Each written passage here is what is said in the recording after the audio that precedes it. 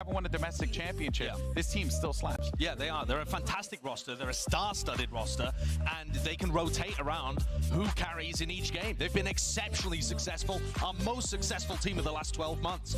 Biggest thing as well to prepare for this matchup is that they haven't gone up against EMEA a lot of the times. And the times that they have gone up against them, guess what? The zeros, they're not for EMEA, baby. They're for NA. That's the zeros. That's the donuts. That's the egg, if you will. And 0-3 against Meg, 0-2 against Ascend, 0-2 against Guild. Does that repeat itself? We love a good curse on the desk. The hopium is that you can only go up from 0. Okay. There's only one way to go. Either you stay or you go up. Oh, you're so right. The You're wrinkles, so right. it was the brain wrinkles, man. I had them. Bro, you think about the clutches that we saw in the OpTic series yesterday, and they were non-existent. For as much as they have crashes, as they have Marv, as they have victors, these guys who just have these magical moments. They weren't there. You see it on your screen. They just did not have the same clutch performance. You know, Marv with the ice in the veins and the shit and whatever. Like, it just wasn't there. Right? It was not there. And when you think about FPX, Xiao single-handedly was winning them situations like that where, like, he shouldn't have been able to get away with it. Yeah. And the mad part is, to me, that this team actually does have exceptional clutch players on the squad. I mean, Crashies is nasty in these situations. A lot of the time, Marv is usually cold with it. But they just haven't been finding those moments against the other best teams in the world at this tournament. Whereas Xiao has, over and over again, he's been the man there. And if you think about Dubai and the performance he had yesterday against OpTic, like if Xiao can do half of what Dubai did against OpTic, it's going to be a long day. I'm a little worried because there's not just one clutch factor on the side of FPX, but now that Sugetsu's joined the roster again, there's 2 clutch factors. I don't even know where to begin. It sounds like I'm favoring FPX a lot, but that's because I put OpTic on such a high echelon and I turn around and I expect them to win. If they're going to win, they have to overcome one of the best form EMEA teams we have left in the tournament. So when I say it like that, I'm referencing the fact that this is the best you're going to get. If OpTic win, they deserve to win the whole tournament. I love how you guys just came with like stats and stuff like that, but I'm just like, you know, I just like that. You asked us for the brain wrinkles, man. Yeah, that's it. No, thank you. I appreciate brain wrinkles, even Josh's. All right, now, look, FPX, they've been overcoming obstacles every which way, all right? And they couldn't make it to Reykjavik with the lineup. But look, they came here missing players as well. And despite a couple losses, you know, hey, man, they ain't doing half bad. They're kind of hanging in there, Doug. It's been pretty impressive thus far. Hey, I feel like we've watched them level up. Like, we're going through the different stages of Super Saiyans, and I think we're at, like, I don't know. I'm not going to pretend to know. Super Saiyan God, Super Saiyan 2. Getsu? Is that Saiyan Getsu? Oh, Bro, my get that with the hair. God, that's got to be it. We have a Photoshop guy in the back. Let's make it. Yeah, we gotta make that happen. So I want to take a look at this, though, because this is early round, right? So you're looking at pistol rounds, bonus rounds here. And so both teams have been winning the same amount of pistol rounds in the playoffs. This is since Sugetsu joined the team, last 3 matches. Look at the bonus round wins, though. FPX have been winning 80% of their bonus rounds. I've never seen that. They're insane in those rounds. So their overall chance to go 3-0 at the beginning of a half is a coin flip. Whereas for OpTic, it's 13%. They just don't carry that momentum forwards in the same way because they've also tripped up losing the second round, where OpTic win the pistol, but then they fall flat afterwards. But these bonus rounds from FPX have just been gorgeous, and to me, one of the biggest, if not the biggest reason that they beat Fnatic, because they just clocked up 8 rounds in a row against them at the beginning of both halves. It's funny that you say that, because in the pistol of Fracture even, I looked over and I was like, oh, it's over. In the pistol, I said the very first round, I was like, this series is over, because they had a plan from the pistol from the get-go. The moment the barrier dropped, everything was over for Fnatic. Because FPX had such a clear plan as to how to attack and how to defend, I was like, that's it. Wow, that's how you win those rounds. Yeah, so just think about that from FPX's point of view. If they win the pistol, they're going to go on a streak. And then maybe they'll have the clutches to close out some of those close rounds too. So it is going to be a challenge here for OpTic, despite their awesome tenure. Yeah, look, I think it's safe to say, right, that each team has, you know, they have their pros and cons. But for FPX, though, they are, my goodness, they're looking very, very good. And OpTic should be very, very afraid. And Bala actually wants to break down a round from FPX on Fracture. He's over at the telestrator wall. What's going on, Bala? What's up, GP? Yeah, we got more brain wrinkles over here, and as the crowd trickles in and we get a little hype for this match, I want to take a look at a strategic element from a map that I think will be really important in this series, Fracture, and also shows the philosophy for FPX, just in general, about how they think about map control. So Fracture, a 4-lane map, and they try to control every single one. We saw Zipan put down his drone at Dish, and then Sugetsu and Artist combine to throw this molly. They get the orb on the other side as well that he just put up, and then as well, Artist gets set up with his op on an entire lane. So let's look now at the entire screen from Angel's point of view. Every single lane is covered. They had the Boombot. They already controlled Arcade. They've got the trademark paired up with the orb as well that Sugetsu can watch very well. And then the remaining 2 players over here are going to try to contain Halls. So that's like not necessarily something that other teams think is successful. He throws the one way and then Shao goes for the Prowler. And you can see the distance that is so difficult to get through this one way, especially with Shao containing with the Prowler. They don't necessarily challenge in every single round, but you can see how difficult it is with the paranoia and more utility that could come from Zipan rotating over from Dish really fast. And so while Fnatic doesn't challenge in this round, I want to show you guys a clip from a game or from a round where they did. It looks like there might be an idea of a faster play here, Tom. Maybe feeling that energy here and translating it. We're going to have an A contest right away. Alpha Air wins it, but Shao comes back. He's got 3. Nobody steps foot in A main without this man's permission. And you can see how difficult it is to actually get through that specific Hall's position with the one way, with the Prowler, with Shao being so good at the roll. And there's so many variations as well. This one's very quiet, but look at this hunt from Shao. Look at the smoke that Angel throws as well. And Fnatic just says, okay, we don't want any of this. And what it does is it nets you so like full map control, right? You can't challenge Arcade at the beginning with the Viper wall that's there and the orb on the other side at Tree. That's maybe the only place on the map that you can. So this is really difficult to make it through. And I think as OpTic, who plays a Neon comp on this, it'll be really interesting to see how the two clash together. So as we prepare for the series, Fracture could be a big part of it, but you could also see so many themes in how FPX like to control the map from Angel's perspective, the IGL of the team. It's going to be a really, really good series, guys. Thank you so much, Baller, for that breakdown. And yeah, I mean, you know, one, just awesome to see how, you know, someone like Shao can command that, but also, you know, just a great breakdown overall. The setup was great on the play, but also, well, I mean, Yo, welcome to stream. Hello. Hello, welcome. Yo. I mean, we're a duo. Okay. All right. We're doing another watch party today. I guess it's Esports marriage. Esports yesterday. marriage. Now, look, you know, these teams, right? They both wipe the have a floor. lot of firepower, but we wanted to focus on our 2 we're going featured into the players lower for bracket this game. finals. Of course, it's El Diablo versus the waterbender himself, Artist. And Jess, you know, I'm excited for this game because I feel like Artist is, even though he told me he felt like he played like dog water yesterday. Please do comment on below, and if you guys on Facebook, please leave a like and share this live. So people can watch the party as well. So yeah. There were a couple of moments where he had huge impact on the match, so he shouldn't be so hard on himself. But yeah, he was one of the only players in the entire, in fact, in the entire server, he dropped the biggest kills, the highest amount of kills, and they still lost. And they lost by quite a margin as well. So that goes to show that Ye was the only level of consistency throughout that matchup, and he needs to bring that, as well as everyone else bringing back that performance we know of the OpTic players to do. So I think between Ye and Artist, at the moment, they're the star players.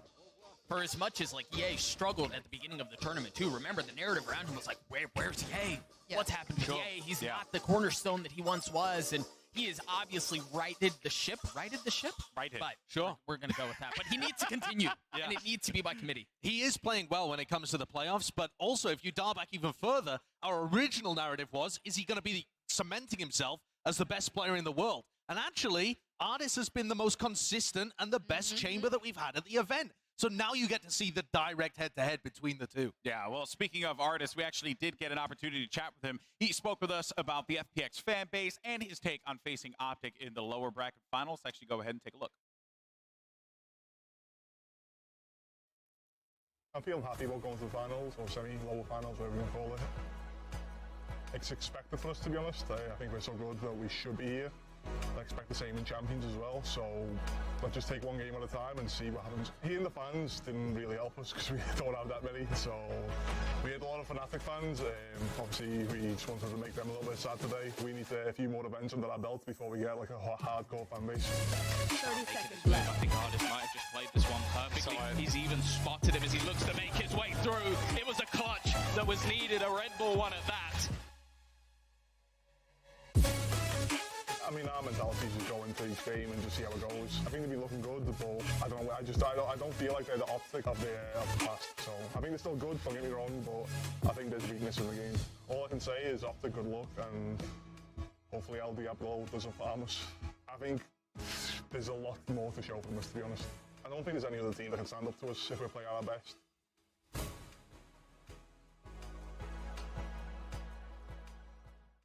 Yeah, I just got to say, there's something, I just love artists. I had a chance to speak with him for like first time one-on-one yesterday. That dude is just hilarious. Everyone should be a fan of artists. Yeah. He's awesome. The problem is you need subtitles in real life. That's true, and I try not to get close because he's twice, almost 3 times as tall as me, so it's a real bad time for me if I get in, you know, direct contention. So 3 times as tall, like 3 Jesses with a big coat on would be artists. Would be artists. That's like, you stood next to him, you understand the kind of, you know, actually, now I just want to see 3 Jesses stacked on top of each other. As I'll go to the cinema soon. You guys can come and we'll see how it works. His artist. All right. Well, look, moving on, though, another anticipated matchup that we're looking forward to seeing is OpTic's Iceman himself versus FPX's Super Saiyan Sugetsu. And this is an interesting one, Sideshow, because Sugetsu has been on fire. And Marv, well, Marv has been fantastic. Yes. But in the playoffs, it feels like he stepped off the gas just a little bit. Yeah. But I know he's got more to give. And these are the playoff stats between the two. And to me, that's the only fair way to compare them, because Sugetsu's only been here for playoffs. Yeah. And you can see that as soon as Sugetsu got into the team, he has been hammering his opponents. Marv has always been one of those players that you look to. And Jess, you said before, as maybe one of the best players in the world. And I think Sugetsu's out here to challenge that. Well, and the interesting thing is you go back to Reykjavik and you think, Marv didn't look great in this first series, but after that first series, he was on fire, and there was no touching him, whereas, Josh, I think you're right here, he has slowed down. It has not been the same consistent performance that we saw out of him in Iceland. Biggest thing to remember as well is that Marv took on like the Nats-esque lurking vibe that we saw in 2021. He came into 2022, made it's sort of his own. Mid to late round, it was really hard to get around Marv in the way that he was able to manipulate the map.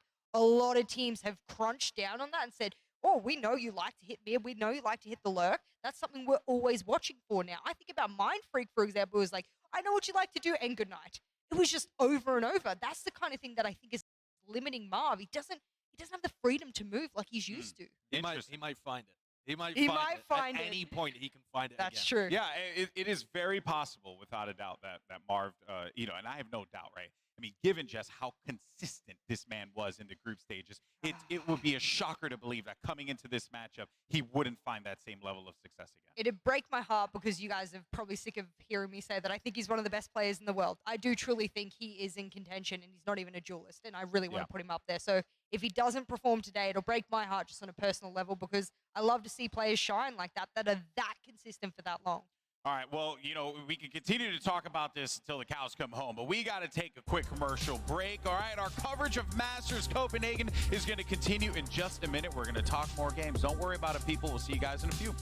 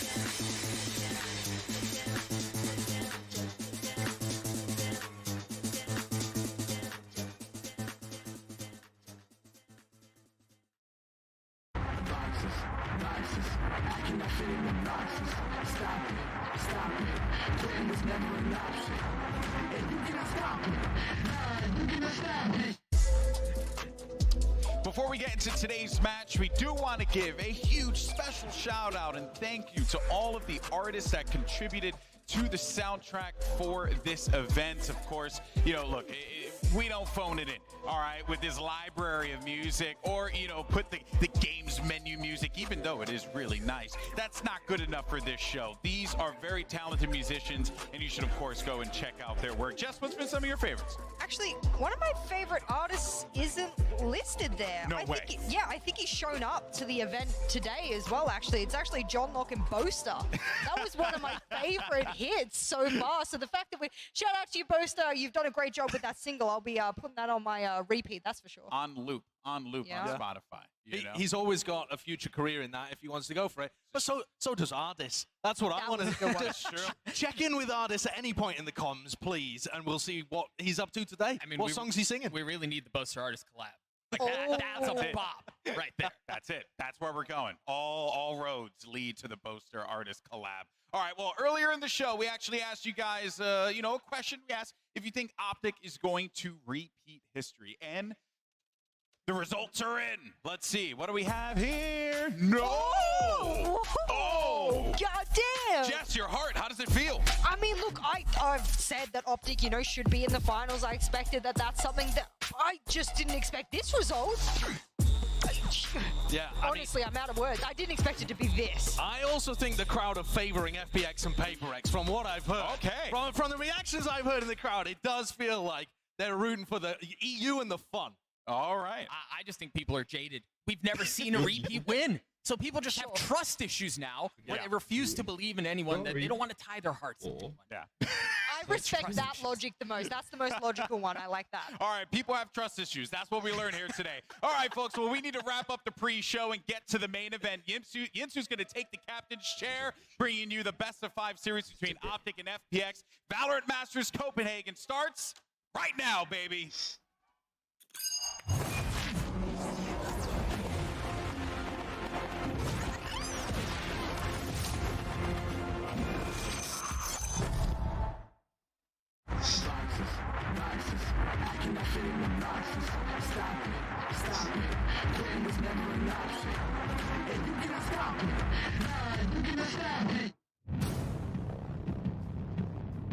A lot of teams get to the top and then think that they'll stay there forever. Yay, outnumbered. And it's not gonna happen. OpTic. We're gonna be the ones with the throne. FPX has done it! They finally bested their EMEA opponents! We haven't beaten a European team yet, but I think we've proven ourselves over and over again. What a play! I mean, I'm outperforming El Diablo, so I don't think they've been looking as good as they have been. We don't really talk about or think about what happened in the past. We just kind of try to stay ahead, the game that's ahead. The thing that's going to take us to the finals is the individual skill. All of us can just carry a game at any moment. The terrifying truth about FPX is they have hit their peak in this tournament.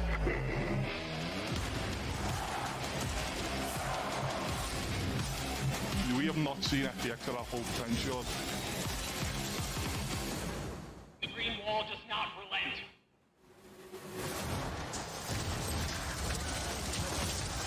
You want to play? Let's play.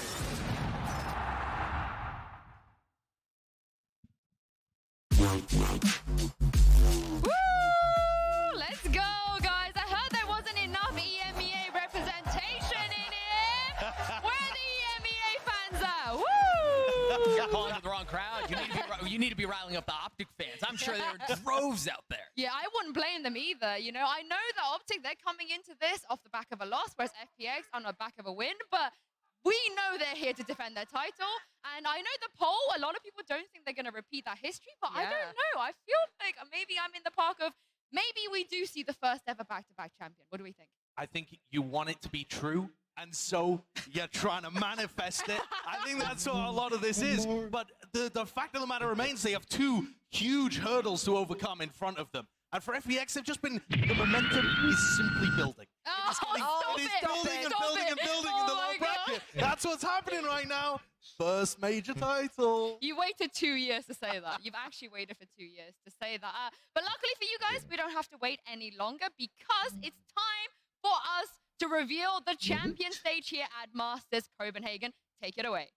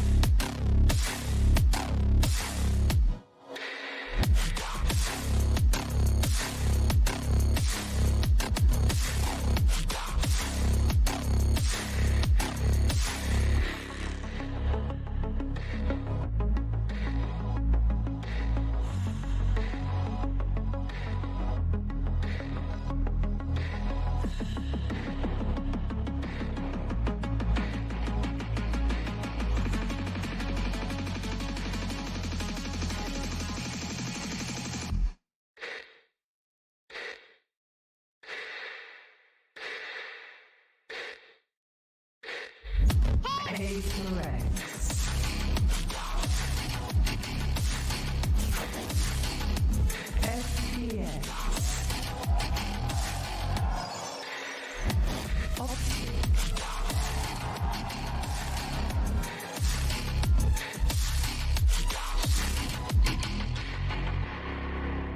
What's going on with this, guys?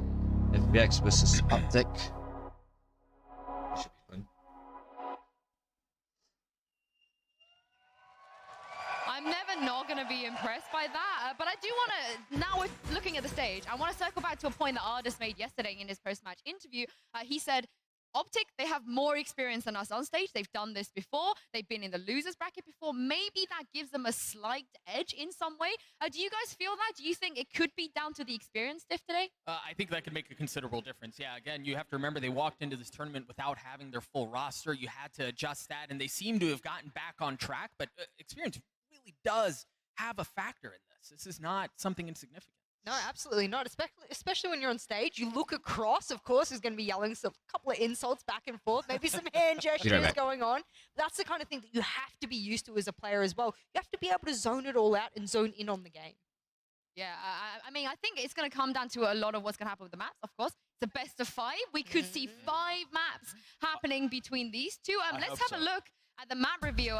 And Saisha, why do you hope so? Why do you want 5 maps here? Because both of these teams share maps that they are excellent at, or they've been able to get awesome wins at so far too.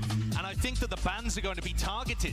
Neither of these teams have a perma ban currently. They have some that they like to more often, but they're gonna try and take out the best for their opponents. And I think that's what OpTic's done there. I love that as well, because I wasn't sure, do they stick with that Icebox ban that they've been hammering home after that first loss, or do they go to something that targets FPX? And you're right there, Josh. They've gone with that, and what follows is Breeze. I also think OpTic have been a little touchy when it comes to Ascent, right? You think about earlier in the year, they were very good. It's kind of gone by the wayside since on the side of FPX banning out Breeze. Now, sure, that's not OpTic's strongest map, but the Vector on the Jet does make people feel some type of way. It definitely does, and they haven't lost it since that finals. So we're going to start things out on Split. It's going to be a kind of structured, focused approach for FPX, something strategic to warm us up and get us into the game, but there'll be flashiness for sure as well. I mean, after what happened yesterday on Split, off the side of FPX, Chet and FNS have footage. They know what to expect going into this. That's what I'm thinking this is here, is like you have so many rounds to just pour over there, and there's no time to be able to change a lot of those things either, outside of the fact that FPX changed the KJ, which now you know. You also probably know if they go back to the Cypher, the camp placements, but well, this is what I mean. If OpTic not going to ban it, and if I was FPX, I would turn around and go, you've banned this a lot, this event. You clearly wanted to avoid it. How about we pick into it and see why you wanted to avoid it? I think this is a trap. You think? I think this is a trap. I don't think they've been saving. I think both teams are spotty at Icebox, to be honest. Like, at least this time. I mean, they don't have very many reps on him. Neither of them have a win on it, so they're. Also, at the end of the day, when you're playing a BO5, your bans get that out of the way, and you've got to be able to win 3 out of 5 of the rest of the maps anyway. Exactly. Does it matter which order they come in? Kind of, because there's a psychological component that goes into it and some momentum in the series. But at the end of the day, you've still got to be able to win on 3 of these maps. And I think Icebox is going to be hotly contested territory. Well, as is Bind a little bit. I was going to say, not as hot as Bind. FPX looks so much better on that map against Fnatic than I was expecting. But OpTic have just looked world-class for so long. You also got to remember, I know PaperX changed their composition. There's a bit of disclaimer about that, but they did beat one of the best teams in the world on their main map of Bind just the other day. So I think that's an opportunity for us to say that they are pretty good on Bind, at least with recency bias. Well, we got 2 maps left. Of course, there's no second round of bans, so we're going to see Fracture and Haven no matter what. But my question is, after seeing the first 3 maps, Doug, do you think we will see Fracture and Haven? Yeah, I really do. I think so. Given the order of how things have come through, now we see Fracture's the 4th of the 5. I would not be shocked to see us go the distance, to see us go all 5 maps. I think map number 3 is a toss-up. Map number 2 is a toss-up. OpTic historically are the kings on Fracture, and it's looked touchy this tournament too. Like, I don't know that I look at any of these maps and I go, I know who's going to win that one. Now, that's the crazy thing, really, isn't it? Because both of these teams have traded back and forth. They have great maps that they share, like Fracture, and then there's wonkier maps. And honestly, teams have also had multiple comps to prep for and stuff like that too. I think at the end of the day, you look at this pool, it doesn't necessarily, in my opinion, favor one team over the other, but it means that form is going to be so important. Which players turn up? Do they have the momentum throughout a series? Do they have that ability to sustain themselves once you get deep in map 4, map 5, and the playbook gets stretched? I want to go back to the opening of this series because, again, we're starting off on split, and FPX are starting on defense. Remember, that's the lead that they threw last night against Fnatic. It was an 8-4 lead. They looked really good. And then they went to the statistically favored side, and they weren't able to pull it off. So I really do think FPX need to start off strong on this first half because OpTic in the second half should win that out. This is a very key opening half to this series. It was a tactical throw, in my opinion. We needed an overtime. We needed an overtime, and they gave it to us, and I'm thankful for that. We are going to take a quick break here, but don't go anywhere, because after this, OpTic and FPX will be taking the stage.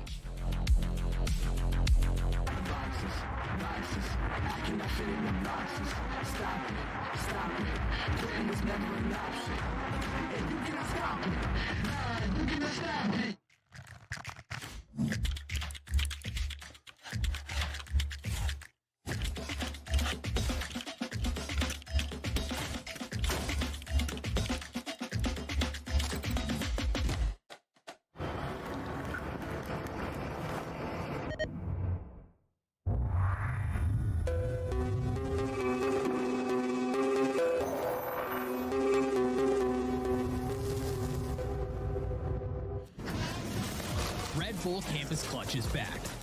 Assemble your team and lead it to the World Final.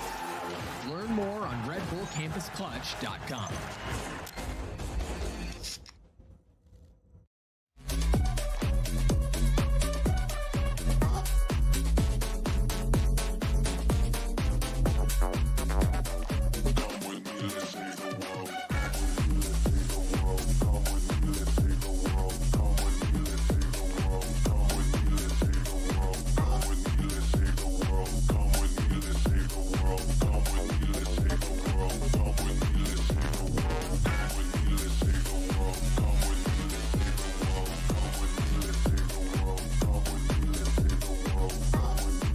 Hello people.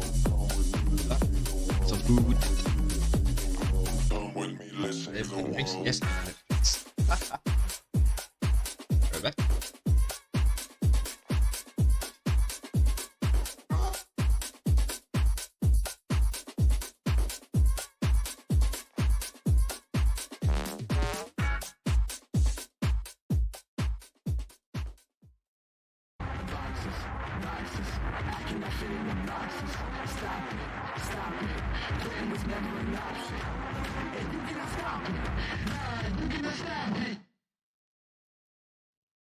Welcome back to Masters Copenhagen. It's time to find out which squad will be taking on FPX for a Masters title tomorrow. Let's give a massive welcome to OpTic Gaming and Fun Plus Phoenix.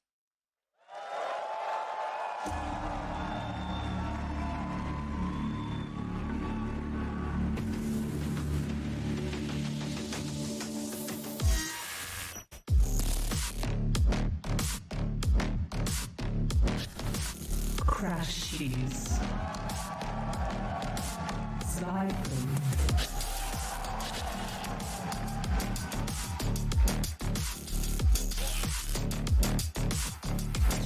Victor. Shell.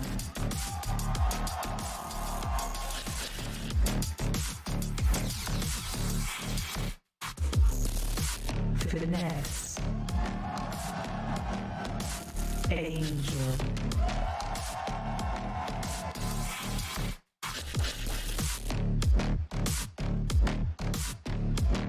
Yay.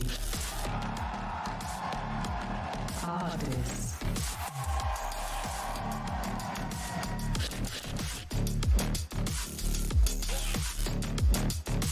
Mom. Sugetsu.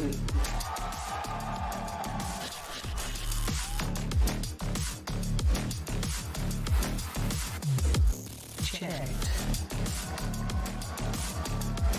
Doom Bros.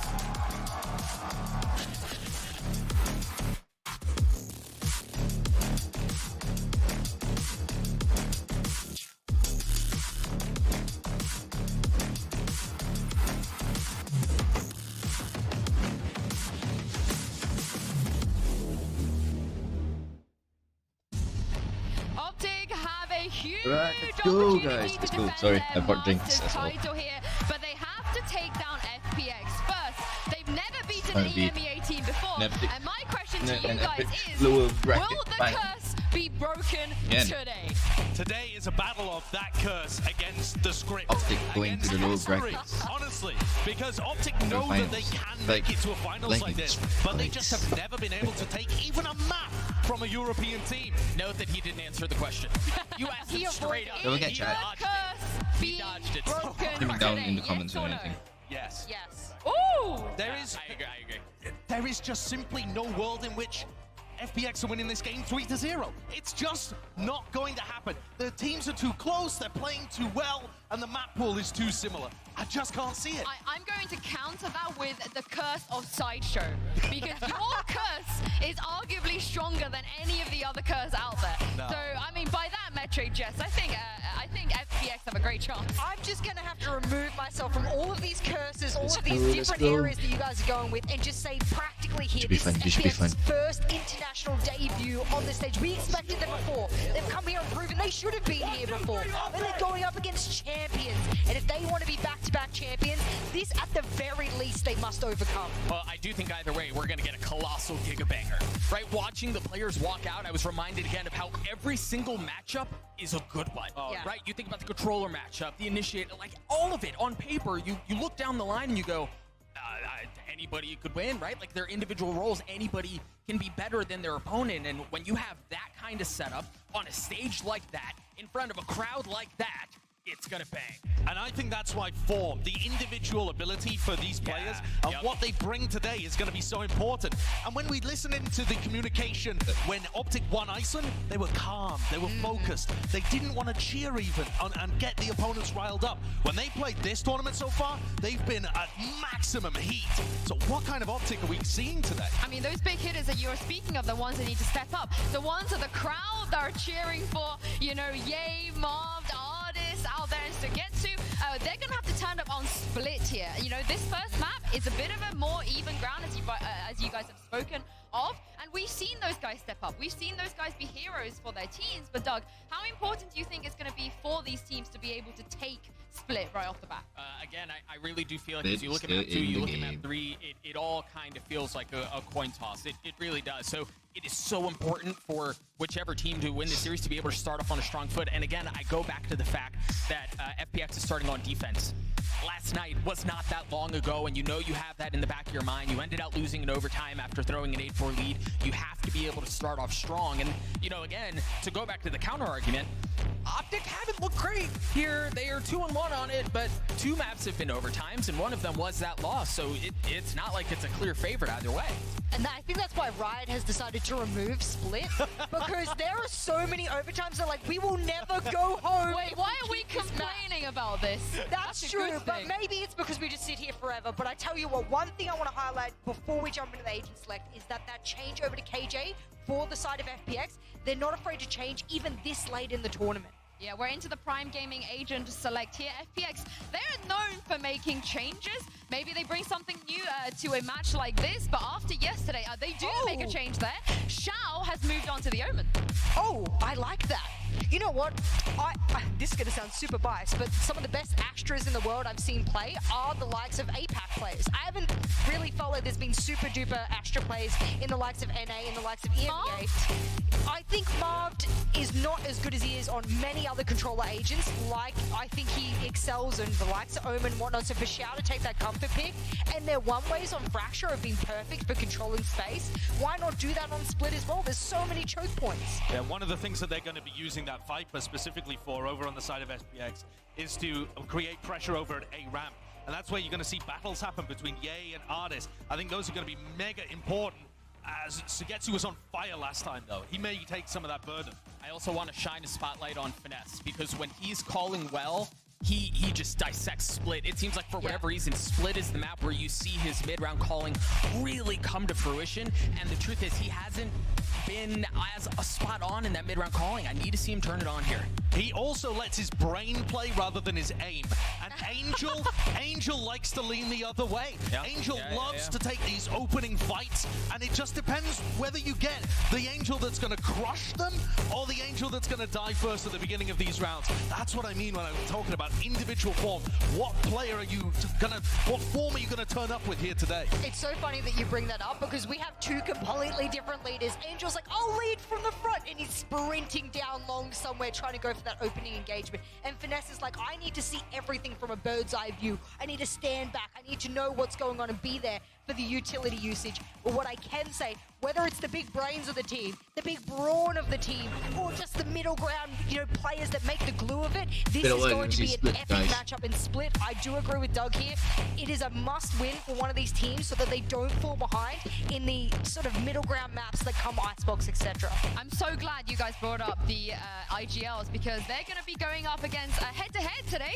And speaking of the big hitters and the in-game leaders and the people we want to see, Pansy and Hypok are in the house. Over to you guys. Oh man, it feels good to be here, Mike, and honestly, it feels good to have all of you finally in the building with us. And what a game we have. Mike, NAEU, FPX, OpTic, what more could we ask for here? Yeah, and the interesting thing is here that Vito is so front-loaded in my eyes. I know the desk have touched on this, but Split, for me, is an FPX must-win. And it needs to start confidently for them. Let's go. 4 more seconds. Ooh, it's been a while since Split. Now. This is so hype. Let's go. You are OpTic on the attack and FPX on the defensive side. And this is going to be a marathon, so pace yourself, folks. And Victor already off to a bit of a sprint. Early control at least, but have to give that up now. Down to 5 HP, will back away. No progress garnered on the back of that. FPX now will drift back into slight adjustment here, almost anticipating potentially A making some progress towards A. Zepan actually going exploring here. Marv's going to shut that down. Shout. The next up on the jockeying block, but exchanged here and Marv stand his ground. Yeah, so far, OpTic controlling every side of this map. Patience being shown. You got to respect FPX on this. The lay of the land to start with. Once again, dabble back in towards middle. You already see the battle scars on Victory's to kind of peel away. That crunch towards the B site feels inevitable for now. The first parts of utility being invested. Victor wants to take first contact here in B main, and oh my goodness, slow things down even more. Shout. That's huge. Victor's found one. Angel falls in the sights now, open and available. Artisan to get to us so far away from the shade. Good start for the man. Nice. But Sugetsu, this guy was good. This might be a little out of reach, but let's see how much damage this one can do. Spike down. One right, one left. First contact found. Yeah. Good beginnings. Building up. OpTic with the first. This is a brilliant indicator for OpTic. And actually, you look at the pistol round as a whole, FPX, this is going to be the approach this half. They're going to want to slow things down and just come back to the composition quickly. Zhao on this Omen. It's designed to just kind of get control of some of these early contact points. Take it away from OpTic. In this scenario, they're able to wait out the clock effectively. And yeah, a couple of key shots here. Now, I want to return to the point you said about being front-loaded. So let's kind of build expectation for you, saying this is quite a decent map start in a best-of-5 for OpTic here. Expectation, do you think this is the one they're going to convert to lean forward, or do you think FPX have that fair 50-50 shot here? I feel like this does lean more in favor of OpTic, particularly starting on the attacking side. This is a great opportunity here for them to... Okay, shout. Damn, Victor's being bullied at the start, man. That's nasty. But again, let's see if they got that rotation correct. You can already see these 3 players from FPX over towards that A side. So this could be still so valuable. She's desperate for the attention, but again, all leaning towards A. They need a banger to hit, though. A little bit of contact now found over by Ramp. Ready with Ardis. Patience being shown again. OpTic desperate for anyone to step a little over the line. But FPX showing so much reserve here. Another little bit of chip damage. They're testing the waters. This is so tense between these two. And again, great flash comes out on it. Oh, even the flash gonna get down. Polishes it. Angel, no one there really anymore. Crashes have made the cross, and OpTic have taken over Heaven. Gap here. Angel and Zipman set up this crossfire, but they're still happy with 30 seconds left to continue. 30 seconds left. With this slow burn. It's risky, Mike. It It's is. 30 seconds. I mean, Xiao, if he finds another one, he can really slow things down here. It's got to be on Xiao, right? 4 players heading his way. Xiao, the time is now. If he can make this count, this could be huge. And he's just been overwhelmed. OpTic unlocked the gates. The site now open and the rotation's on the way. 13 seconds. But I don't think anyone can really deny this plant. Zipan's there, sure. A paint shell goes in. That ain't bad at all. Crash Cheese doesn't make it away either. This is damage being done. It's down to 3. Angel Sugetsu looking for opportunity to strike, but Ye doesn't like that plan. Controlled by Heaven, shot is. It's all on Sugetsu now. 1v3, any more would be perfection for them. Oh, damn. damn. Stabilize, get round 2. Great damage control as well. That really could have spiraled out of control for OpTic, but 3 survived, some weapons carried across. Again, FPX have a pretty good shot here at making something work out this round 2, but we will have a technical pause. Nice and early on. Nice and early on. Just for us. Get out of the way early. Yeah, we request them, so we do get to kind of like dive into things a little bit more. Oh, the Fnatic fans have someone to cheer for. Nice to see. How you doing, Mystic? Good stuff. Good stuff. Again, though, let's kind of then dive into this, right? Good start for OpTic here. 2-0. Top heavy map pool when you're talking about best of 5, because again, it does kind of change balance, I feel. And so far, is this enough of a tick in the box? Like, what stylistically are we seeing already? I mean, already it's two positives for me in the OpTic are happy to approach this. Let's go. FPX are going to look for these very deep holes and just to come back to the competition again. This switch onto Omen, in particular, is to slow down, is to take away some of that early, you know, extremity control in terms of looking towards Ye, potentially towards Victor and Crashies. So it's interesting to see if this trend will continue for OpTic, particularly on the buy rounds. Maybe even here with a couple of Spectres in the mix, whether or not the pace will pick on up the chamber bit, is so good. Early on, yes, these are positive rounds to come away It's from. like already like no chamber in and out, so damn. Egging them to get a little more aggressive and go exploring. Well, we do have that buy coming out in some fashion from FPX. Light armor galore. They haven't really been doing too much damage through these early rounds. And OpTic on the bonus, sitting on what they pretty much had. It ain't much to write home about, but true to trend, it should be FPX in this round, but there's certainly weakness in this purchase, so I don't think it's over yet. And deny some of this utility toward Ardis. It will be noted here, at least, and actually, we're going to do a ton of damage onto Crashies. Initially, yeah, FPX have enough of a presence here to deter OpTic away. They will be noted as well. Come around the Sugetsu set up towards Hell here. Some real damage from this position previously. So look at the attempt with the utility here to dig them out of that spot. I think only Zipan's been noted. This could be overwhelming. OpTic finding 2. Sugetsu laying in wait though. Didn't get found initially, and he's still not doing the damage. Marv overwhelms. And now it's down to Xiao and Angel. Spike planted. Spy's gone to pieces, and Angel looking a little rough around the edges here. Not able to find the impact, but Xiao does. Good start on the play back in. A follow-up found. And now the 2v2, but look at what they've got. It's just the Spectre for FNS. It ain't much, but it's close quarters, and he's got Ye by his side. The 1v2 for Xiao, though. Ooh, Xiao damn. feeling him out here. The buy was far from perfect. But Xiao, pretty close to it. The fuse comes in, FPX on the board, but Mike, that was costly. It was 4 full here, and let's talk about the setup here on this round in particular, round 3, where OpTic have a perfect combination of utility to try and dig out a couple of players from help. Doesn't matter though, Xiao with another fantastic round. He's had many this event. And this 4K. Ooh, that's good. That transfer, man. Damn. Now that our FPX is going to be struggling financially, it'll be Spectres a Bulldog to offset this, and an awful lot else to work with OpTic. On the flip side of that, Ye actually on the brink of the Tour de Force as well, so another buffer to the economy here. It's just not stabilized yet. The buy has always been so back and forth, so FPX getting a little curious. 3 for OpTic on the other side. Xiao happy to be the headliner. Angel tries to draw the attention. Yeah, Noted though. A ton of damage. He certainly does, but it is still Ye. Always dangerous, but Angel needs to be careful now. Doesn't want to get picked up on his own. And OpTic seeming to respect this. Yeah, not getting caught on the snake bite either, at least. Damn, that was good. Vulnerable, but he is down to 9 HP.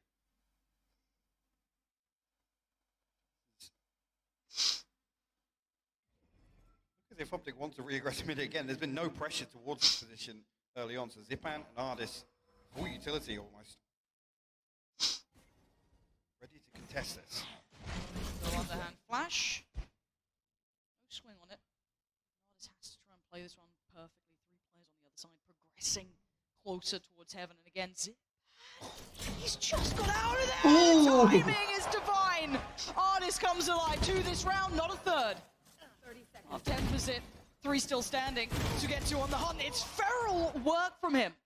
2v3 and FPX on the shutdown so far. Marv, the only one still standing. Well, almost standing. 20 HP, he's got it. All he's got to work. Oh. And it ain't happening. Xiao is finding form here, Mike. It is, and OpTic in this round in particular, you feel as if there's going to be a pace change, right? It's stacked up, there's a bit more emphasis towards this A main control, but immediately shut down by Xiao adjusting, and like I said, setting up one of these one ways is to deny this early space, so FPX applying this composition perfectly. And this is almost a point now where you think maybe OpTic are reconsidering their approach. This round, not so much really with the purchase. It'll be a tour de force here. A lot more committed this time around. 4 members outside 8. There's 3 on the side of FPX though. Oh, and away we go. Victor just about avoids the first contact, but Ardis deals with him and has to back away. 20 HP is all that's remaining. But FPX have shut the door on this already. They've got to rethink their plans on OpTic now. Double up this utility as well. The one way is going to go back up from Xiao, but the poison orb. Be there for the cooldown. A little bit of space here, but a much deeper hold towards B site on the back of that 3-man setup outside A main. Tara will take contact here for Zipan. Actually, Ardis has already preemptively rotated this way. Yeah, got noted, but still, presence is there. OpTic finding nothing so far. They're desperately trying to find anyone overstepping, over-peeking. Yay. Gets suppressed, has to back away. Time being born in his 50 seconds. Good trade for Marv. But it's still just 3. FNS and Marv still not being given too many chances. You can see how deep they're holding towards CT. Angel just drifting back and forth. Like left in the hand, and Ye testing over towards that A site. FPX doing really well to mitigate this tour Look de at Xiao's force as well. position. That 30 seconds left. I mean, this is the be-all and end-all. FNS, It's if a he goes spike. down, that's the spike. Lost! There it is, round pretty much done. Xiao finding so much value constantly. 20 seconds now. Yeah, and Marv are trying to maybe create safe passage towards A. And they'll punish Angel, sure, but they need so much more. And all they're getting is Xiao right now. That's a rifle for Ye. Have to hold on to it now. And that's all it's going to be. This has been so good from Xiao so far. Like, I know it's been the Xiao show, but this has been ridiculously impactful in just these couple of rounds. FPX, freestanding. Damn. Let's move forward. I come back to what I said as well, whether or not this is the point where OpTic are maybe reconsidering their approach, and that's why I think we see the timeout so early on, Lauren. Yeah, it's probably a valuable one to say the least. And again, let's say you've prepped for the FPX that you expected, a little bit of a switch up here and there. How are you able to bounce back on the fly? That is going to be so difficult now. It is, and you've got two very prep-heavy teams here as well. So when there is kind of these variables in game where a team does adjust ever so slightly, and you may be holding a little deeper and not using up any of this utility in the early round, it can really throw your game off. I mean, particularly one great example of that is FPX on the attack on split. We know how telegraphed that usually is in what the expectation is with that focus towards mid, but FPX so far at least demonstrating we've got a keen understanding. Like I said, even with the first 2 rounds where OpTic did look as if they wanted to approach slowly. I don't think that is the key. For me, it's an opportunity here on split, at least for OpTic to come flying out the gates, right? Come out swinging. You kind of feel like if you want a good best of 5, I feel like that has to be achieved. That's what we're obviously hoping for here. The final's waiting, but it's who joins out of these two. I mean, this does kind of fall in line for them here with the null command online. This is a big tool to kind of really be the catalyst in a pace change. So whether or not this will be the round to see it. Not looking at the setup right now. It's 3 outside A main, and it's Crashes and Victi outside B main.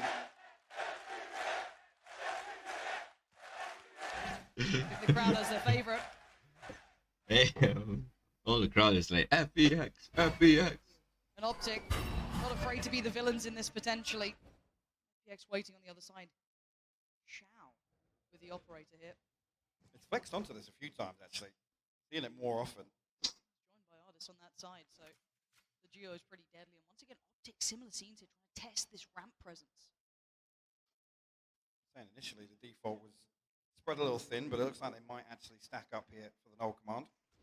Angel's drifting already. But again, it's that Shao stopping power that could be huge. She's just on the other side to this. How long does he stick around? You can have Artis pop the old Shao, does actually take a lot of damage. It's Artis denied to. Big impact, but a Shao fell as well. So the site should be potentially open. Look to see where Angel got to, though. He's got to the ground. He's dead and gone. OpTic open up the site. Spike now going down. Zippen and Sugetsu en route. They've taken over Heaven, but still so far from the side to try and contest anything just yet. That's taken a ton of damage on the way in. Forced out position by the paint show. Excellent work from Zippen. Sugetsu now has to find something against Marved. Smoke buying a little bit of time for him, though. Been so valuable. Zipan's just caught Marved in no man's land. The ult popped. Zipan just sending it. Sugetsu's on to get crashes, forcing him out of position. And a worthy investment at that point just to get over the finish line. That's 4 now for FPX. Op to be recovered. They're looking good here. Yeah, and it's a brilliant setup as well. Just to put the operator expecting this full investment towards this rush onto A site. The operator just to try and take one away ahead of these smokes. And actually just to note, Angel, so unfortunate, but this man goes huge to find Ye and Victor to slow things down, eventually getting out, but the follow-up from Zipan, perfect. One enemy remaining. Brilliantly positioned. Force him out with the paint shell, and again the showstopper, making it extremely difficult to clutch that one out. 4-2. Broken by here from OpTic, actually a couple of investments. This is 4 on the trot now for FPX.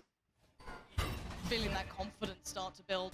Things looking good for them. OpTic need to change the narrative somehow here. Find some impact in these rounds. It's been getting close, but again, conversion going FPX's way. Another adjustment to this mid hold as well.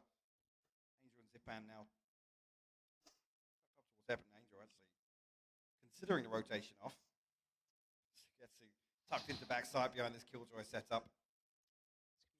Crunch, the double stack towards Heaven. Angel and Zipan are there, trying to force them away though, and there we go, utility in place. Sugetsu's still alive. He gets away with murder, taking down Marved, and FPX holding the site.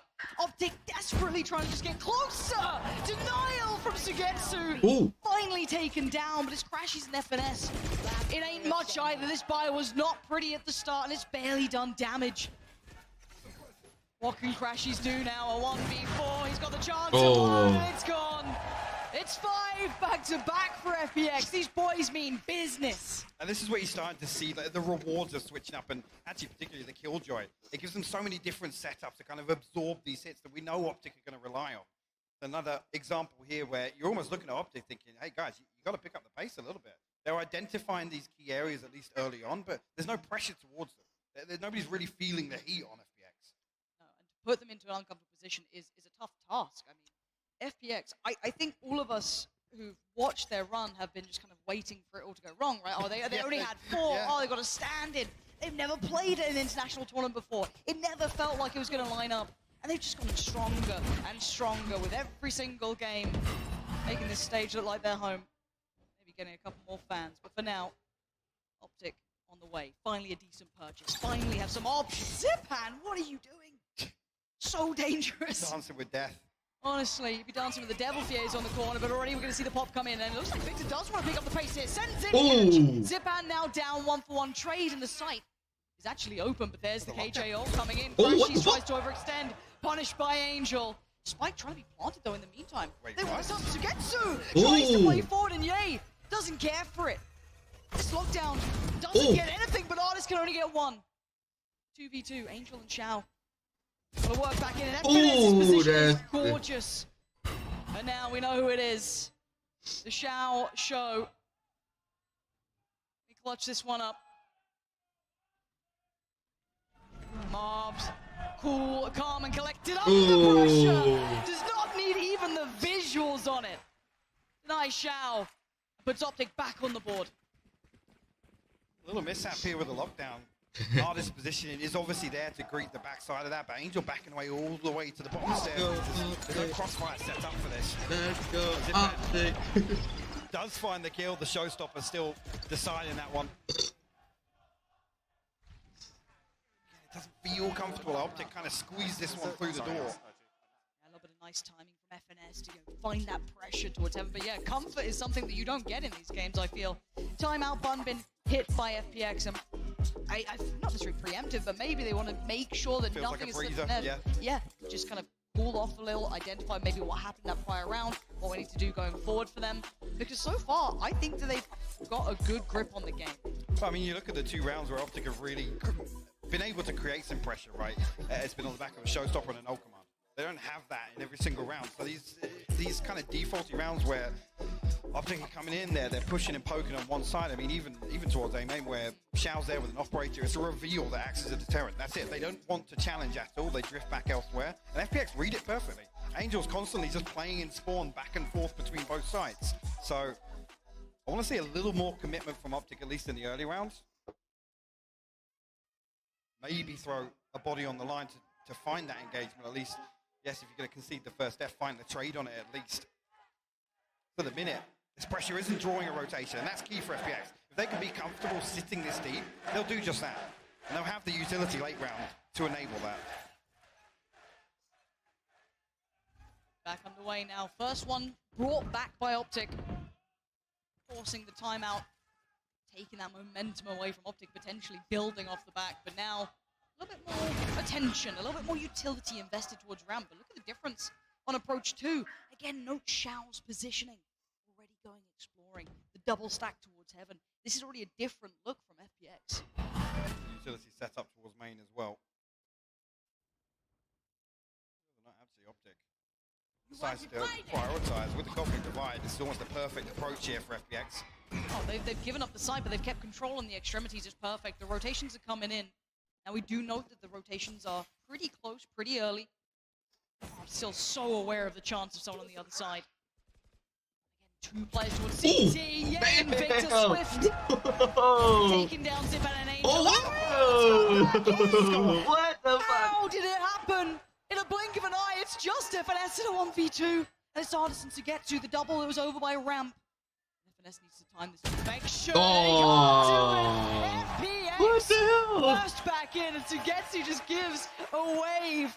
The 20-year-old putting up work so far. This is beautiful from FPX. And that's exactly the sort of round I'm talking about, right? They're almost anticipating this Cosmic Divide execution. The Viper's all there to create a little bit of decay, to allow the Nano Swarms to do as much damage on the way through. It's beautiful when you sit back and watch this. And then the retake. Look, it looks like it's all going wrong. This is with I'm good. FPX conceding the first 2 kills here, by the way. What the hell? What happened to my stream again? Oh, it's not. The board, okay, a little less pressure. It's right back on you. Instantly, just a weight on the chest, and the purchase is dire. A rifle coming out for Ye, and the rest are on odds and ends. It's rough out here, Mike. They have started as well, so must start play aggressive. a crucial round. They have to play aggressive. OpTic So, find otherwise, something. nope. Xiao actually going to find the opener once again. Marv. You can't be doing this, OpTic. Don't feed the beast. Zip and Comfort in middle. Does almost get overwhelmed, but actually gets away with his life. Oh, dear. Oh, dear. Xiao's just on a heater today. Oh, Xiao is not missing shots. Victor finally outdoes him, but going to get to sight. And we need a bit of magic from Victor. And the magic ain't happening. FPX, they're getting confident. They're getting aggressive. They're taking fights in middle. They are making this map look like theirs. They need to really step up that game. Brilliant position to be in terms of the ultimates as well. Viper's Pit, Showstopper, no command. Xiao still got that TP as well. 14 and 6, by the way, on this defensive half for Xiao. Insane stuff so far. As even with Angel being 1 and 7, he's barely been a factor in some of these rounds, but they haven't needed to rely on him at all. Again, you noted it before, that kind of rotation game he's playing, just sitting towards CT, just pendulum swinging back and forth. 7-3, though, the scoreline is looking drastically in favor to FPX. Damage needs to happen, it needs to happen now, be on the back of someone like Ye, whoever it may be. They need to find that spark here. And the ult comes in. It's something else, and previously with this Tour de Force, FPX did a great job of mitigating that risk, and Viper's Pit completely closed off one lane. It's going to force Ye back towards mid. But I love this reaction from FPX as well. Yeah, they it's expect perfect. the next layer, that mid control, if it was to be that B split. Now the one-way comes up as well. So many layers of obstacles for OpTic to try and address. Again, time being bought. We're already at a minute here. And no opportunities for Ye. This is perfect as well, because Ardis is here with the null command. So if FNS decides to send it on the back of his ult, he gets stopped in his tracks. And here we go, the pop of the old Xiao still there, but he respects it. He backs away slightly, and Ardis respects nothing. Takes down Crashy, Spike gets dropped, drops Ye, the third, evades him. FNS still stands, but Xiao already swung around to CT. And once again, it's looking like a shutout, but maybe Marv, maybe Victor, maybe one of them could do something. 30 seconds left. Victor just desperately trying to get in there. Perfect work! What? Perfect! Reddit! Bad! With the paint shell? How? How has he done that? Now Marv the 1v3. He got the spike though.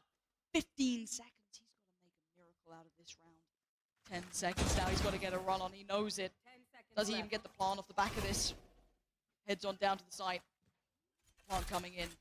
And FPX not far behind. How much can Marv do? The one-man army has to stand, has to deliver, or it's 8 on the board for FPX. And Marv is trying to work forward, and FPX right to the side. That's going to be 8, and they look untouchable. Another perfect example. They just got such great considerations of exactly what OpTic are going to do. Just on the back of the sound cue, you can see immediately the Viper's Pit invested, and they set up for this execution. Like I said, the null command completely taking the bite out of that. What a round from FPX. Oh, what a half from FPX. Look at this. Just pops down the nade. Poor old Victor. What are you meant to do? What are you meant to do about that? Wow. And even the retake coming in, just allowing no chance for these clutches to come through. Smothering. OpTic. 3 now. And OpTic need a bit of a lifeline in my mind. I mean, You've got the glass rifle, that doesn't even sound right. No armor coming out, their economy's been shattered. So little impact found here for OpTic. Starting to sweat a little. The crowd getting louder now. Yay, just forced to Sugetsu, starts things off. And adjustment here from Sugetsu, allowing them to actually progress towards aim, and they've cleared this out now, so FPX going to have really good knowledge on where this is going to come on. Ardis already set up for it. Damn. Victor trying to get cheeky with it. We'll find nothing on the other side of this. No. And again, everything they try and do, there's someone waiting. This time it's Ardis, but it could be Zipan.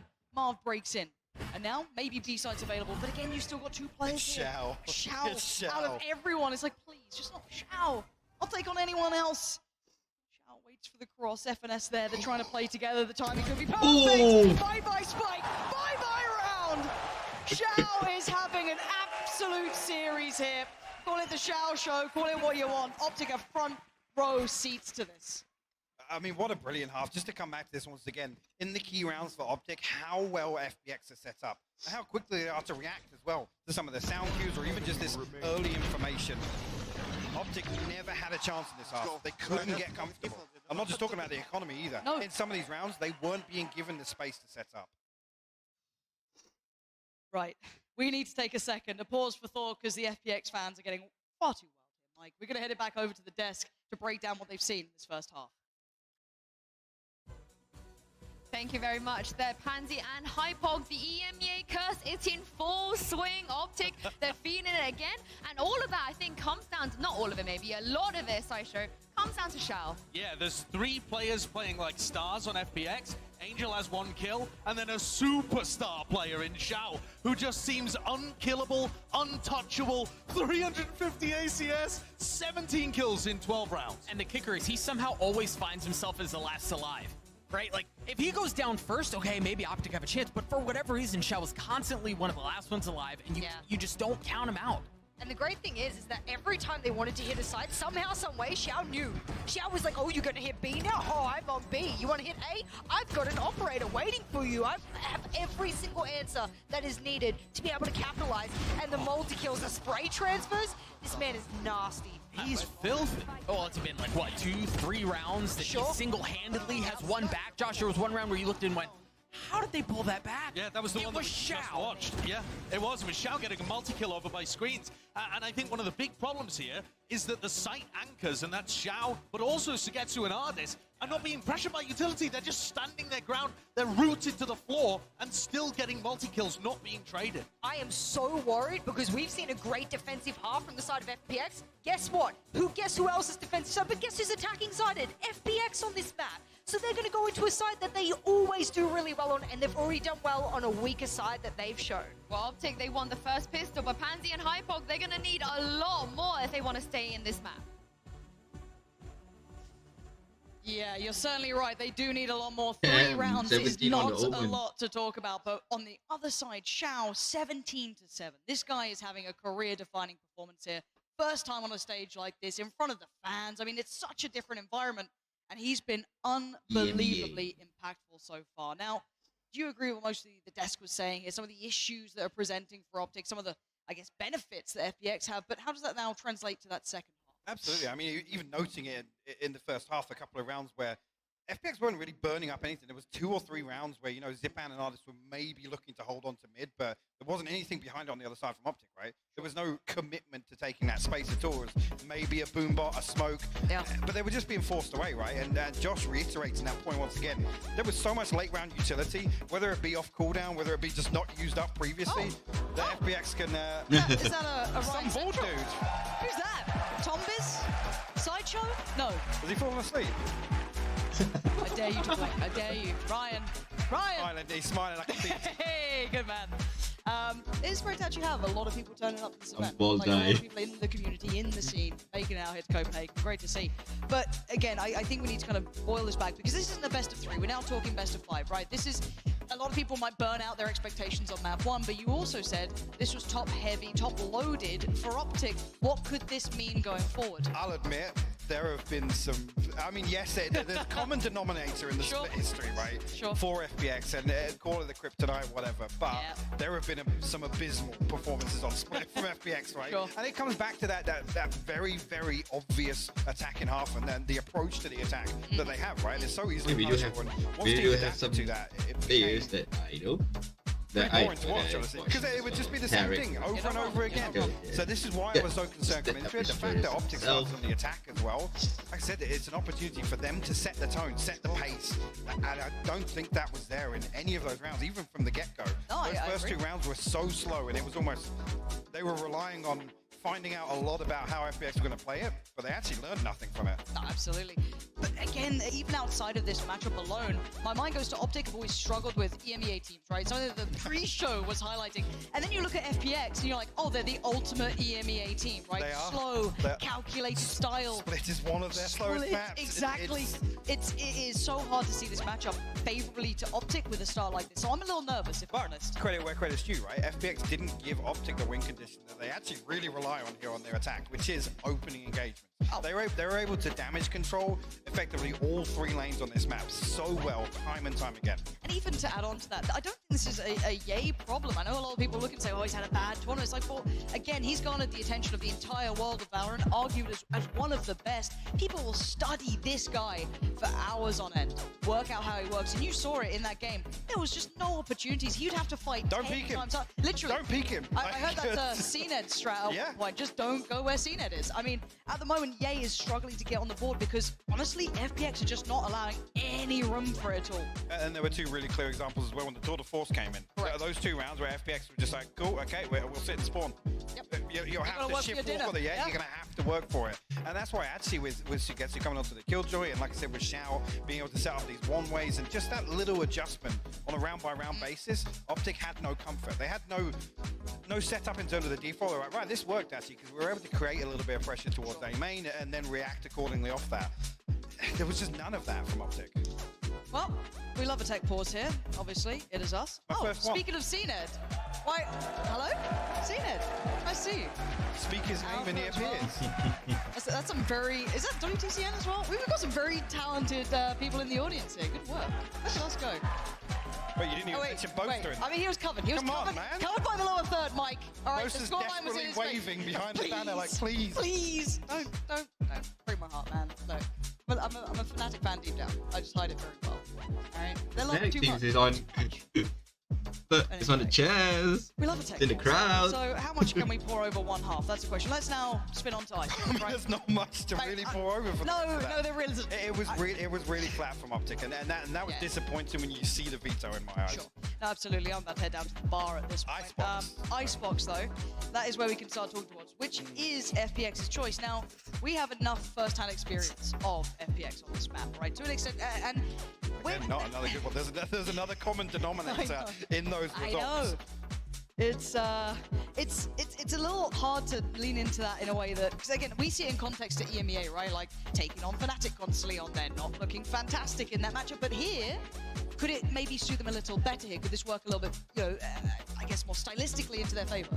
It definitely could, yes. I'll come back to the point of talking about 2 very prep-heavy teams, right? There could be something that neither team is going to be anticipating or expecting, and that could be a curveball. That's the only thing I think that actually really benefits FPX in that regard. It's also, talking about potentially this being front-loaded, maybe a curveball very early on. You could see Xiao against Crashes. That's the entirety of what the event. What is that clutch percentage? It's pretty unfair, isn't it? That's actually disgusting. Jeez. That's surely a typo, right? That is actually mad. Let's have a little kind of glimpse throughout it, but yeah, to me, again, it's one of those where it's like this guy is just coming alive. Crashies, we kind of got to know, right? The expectation's already there of what this man can achieve. But then it's like Xiao on the other side. I don't think he characterized this as much online, but coming here, he's become this beast that we'd never met before. No, I think, and actually, think about artists talking in that interview, how they feel they've come into their own here on the stage, and there's still more to give. Maybe this is something that Xiao's really kind of ridden the wave on, because he's looked fantastic here, and yes, while he looks solid online, this has been night and day for me.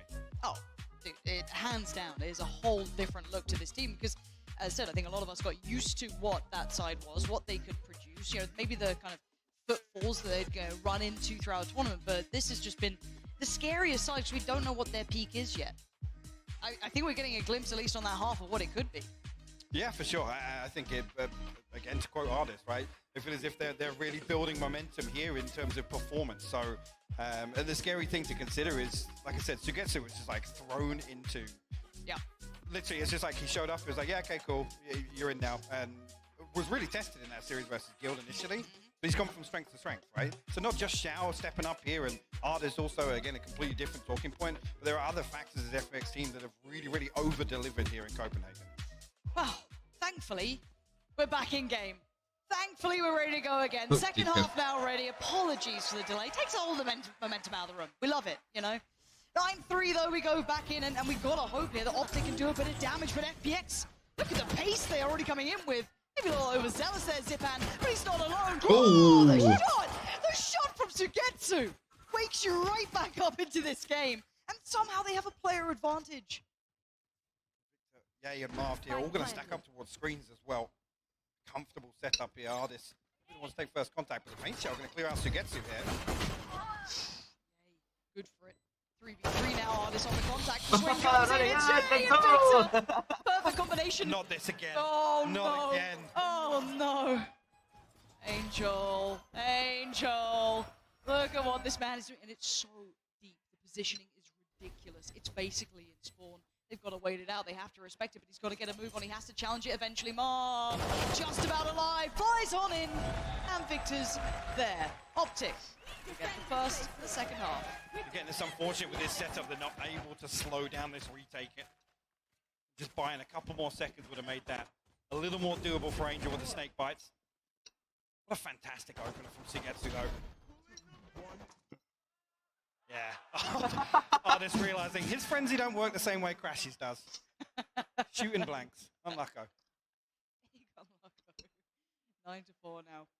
And hey, there's a road back here. We didn't talk about the curse because it's ridiculous. I mean, there's a bigger curse in this series Exactly, than getting 9-3. Oh, good. There's something else going on as well. A third Right, curse. man. Come on now. Come on now. Okay, Mike, I really want you to break down that pistol round. Step by step here. It's what the people want. Well, you see they hit A Right. pretty quick. Yeah. Angel was still in the buy phase about 30 seconds into that. Still buying a gun. It didn't work out. Okay, well, When was the last time we saw that, actually? Was that against Fnatic when they tried that? I'm pretty sure it was. Great question. Hopefully we get an update as to what's going on. What do we have here? I don't have my glasses on. That's a nice little penguin. 10-10. That's an OpTic sign. Good work. Any other good signs in the crowd? Because we've got to that point now. We've had one round of a second half in map 1 of a best of 5. There was a brilliant one yesterday. Which one? I heckin' love and then the lobster spray. Oh, that is good. That was a banger. That is actually quite good. I'm hoping that's out there today. I enjoyed the Shroud one. Like, everyone loves a bit of Shroud, so... Yeah, I can see. Yeah, there you go. Are they out there? There you go. Nice. Oh, the lights are coming up, so you know they're going to eventually... What do we have? Mike, I don't have my glasses. Happy birthday, Fnatic. Brilliant. Brilliant. Thanks, Is guys. it all of Fnatic? Every Is it single actually, person's were birthday. they founded on this day? Remains battle. Wow. No, they don't. Oh, it's Wow. Marcus. Of course it's Marcus holding up this sound. I'm Marcus. Wait, why are you not sat next to CNED then? That's crazy. That's crazy. Any more signs? Oh, here we go. Next load of signs.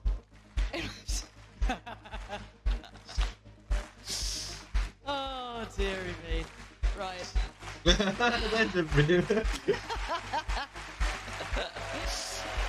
You lot are fun. I like you a great deal. That was surprisingly fun. Oh. They didn't like that one. I think they did. I think Yeah, security down to the 4th row. Yeah, so just to keep you up to date, in case you were wondering, because I know a lot of you are at home going, why is there a tech pause? Because we're casting. There is that. But also, maybe one of the PCs is having an issue. They might have to look into potentially even replaying that round. So you're stuck with us for an extended time. You know. This is PC that wasn't working. I mean, it could have been. It could have Don't been. say that. Why have you even added that possibility? Picture penguin. The frenzy didn't look good. Aww, that's adorable.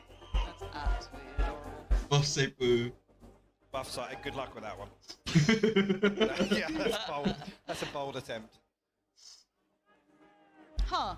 There's 2 Cypher mains that actually sat next to each other in the crowd. That's amazing. Amazing. And as we've got to that point now, OpTic go kill. Very nice. I do believe. watching the wrong game. Oh, Michael. That's brutal. We actually might have some content for you because we're running real low. I'm going to start making the audience do, I don't know, things at this point because we are waiting for confirmation. So hopefully we find out what the actual plan is at this point.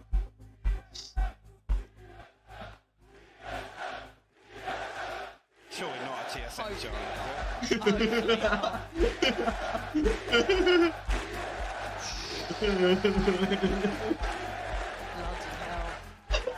What world are we living in, Mike? Sentinels fans that Anyway, must be lost. I do believe we actually have an interview with Finesse that we can run to buy a little bit of time here while we hopefully fix up the issues that are going on the stage. So thank you for your patience. We'll be back in a sec. Well, obviously they played a great game. We knew what they were going to do. The preparation was definitely there from us. We knew exactly how they played on all 3 maps. We just weren't able to execute it all on 2 of them. I think if we had won that bonus round on defense side, we would have had a different game and a different half and potentially a different outcome of the map. But yeah, like I said, we just weren't able to execute as a team today, which is very rare for us. And the green wall does not relent. We're just going to go back and kind of review our game and then just prep for the next one, not really worry so much about outcomes. I think that's a part of what's led us to our success so far is we don't really talk about or think about, you know, what happened in the past. We kind of just focus on the game ahead of us. Unlike today, I think if we're able to execute our game plan, which it usually ends up being solid anyway, then we'll be able to win.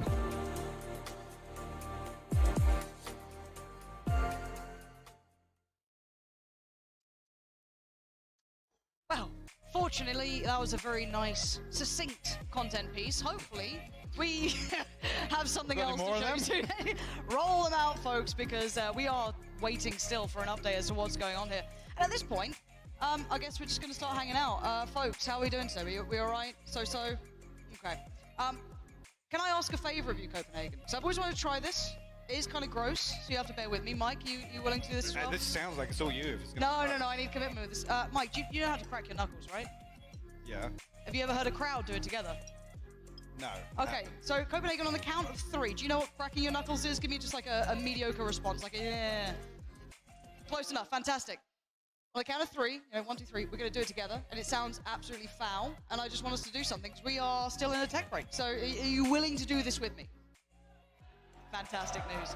All right, Mike, what do you... I'm going to the next one. Okay, fair enough. All right, 1, 2, 3. Oh, that was quite unpleasant. I like that. Thank you. Thank you very much. Now, not heard anything yet, Mike. So we could talk more about the best of 5. We've got what? Split, Icebox, Bind. Where would we go after Best that? of 5. I thought you meant the last 5 rounds of this. No, Mike. We are stuck here in what feels like limbo. Yes. So we have what? Split, Icebox, Bind, Fracture Haven. Do you think actually now checking back in because I guess the conversation changed? Do you think anything has changed your opinion from the start of the day? Because I know you were kind of looking at OpTic starting off potentially well considering the map pool, and then it potentially diverting later. But now seeing how FPX have come out and set the tone, how's that changed your expectation of this potentially going all 5? Yes, I think for me, FPX, it feels like a must-win on the map 1. So to start off like this, the interesting dynamic is going to be Icebox, right? We had the benefit of seeing at least one appearance versus Guild where OpTic looked solid, but I think that was probably an over-delivery from Guild, right? In terms of expectations, in terms of setting up and preparing for that series. I don't think OpTic came away from that. It was just like, okay, let's hope that never happens again. In terms of Avito, in terms of the appearance here. So that for me is the big curveball of this. Bind for me, that's just going to be a banger. Yeah, like that's the one that leans into the whole giga banger of this series. Yeah, I'm kind of curious about Bind as well. I like the idea of it going to Haven because it feels almost poetic, considering I guess what you call it now, Mech or Gambit back then, that game that they had on Haven that was so defining of the times. Angel on the Reyna, right? For map. Yeah? I mean, Reyna lives matter, as the crowd is telling me. Yeah, I kind of just want to see that at this point. Like, going the distance would be fantastic. It's got to be exhausting, though. Like, again, we have to kind of discuss the fact that these players are humans, and they have been playing now best of 5 that leads into a grand final. The prep time alone is going to be so short between this. I guess for the players' sake, you kind of hope it's quick, but for the viewers' sake, I'm kind of hoping we do go all the way. So let's kind of go through where you expect this to lean. So I think it's a fair assessment if you're just talking on paper from what we've seen so far. Split looking pretty likely for FPX here, right? And thank the Lord, I think they are ready to go back into game. Jeez, here we go. Good, let's go. Thank you. Let's go. Oh shit. No, man, thank you, boss. Hopefully all the issues are resolved. And we kind of remind you of the purchase that we were at. We've got a couple of sheriffs, odds and ends. It ain't pretty for FPX. Obviously, OpTic on the other side, a far better purchase. You can see any attempt here from OpTic to take back this mid-space. It's only Victor here with the Bulldogs. He's got to be careful not to give away this weapon, or give away the opener at least. Angel doing Angel things. Finds himself inside ropes pretty early on. Actually, there's an opportunity here for Victor to be overwhelmed. Isolate this kill. Actually, Victor wisely backing away. He's reading it right. Kind of sense the pressure. Good timing on the swing. Doesn't take a point of damage though. does have to relinquish control towards Heaven, noting at least Angel attention on the cross, but it's Zipan on the challenge, not taking any of them down just yet. Has to peel away. TA towards CT, and Marv the one to find Chow. So far, so good for OpTic. Until then, looking at the door, it's Artis and Angel. In combination, but the spike goes down, and Marv slips back away towards main. Uncomfortable position to try and deal with FNS. Squashing up, and Angel. That's a huge kill. Controlling the angle so well. Oh! Crashes, clawing this one back. Let's go. FPX will find 3 of OpTic. The Bulldog and the Spectre saved across here. FPX will come into this with an advantage here in terms of the inventory. See how OpTic approaches it. Looking as if they want to pad this out with as many rifles as possible. The FPX now resort back to a more traditional default. Maybe an attempt here by OpTic to get very, very early mid control. Back of Crashies and Victor with this flash. Oh, speaking of Victor, quick with it. Checks down by Zura and then peels away. Sees actually nothing, which tells him a little, I guess. It's a small piece of information now coming back together. Yeah, pushing up on the extremity as well. Not overextending, but again, we know what FPX play like. They set that default, they run it into the ground, they try and draw utility across the map, hopefully. But Chow sitting so deep here. If you clear this, you still think someone's around it. Yeah, he has so much info though. So they can prioritize this now, which is why we see a third member here. That's And huge. That's huge. That's a spike back down there. But again, just doing that damage gives away a little bit of intent that maybe FPX were trying to keep close to their chest. On the back of the first blood. Now play a little slower. Force the hand of FPX. Try and recover this now. I mean, FNS has rotated towards in the discipline spot. He's going to be cleared here. But can anyone draw attention away from him? I'm kind of curious if you might see A try and that was swift, maybe not. And FNS checked as well. FPX are just looking so clean. 30 seconds left. Oh, Victor and Crashies were cut out. Artis quickly dispatches of Victor. It's so easy for him. What more can these two do? They're locked out here. This is surely going to be 10, Mike. I imagine it will be.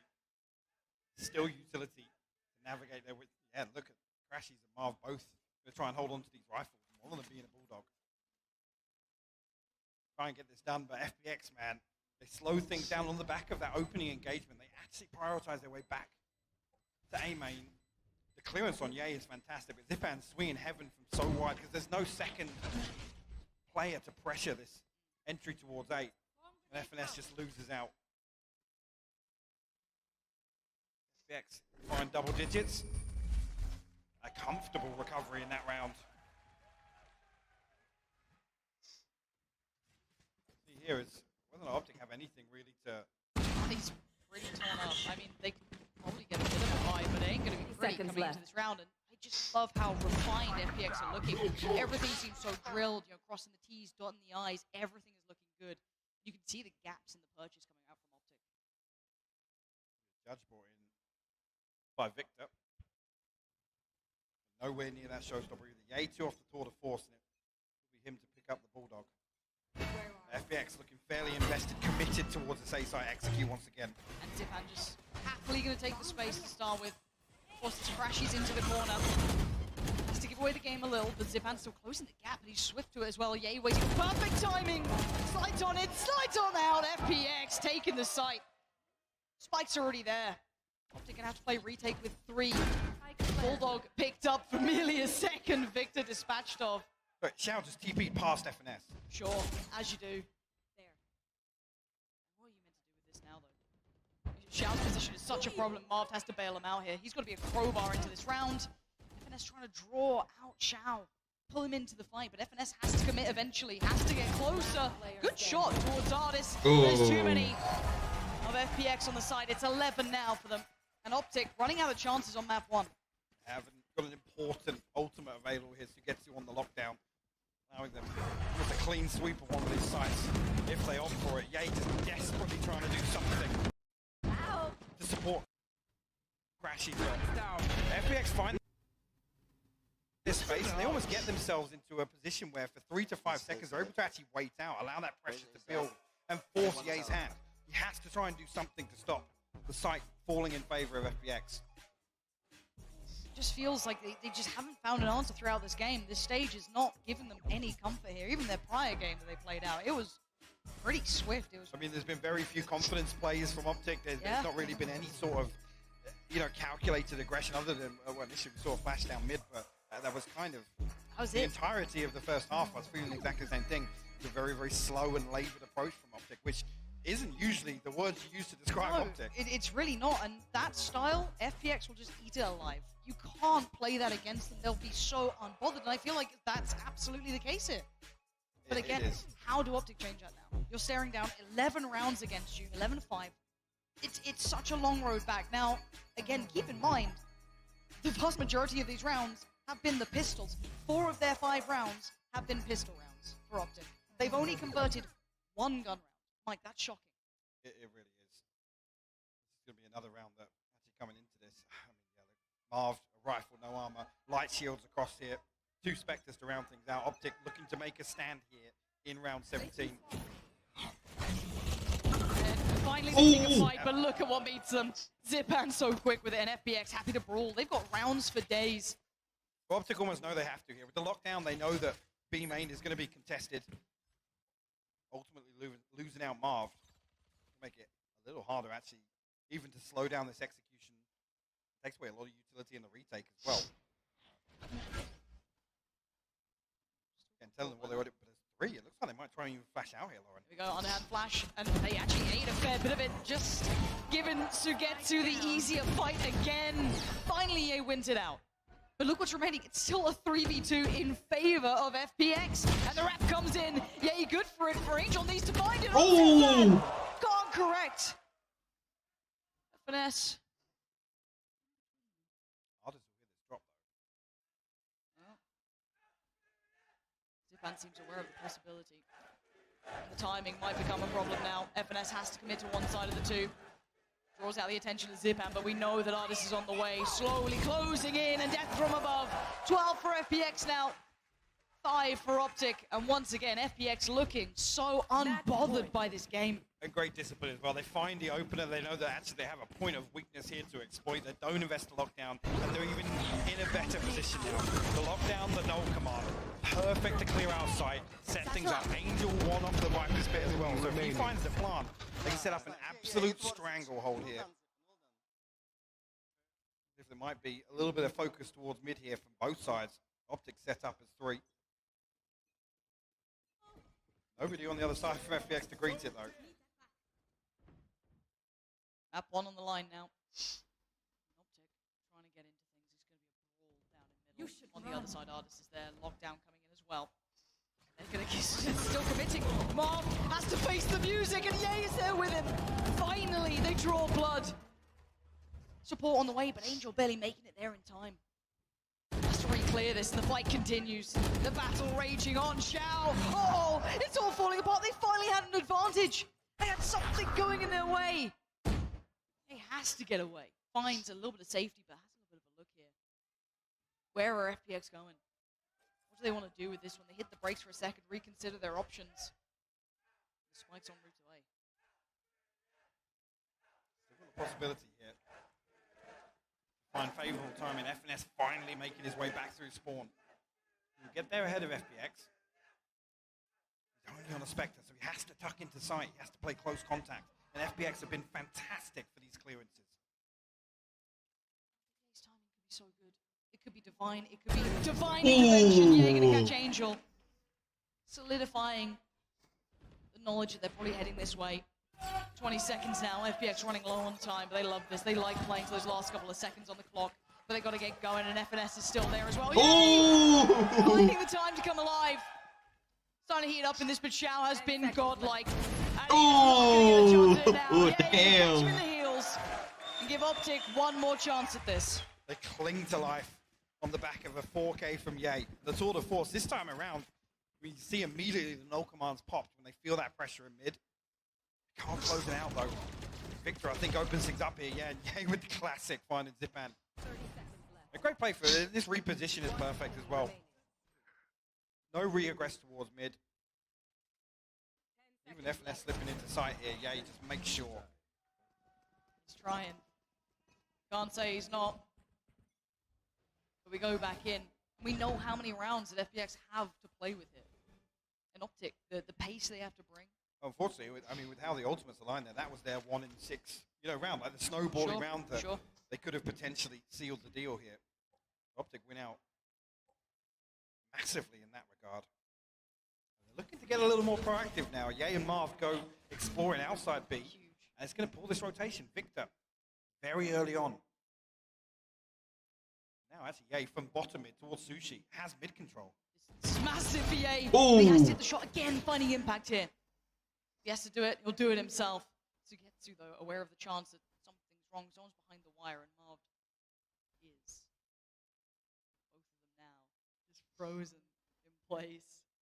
Timing's everything. Sugetsu's got it. Marv goes down. The numbers now evened up 4-4. How much more can Ye do? How many times does he have to deliver in this? He's in the right place for it. This pinch looks like it's going back towards B.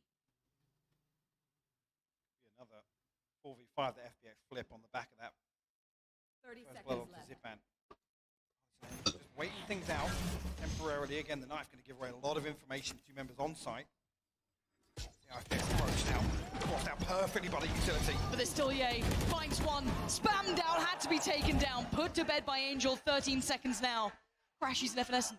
Angel's watching it. He's watching it. The battle of the IGLs, and Angel wins that out. Crashes now. So little time. FPX force OpTic to bend the knee here. 13-6. It was clear cut, Mike. Really was. It just felt really, really flat from OpTic. Like I said, none of the usual win conditions. There's no real flair to any of these rounds. And this aggression that they make look so easy for them. FPX played it out perfectly. This is almost the expectation that you have, right? FPX is just a slow burn to basically wear away at their opponent. Wow. It's a beautiful round from Shallow. The thing is when you have such a good grasp on the macro in the game, but then also you have the second layer to that, which is we got 2-3 players potentially that will bail us out of awful situations. Oh, hands down. I mean, it was... Quiet from Artist doesn't feel right because he was still putting up numbers, doing his job. But again, Sugetsu was fantastic and the Shao fantastic. Both of them having a great performance here. Oh no, Artist in particular, the use of his ultimate, his utility was fantastic. Yep. In the correct rounds as well, particularly in the first half where, Ye is going to be the problem maker. He's going to be the one that they have to shut down. So in that regard, Artist playing a very different role here, but did it very well. Well, look, that's map 1, and it was honestly quite one-sided. It was quite a clear-cut affair for FPX, and if I'm not mistaken, that was OpTic's map choice too. So things could be going a little wrong, but again, it's a best of 5. It's a long series now, so do stick around. We'll be back after the break.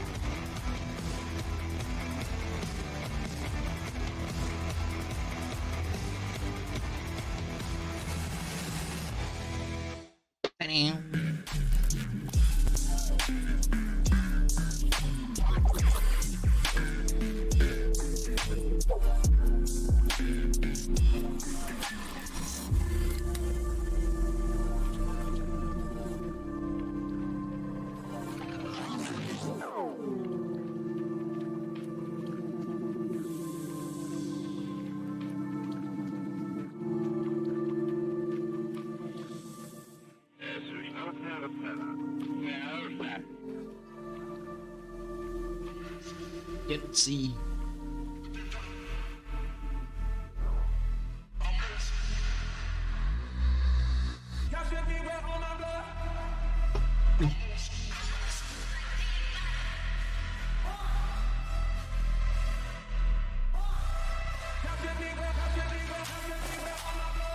Well, I have like 35 seconds. I want to watch my beats was there.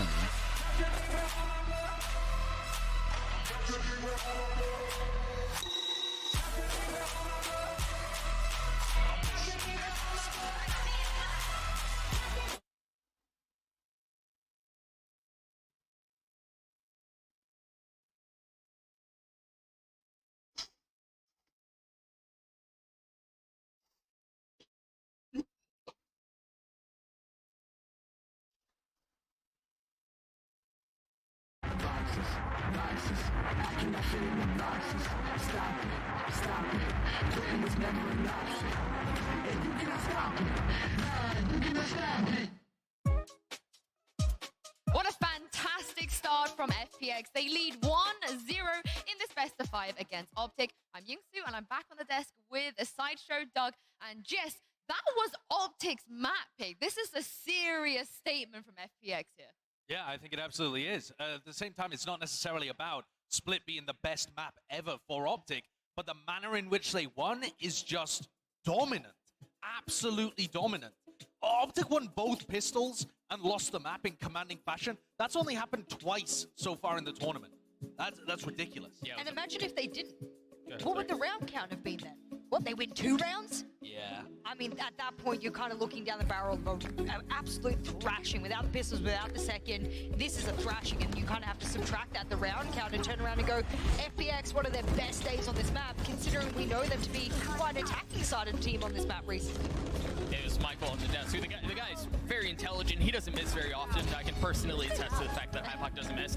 On the desk, he said, this feels like a must-win for FPX, and bro, it was not close. No. Right? Like, Shao, you see his plays on your screen right now. Like, he took over at many points in the first half, and come second half, he didn't have to do much else. Yeah, I know that all of the focus is going to be on the big fraggers for FPX here, but one of my concerns was about Angel, about how often is he going to be taking those fights, and is he going to get punished? He normally averages about 5 opening duels on a map that is this long. He only took 1. Yep. And that, even though he's at the bottom of the scoreboard here, this actually means he's not going to be a weakness if he keeps allowing those big hitters on his team to take the first fights. I mean, FNS, we were speaking about him on the desk. He actually didn't have a bad start at all. No, not at all. But I think the mid-round calling is what I was curious to see how he would perform in that situation. And the truth is, it was, again, just kind of a stomp across the board. Yeah, before we move on to map 2, it's time for our Aim Lab shoot-around. And here is a fan here at Masters Copenhagen having a go. I will say, though, there's a lot of aimers, cracked aimers in the crowd. I want to see CNED go up there and have a go. CNED, if you can hear me, I need you to go down there in the Aim Lab and show everyone how it's done. Can we still get their crosshair? Yeah, I'm waiting for the QR code to pop up, and I've got my phone ready, and I'm like, I actually use a crosshair very similar, quite small, you know, little red one, so yeah, shout out to them. They've got a little bit, and looks like their sensitivity was incredibly high there. I think they were a wrist aimer through and through, so yeah, that's impressive. Maybe we'll see them next year, you know, on one of the Masters. Who knows? Dreams come true. This is where dreams come true. And speaking of dreams, I got to say that all 3 of you were a little bit surprised that we're getting Icebox this early on. Do you feel like this is going to be a bit of a nightmare for either of these teams as we move on to it? I think we need to go back to remembering that while, yes, OpTic's pick was split first, the fact that this is a marathon, the fact that it's best of 5, I don't put nearly as much weight in that as I would in other circumstances. If it was a best of 3 and OpTic got pushed around that way, yeah, maybe a little bit more, but the truth is, because it's a best of 5, because we're going to go through so many different maps, and because once you get to this middle area of this of the rotation, it gets a lot more up in the air. It's much more like tossy-uppy. Tossy-uppy. Your phrases they like adding to the dictionary are great. I love it. Yeah, that's the technical term, I think. Tossy-uppy is a great way of putting it, though, because while this has been a map that OpTic have started removing, FPX have never been afraid to play it. They're 1-5 in Stage 2. And if you take a look at what FPX have actually been doing, they don't look that bad.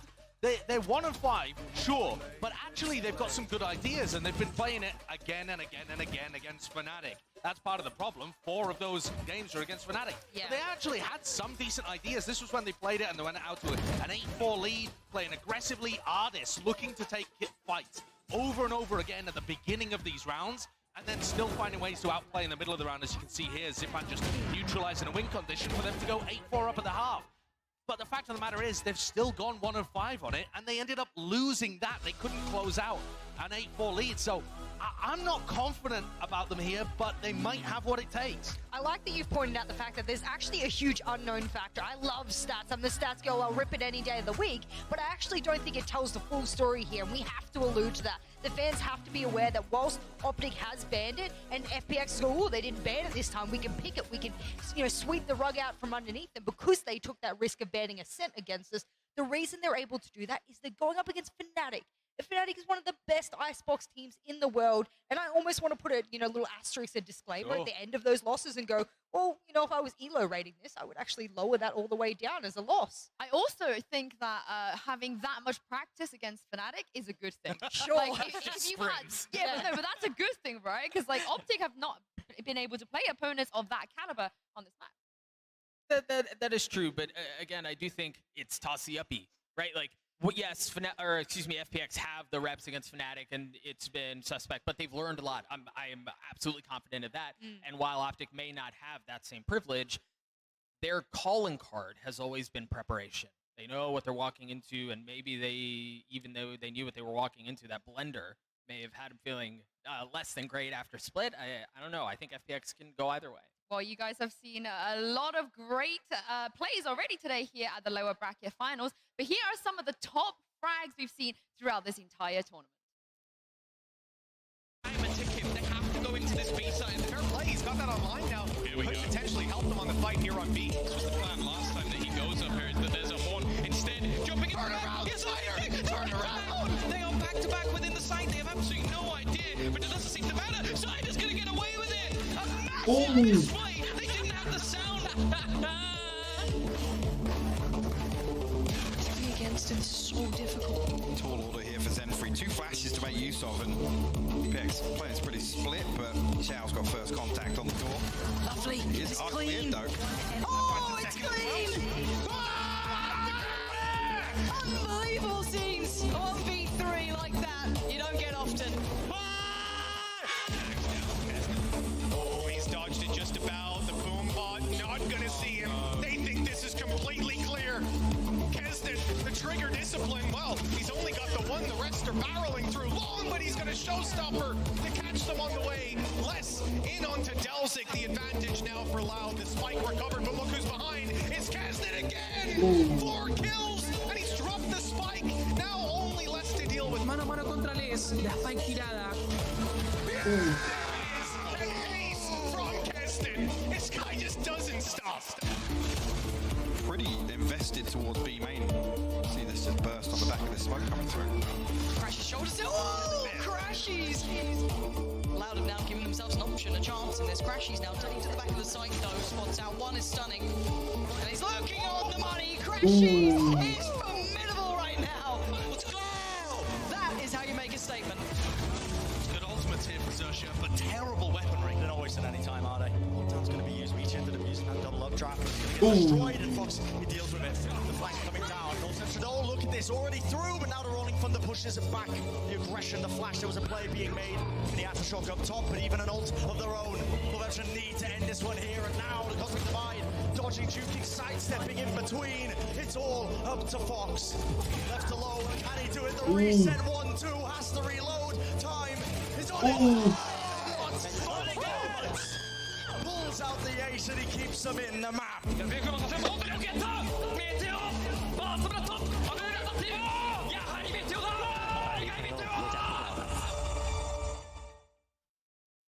I love that trip down memory lane, but also it goes to show how competitive everything that the likes of Kesne didn't make it to the top 4 of this tournament. And he had so many outrageous plays. You think about the last play too, #1 on that top 5, like that was still this tournament. It feels like so long ago, but at the same time, like those are plays that are ingrained in your mind. Yeah, we're going to send this over to a quick break. But on the back of this, we're going to be heading straight into Agent Select. We see you in a minute. There's a light on it.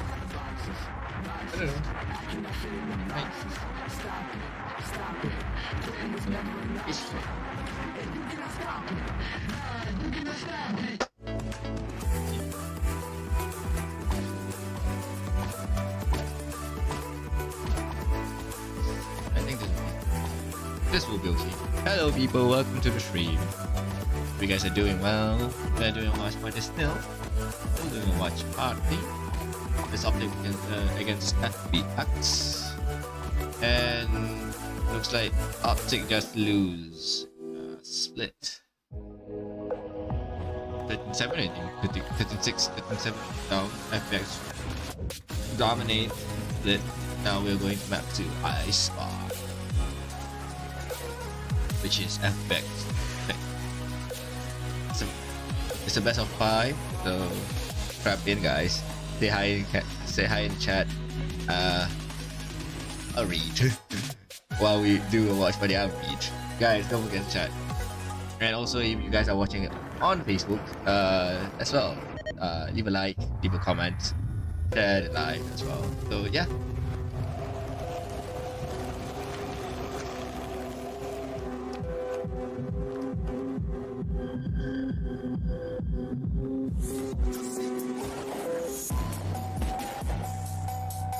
Oh, the new Sony's Zoom. I might buy one just to look like the white. Although my setup is like black also. I'm gonna buy it. I don't know. I'm right now. I'm trying to find a mouse right now. Looking at the mouse commercials on the screen. I don't know. I'll go with HyperX maybe. But right now I'm rocking the not I don't know if like it's still popular or not. Still using the Viper Ultimate. This is the wireless version. So yeah, I like this mouse. 74 grams, it's light, and I like it. Just gonna go even lighter than that. Might get the Starlight. The Starlight is like fucking hell, it's a very expensive mouse. But still, might change the mouse again. Maybe I'll go to the G Pro Superlight. We'll see. We'll see.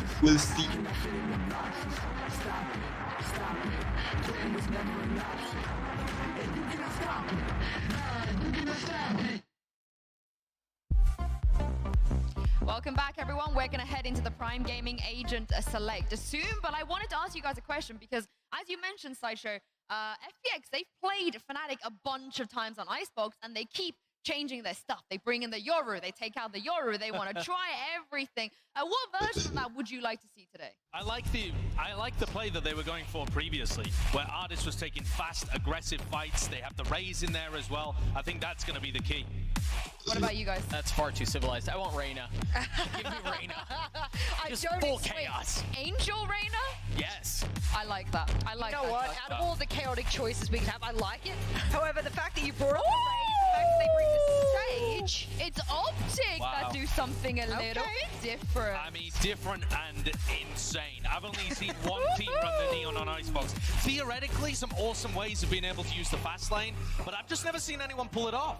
It just feels like the corners are too tight. Like, how do you get enough like effective space? I guess the relay bolts are going to be massive when it comes to clearing all of those corners out. It's going to be interesting to see. But if there's anyone who I feel confident in the Neon at this tournament on like a first map thing, yeah, it'd be Victor. Oh yeah, and also you know for a fact that Coach Jet has been sat there with his big old bowl of soup, stirring up something new, and he's come out with a new cringe cop. The cringe soup. I also wonder why they decided to take Zipan off of the Raze and put him on KO here. Yeah.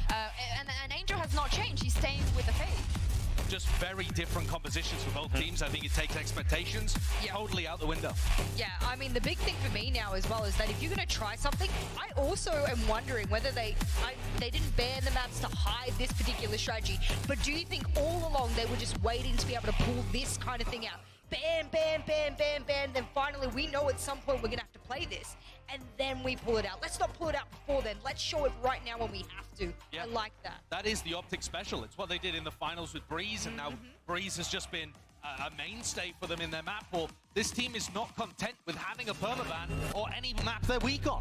I also think it's smart because, like you said, Jess, if they had to play against Fnatic today, they would have had to play Icebox. And also Paper X, they're waiting for them in the grand finals as well. I cannot wait to see how this comp is going to look on the server. Over to you, Pansy and Hypok. Thank you. Yeah, that Neon is standing out to me. Mike, we've got into the unknown, right? We're in this whole new realm of expectation. Neon coming out here for OpTic. It feels a little desperate to a degree, but it's not been a bad look for them. It's bold. I think that's the way. They do need a big switch up here. They do. They need to dig deep and pull out a totally different approach here to Icebox. Maybe this is the key. Again, I'm hoping they've cooked something up and this is going to be really effective. The one thing to counter to that is we know how FPX are going to play. This is one of their most proactive defensive maps. So the way that they play and utilize Ardis in particular on this chamber, that's going to be key to FPX's success. FPX have been in that dojo against Fnatic throughout EMEA. They have learned by the best, but we're underway in map 2 here. In a lot of finals, OpTic on the attack this time, and they've cracked out the Neon. Victor, you got to be white hot in this game.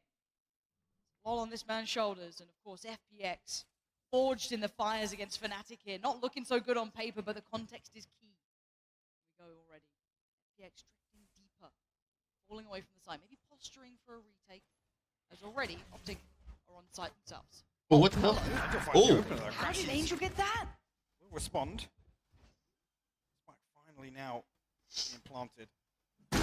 It's a 4v4, and that first blood immediately countered by Crashies. Just about making his way back across. You can see all that utility starting to be invested. Crashies forced away. Everything going to play, and the patience from Victor. The double dip, though, had to go back for Shao. Oh no! Oh! Oh, shit! But you can't escape Ardis. The 2v2 pose. But it's good from Ye. Now just Sugetsu in the 1v2, but the time's ticking. He ain't got much of it left now. He's got to get a wiggle on. He's got to do something here. And he ain't going to get much out of it. It's a one and done. Yay. Pushes OpTic over the line. But again, roll your mind back to map 1. All that OpTic really got were those pistols, Mike. We got to wait for those gun rounds. Yeah, and we talk about indicators. This is obviously a much quicker approach, initially slowed down by the knife. Again, just suppressing a couple of people ahead of that execution. OpTic have 100% win rate on their opponent's map picks at Copenhagen. That is kind of wild, actually, considering. I mean, of course my attention was drawn to Victor on this, but also you get to see a little bit more of that kind of purist style of that Ardis against Ye as well. The chamber battle is going to be brutal in this. Speaking of, Ardis gets warded away this time. Just misses out on the jump there from the rope. Expect to see him in these positions time and time again, dipping his toes. That first blood. Looking to fully commit behind this drone. Actually, a lot of information. Victor will find the first. Yeah, Victor can lean forward and take as much space as feasibly possible, but they know at least there's 2 around this corner. Oh! How did Victor get that angel of all those targets furthest away? The spike is on the side. They've got to be a little cautious here. Ness going to have to try and hold the line. He's drifted forward. FNS the madman. Spikes down. Chip damage all coming in. FNS. Oh! They hold together. OpTic playing as that collective. Convert the second. See here if this is any early advantage that OpTic can build up, because they need to get on the board after that first map. Like I said, they have to dig deep. This has to be almost a complete overhaul of the approach. Good start. See Victor dig a little deeper now and at least get back to sort of that comfort level, which is confidently swinging onto sites. Yeah. It's hard to play that style when you're down a map, but again, marathon game. Victor needs to be taking that charge, and again, I want to see them look strong in the gun rounds. That's what I want to see a competitive game. FPX have proven that. They know what they can do here. Nard is unrelenting. He's still trying to be a problem for them, and Victor has his work cut out this game. Get past the first hurdle of would-be Ardis here. First challenger tell a lie was Zipan, committed from the site. Crashies has seen enough. Victor's going to try and take that space away, and Ardis, well, he's going to be found the whole way through, so has to slip back further here. There is the look, something we've not seen. Ooh. And Ardis ain't going to... Ah. See again. So good work so far. 5 standing for OpTic. Massive impact. FNS right up the guts there, taking Xiao out. Spike gonna go down, and these rifles just not coming into the round yet. Timing perfect for FNS as well. The kill onto Ardis, disabling that trap. Now in a very comfortable post plant. Gets are even gonna look to do some damage here. They post it up. And actually losing out this time. Sharp for the first two. Still 3 more to find though. Tall task. Victor heading this one up. Marv by his side though. To get to working forward. Barrel now noted. Victor fully aware. Marv finds Angel. And it's only down to Sugetsu. He's making a bit of run for it, but look who's on his heels. Victor does not want this man to get away. And Sugetsu will be forced to fight. And Victor, they're all desperate to get that gun out of his hands. OpTic, great work. 3 standing rifles coming out of this. This is the OpTic you needed to see. As we talked about that stat breakdown at the start of the broadcast as well, this is almost a rarity for OpTic to convert this 3-0. Something like 13% it was sitting at, so already here, we're in the unknown. A little bit of a solo mission here from Zipan on the first challenge. What was that second shot? Yeah, he's threading the needle onto Ardis, and like I said, it was the perfect timing for that kill to open up that mid-lurk for FNS. Let's flip this on its head, right? We've got to then look to what this means for FPX. Obviously, they've lost down the economy quite substantially here. Left down on the pistols, light armors. They're still trying to probe and find out information, but so far, OpTic just so happy to fight, take all the side control they need. Mid-control being tested this time, though. Angel, Xiao, Sugetsu. Looking for this and Mobbed on the other side. Seemingly so cautious about this. Angel looking to instigate something here, but again, still slowly building towards that A site. Ardis. The protocol list is good so far. FNS gonna catch Sugetsu. And that mid-pressure, now relinquished. Anticipating something else behind this, but I see a little delayed. And Angel trying to pick up the slack there. Well, OpTic got comfortable setup once again on A side. FPX are even going to be given the opportunity to find some consolations here. Oh, it's a shutdown so far. This is clean work from OpTic. Exactly what the doctor ordered. See if they can keep the 5 standing. Those 5 rifles, build up their money. Yeah, looking likely. Xiao and Zipan now. Last 2, just 1. Oh! And they only get 1. Marv's gonna fall, but the rest stay alive. They're building closer. OpTic coming out and making a statement now. This is much cleaner. Gotta wait for that buy coming in here for FPX. I mean, this is crazy though. Marv actually has an ult command, and there are 3 ultimates, 1 away for OpTic.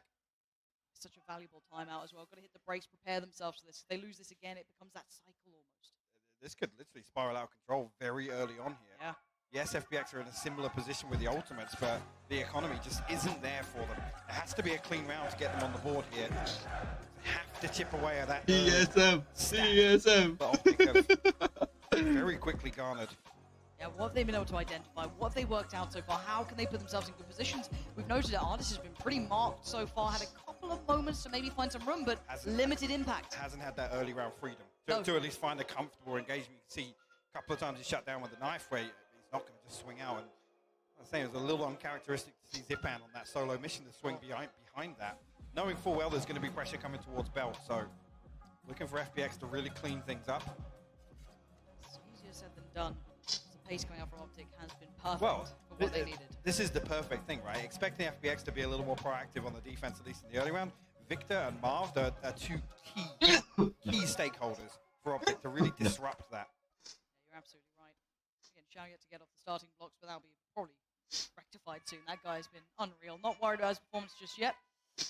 But this is the round. This is the big one. This is one that can really make the difference.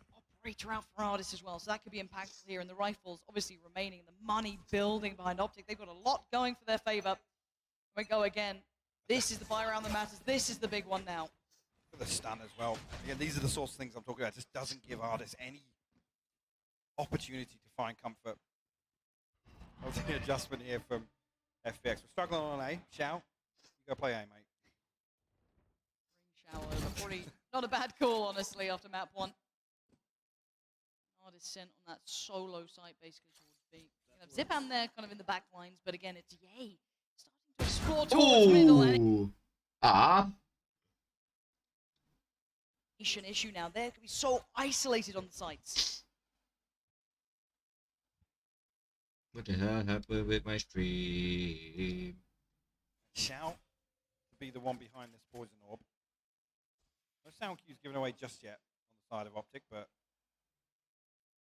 soon enough, Sugetsu will be called upon here. Again, he's got this wall to play off from this top position. Everybody stacked up here. Xiao's coming over though. Let's see what Xiao can do about this as well. There's the first contact. It's not clean enough. Victor still stands. Xiao now swings, but the flash is good. He actually gets mobbed. Victor answers back. Xiao still stands. That's 2 this round. Oh, make it 3. Xiao is unreal right now. Damn. There it is. You noted it at the start. Pull Xiao over towards that A site. Switch him away with Artis, and look at what he's done already. Off the starting blocks, 3 critical kills. Single-handedly as well. The null command coming through. Sugetsu put in a really tough position here, but the first one completely blind. The adjustment here to find the second, and then FNS desperate to try and find this. The reinforcements come through. No chamber. Beautiful stuff from Xiao. And that's how he gets on the board. Perfect answer. But OpTic just going right back to business. It's all 5. The ult's going to come out for Sugetsu this time, so that could be stopping this. Where do they go with this now? Answer found. Put Xiao in the right place.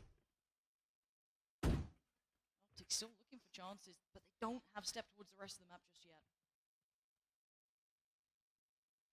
Yes, actually a fairly exposed position inside this Viper's pit. Crashies. He does get spot out there, yeah, but like I said, opportunity here for Ye to spam back through. Doesn't find it.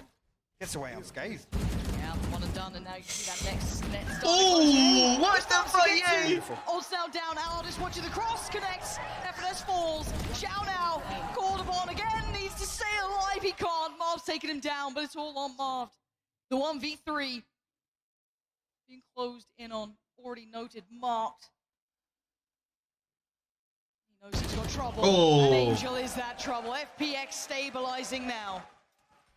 Just about feeling a little more comfortable here. And actually another example where FPX obviously don't feel the benefit of being forced to play retake in these early rounds. Because like I said, just it's extremely risky to play up top there on pipes. Ahead of that, Shout's finding another fully blind kill. But Damn. the thing, the weakness here for FPX, I mean, they have an abysmal retake success percentage here on Iceberg. It sits around 15%. So the fact that they're being forced to play this early on, they really have to kind of counter that aggression and stop this site hit from coming.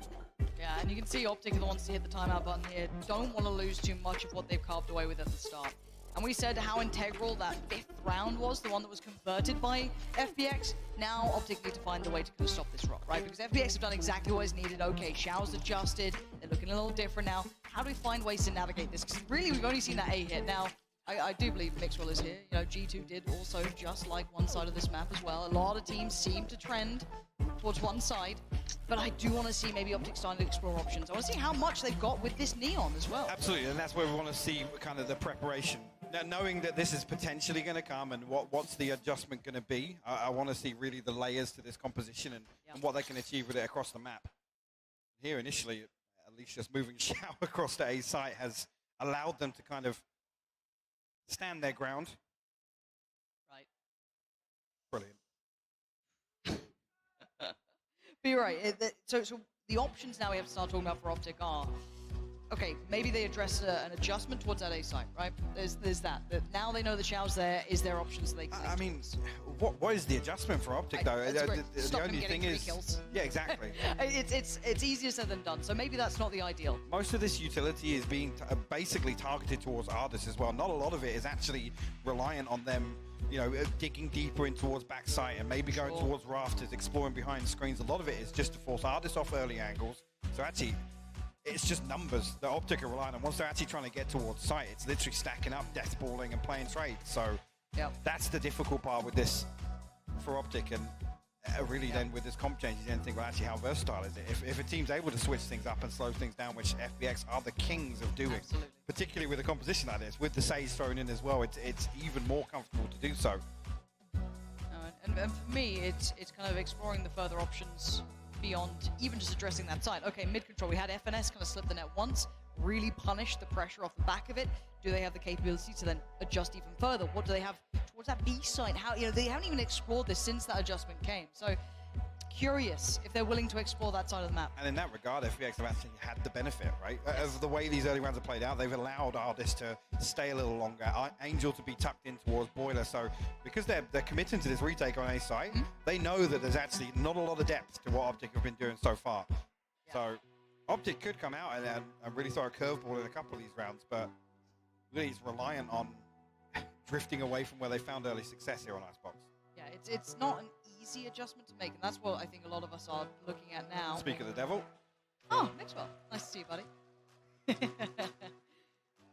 Yeah, there's no easy option. I think at this level of gameplay, right, when you get to this standard, there is no easy adjustment. It's not just a simple answer to have, but I am looking to see what they explore here. That is purely eyes towards OpTic, because I feel like FPX, again, they could potentially come out of this tech timeout and adjust, right? They could completely change things up again. They could maybe go a little more aggressive. They could try and change things themselves. However, they don't necessarily need to.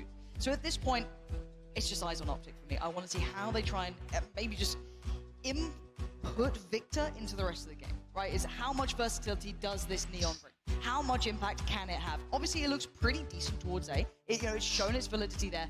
What else can it bring through? So that, to me, is the main thing. So obviously, we saw it on Fracture, right? It was the biggest thing that kind of came out of that side. They were super in love with it. Okay, super viable, looked great. Haven to a degree. Applied it there. So it's not just a one trick, right? It's not just one look we've only seen on one map. It can apply, but again, Icebox just doesn't feel like it suits it in my mind. To come back and Josh makes a point, you don't see it often, and that's why it's very difficult to really mix things up.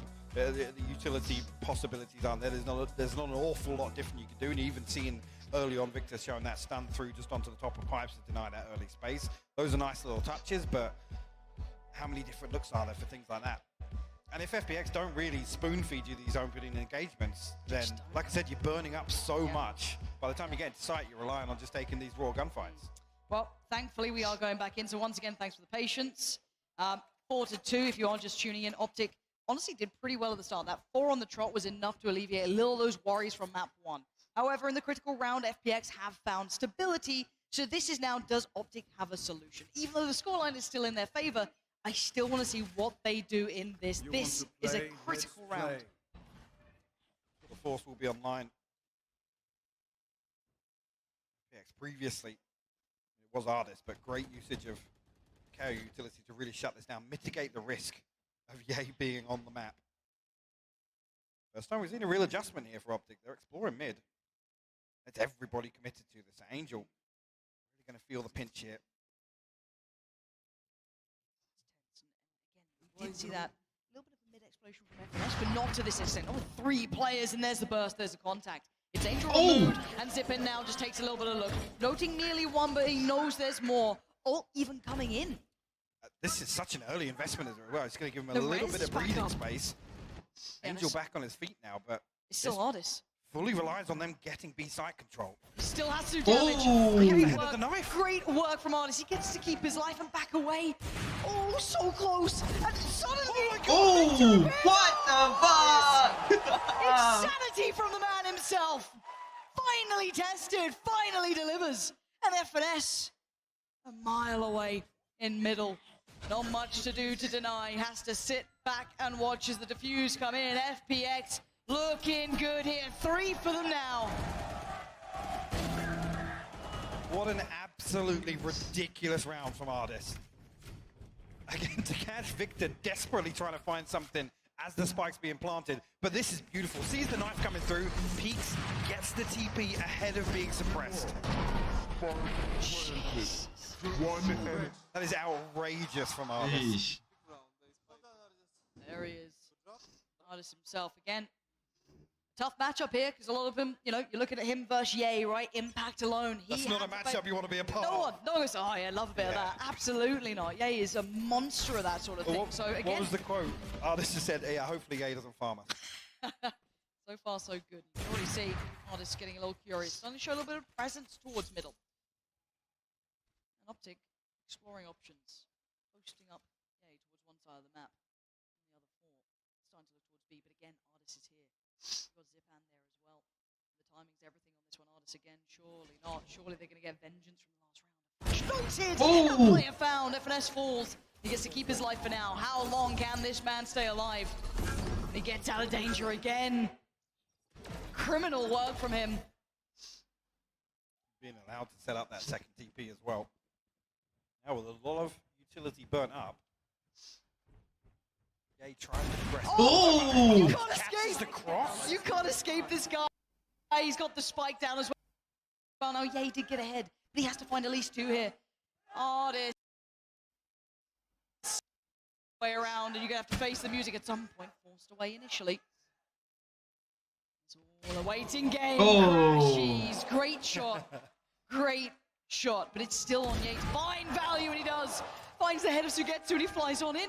Looking for more, but Xiao's here still. Back of the site. Spike on the way. 17 seconds. Oh, the shot goes a mile away. And now Crashies. Feeling uncomfortable. 10 seconds now. Can't get it done. FPX bring that scoreline right on back. Starting to feel a little more confident as well. Artist happy to swing mid. Even taking the second challenge as well. Beautiful stuff to find the first. Repositions back here to catch this. And like you said, it's the spike noted. So it really slows down the round. The worst possible scenario here is it's Ye that has to aggress onto A site with an operator. There's no comfort factor.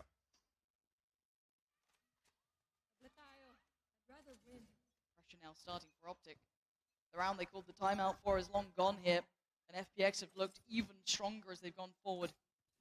Hey, looking for a chance in middle. Timing's good for Angel though, and that's information alone found.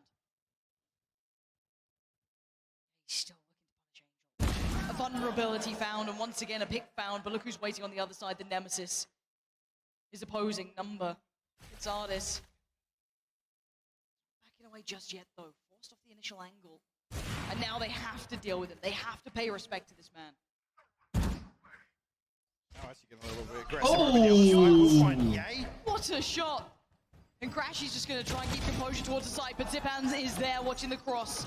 They're being funneled towards this, three of them standing like lambs to the slaughter so far. God, it's unfazed, unmoving, holding the angle. Once again, information found. They try and progress. Tap on the spike, draws the shot. They get to keep their life. They take down Ardis. Critical for success, at least to get the plant down. And does Crashies get out? He does. He's got his ult as well.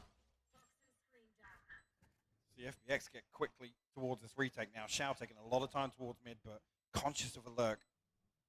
Can they buy enough time here for the Hunter's Fury? Crashies already trying to challenge here, but nobody from FPX actually on the other side of this. No, lacking intent so far. They're not particularly drawing much mind from OpTic here. What's the plan to try and get this spike back on side? Oh, fully blind! Stands and takes the fight. Now Crashies has to do it. But actually, maybe not. FNS more than capable on his own.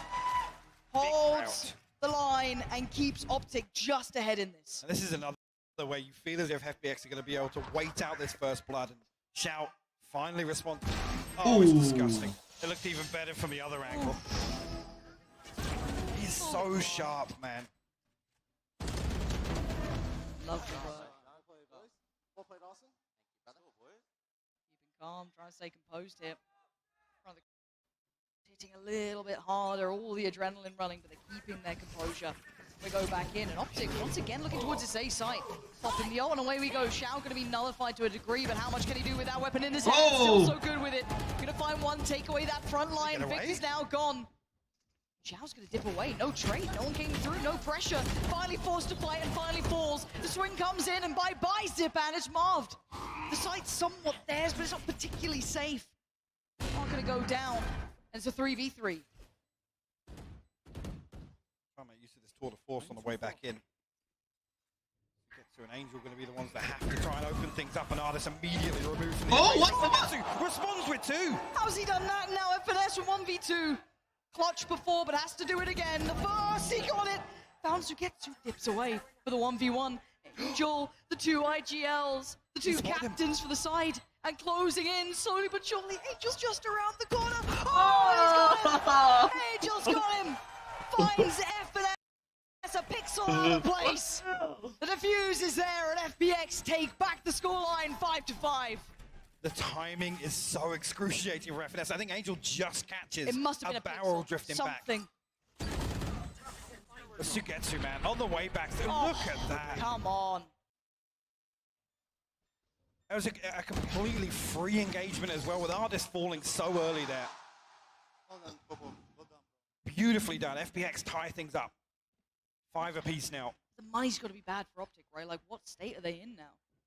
Surely they're taking a bit of a hit in that regard. But yeah, off the tour de force. Victor on 2900. No ultimate available either, so really difficult here. Yeah, actually just bringing a Spectre into this. Trying to target Angel in middle. Finding him early a couple of times. Trying to prop up Artis. Gets noted. You're lucky to keep your life there. You are a lucky boy, because Ye was about to punish you. He doesn't miss many of those. No, he doesn't. He's still really pressing this issue. He wants Angel dead. Bailed out by Marv for now. Gets to keep his life. And what's happening on the other side of the map? The extremities are also being pressured. Oh! Get out of here, FNS! This guy's sharp as hell. Ult comes in, the plan looking a little bit more likely. Anyone lingering around? No, they've had to respect this. They're stacked up towards middle. 2 more players here. Angel came on through. The chip damage here and there, but the plants come in. Chow sprays in. Nothing for it though. Post-plant time. Ult comes through. Angel wants in on this one. FNS is barely alive at this point. He's still going to keep his life. No spam connecting, fortunately. OpTic has to be careful. Victor, the timing, but Chow's going to check it. Doesn't quite get what he wants. Artist takes him out of the matter. 3 still standing for FPX, but the ult still stands strong for OpTic as well. Time, though, going to become a factor here. They've got to get a move on it. Oh! FNS is not letting this one go. Oh! He'll do it himself if he has to. OpTic takes back the lead. In a crucial round as well. Another round that FNS is able to deliver. Stand strong for OpTic. Leading by example, Mike. This guy, they needed him right now, and he is finding form. The veterans of the side. And this is the game we wanted. A close affair between these two. 5-6 though. We're back underway. Artist, operator out. Similar scenes for Ye. What do we have this time? Artist standing. Oh! Sends it. Catches Victor, and again, dulling the tip of the spear for OpTic. They've left Victor in a number of these rounds now. That late round piece on A site, or at least through mid. They remove that now. City adjustment immediately from FPX. Sugetsu. Caught off guard once again, FNS. He's waiting for the flash here. Sugetsu. Spidey sense tingling. He's committing to this corner. But FNS still found Shao behind him. Sugetsu in no man's land. He's reeled, has to get out of there. Fall away to safety for a second. Crashy's getting all of that information though. This side is looking good for them. FNS sticking a little bit closer, trying to get a little bit further forward. Crashy's gonna get the plant down. And now it's time. FNS takes out Sugetsu. He looks for more. He can't get it this time. He needs the rest of his side to step up as well. Marv and Ye. This is the time to do it. To lock it down, to really take that lead away. Oh, what the hell? Security, they can't. They fall in quick succession. And FPX are going to get the defuse, and this game could not be closer. And considering how this round, this half started as well, incredible that FPX were able to claw their way back in. And both teams going blow for blow here. FNS though going huge in these last 3 or 4 rounds. This guy's pivotal for OpTic. I mean, some of these they're almost completely at a loss. Oh, they've lost the first pick every now and then. They've been put in really unfavorable scenarios. And FNS has been digging deep for the boy, sitting at the top of the board for his squad at 14-7. It's 6-6. It could not be closer. Analyst desk, take it away. Thank you very much, Pansy and Hypox. 6-6 at the half. We weren't sure what to expect on Icebox, but what did you make of that, Sosho? I thought it was a great half, hyper competitive, and I just got to echo the caster's point of view. When you start out 4-0 down, that takes real guts to get back into it. And I felt like to start the half, the chamber diff was in occurrence. Ye was finding Artist and killing him over and over and over again. And yet, the deeper we got, the more Artist started to get into it. and the more FPX had other people waking up as well. I mean, there's someone that has to answer the call that is Ye's chamber. There's someone else who is vying for the top chamber spot in the world at the moment, and it is Artis. And well, what he was able to do in the second quarter, I'm going down to quarters here. Yeah. That is how deep we have to dive here. The second quarter, Artis woke up, understood what his role is, and especially on a long-range map like Icebox, you have to be the middle guy. You have to be the guy that meets them in the middle and is going to take the challenge. I mean, I do think even with that in mind, while the stats look similar, it is worth noting at the very bottom you saw 3 head-to-head kills for Ye, none on the side of Artis, and that's just going to be such a fun matchup to continue to watch because you can see, like, man, when Artis gets into it, when he's feeling good, he leans into it, and it's just so much fun. He just hasn't gotten the best of Ye. Yeah, we said we were going to take a look at Victor's Neon, though. That is the most exciting thing that we got out this here. is quite a match. And honestly, I haven't seen it yet. I haven't had it. You know what he's done a lot of? What? Run in and die. He's run in and died. Now, I have a sneaky suspicion we're not going to see the clips here of him running in and dying. I think they'll paint a couple. They might paint a prettier picture of what he's been able to do on the Neon. But for the most part, it's about taking space. It almost throws me back to the Jet era of, you know, Cloud, you know, dash in and then get the space and then whatever happens, happens. But it sort of comes off as that vibe. But what I'm thinking is here, if OpTic have got up to 6 rounds and we haven't seen what their thought, what their game plan is, maybe it's all about the defensive half. Maybe he's going to start using his wall a bit more there, because at the moment, he's not really getting those kills. Oh yeah, it's because he's making space for Daddy to frag. The guy's 14 and 7, man. Like, when Finesse is on, well, how much more can you ask for? Yeah, and I know he's the daddy, but the father of Valorant, Mixwell's in the crowd. He's watching right now as well. Pansy and Hypog, let's pitch us back into the second half and see who's going to come out on top. Well, we're going to find out in a couple of seconds now, and you're absolutely right. FNS has been leading the pack for OpTic. It's been beautiful to watch, stepping up as is necessary. However, we still wait to see how that Neon gets activated. Will there be value to this, Mike? I mean, this is the half that it's almost going to be arguably more difficult to show us something here. It's like, cool, that's prepped. You can replicate that round by round. So I'm really curious to see the approach here. Expect too many fireworks here, at least in the pistol round. Marv with some early information. We'll be Victor here to complement that B-side hold.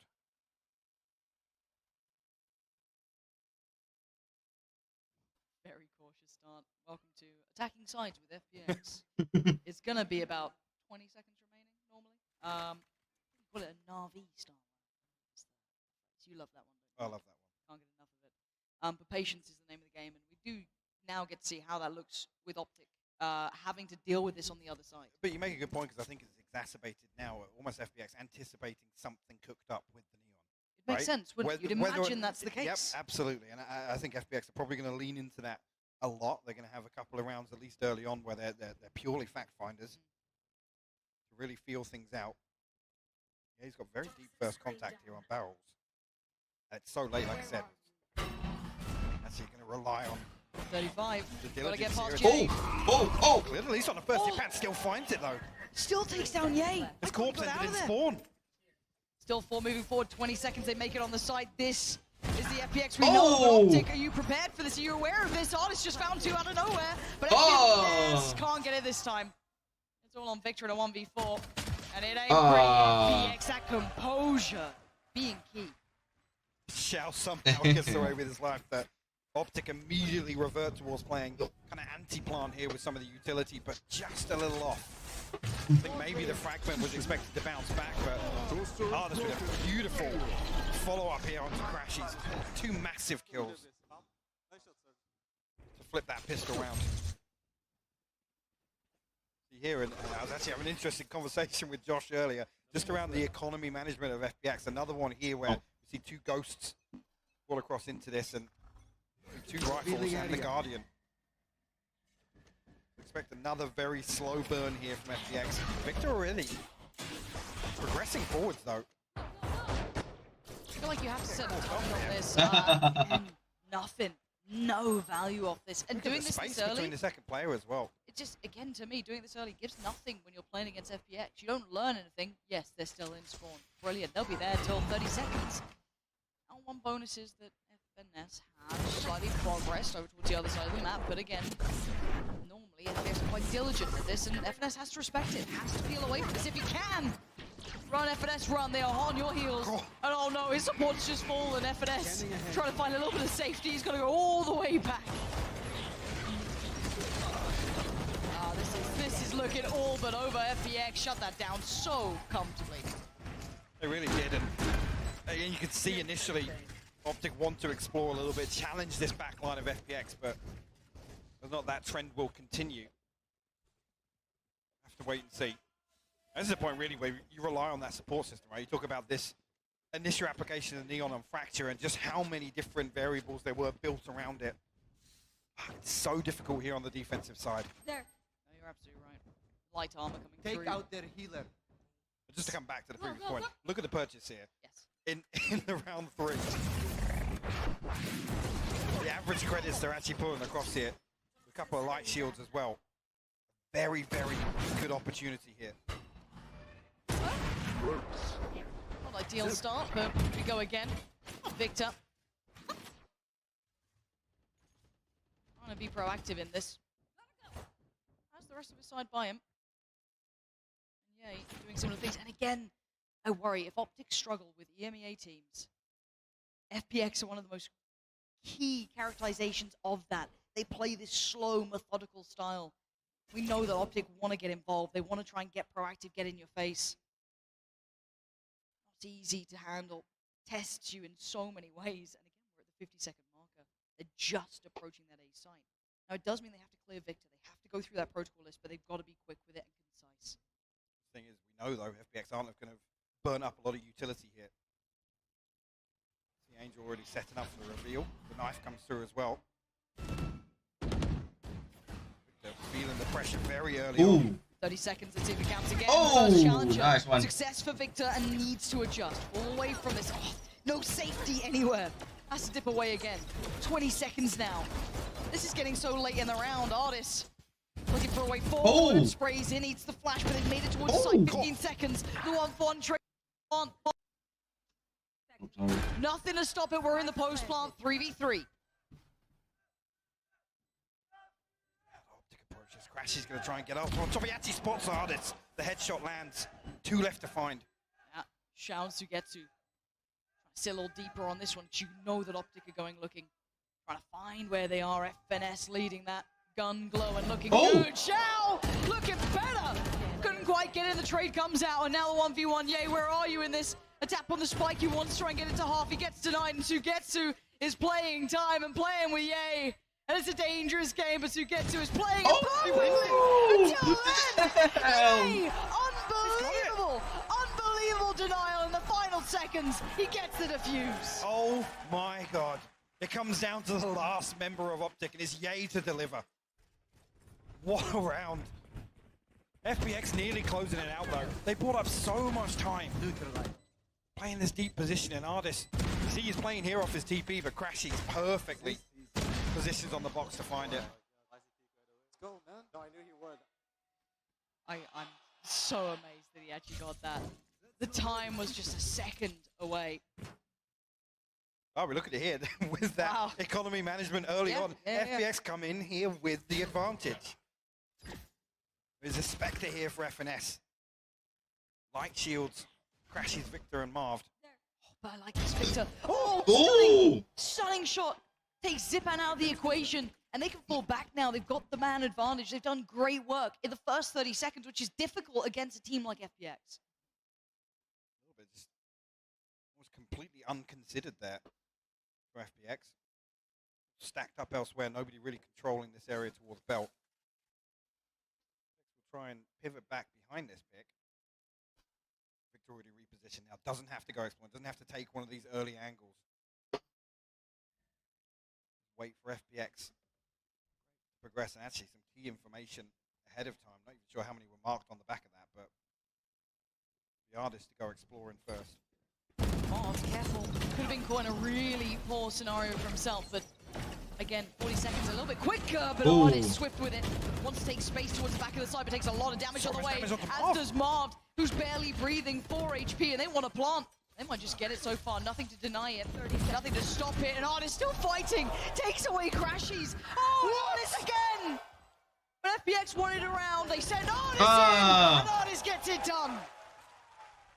What a round from Artist, man. He just doesn't know when to give up.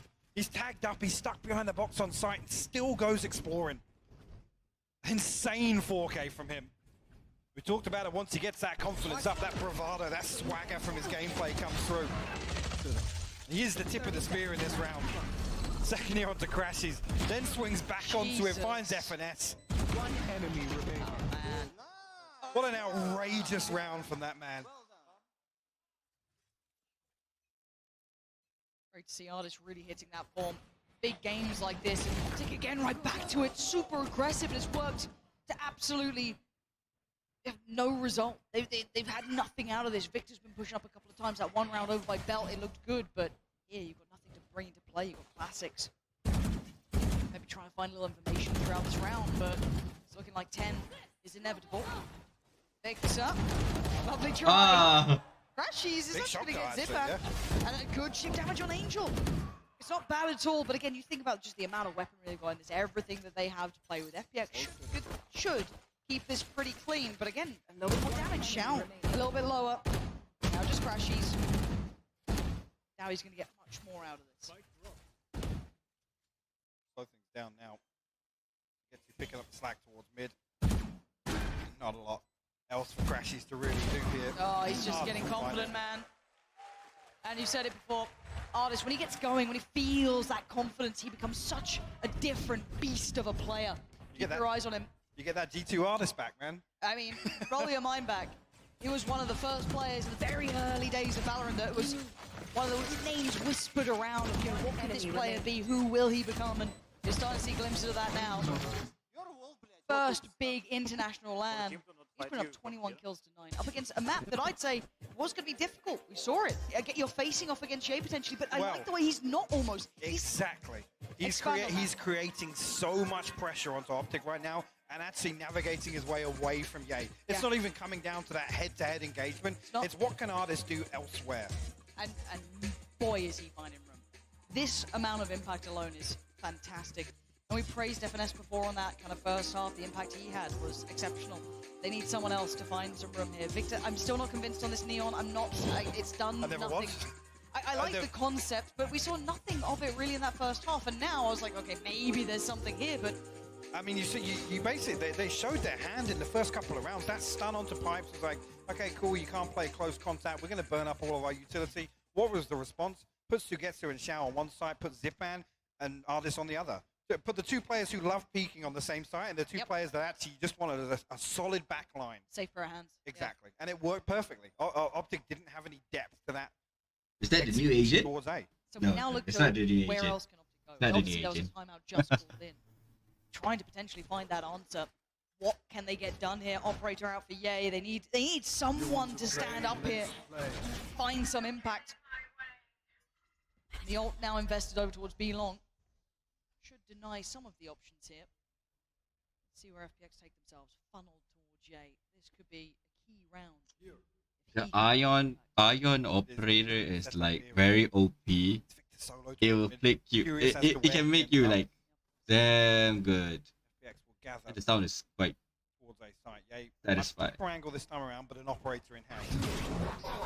Oh, come on. Hunter's Fury coming out as well. Oh, Oh! Crashes! That's like a cross map. That's from Spawn finding Angel.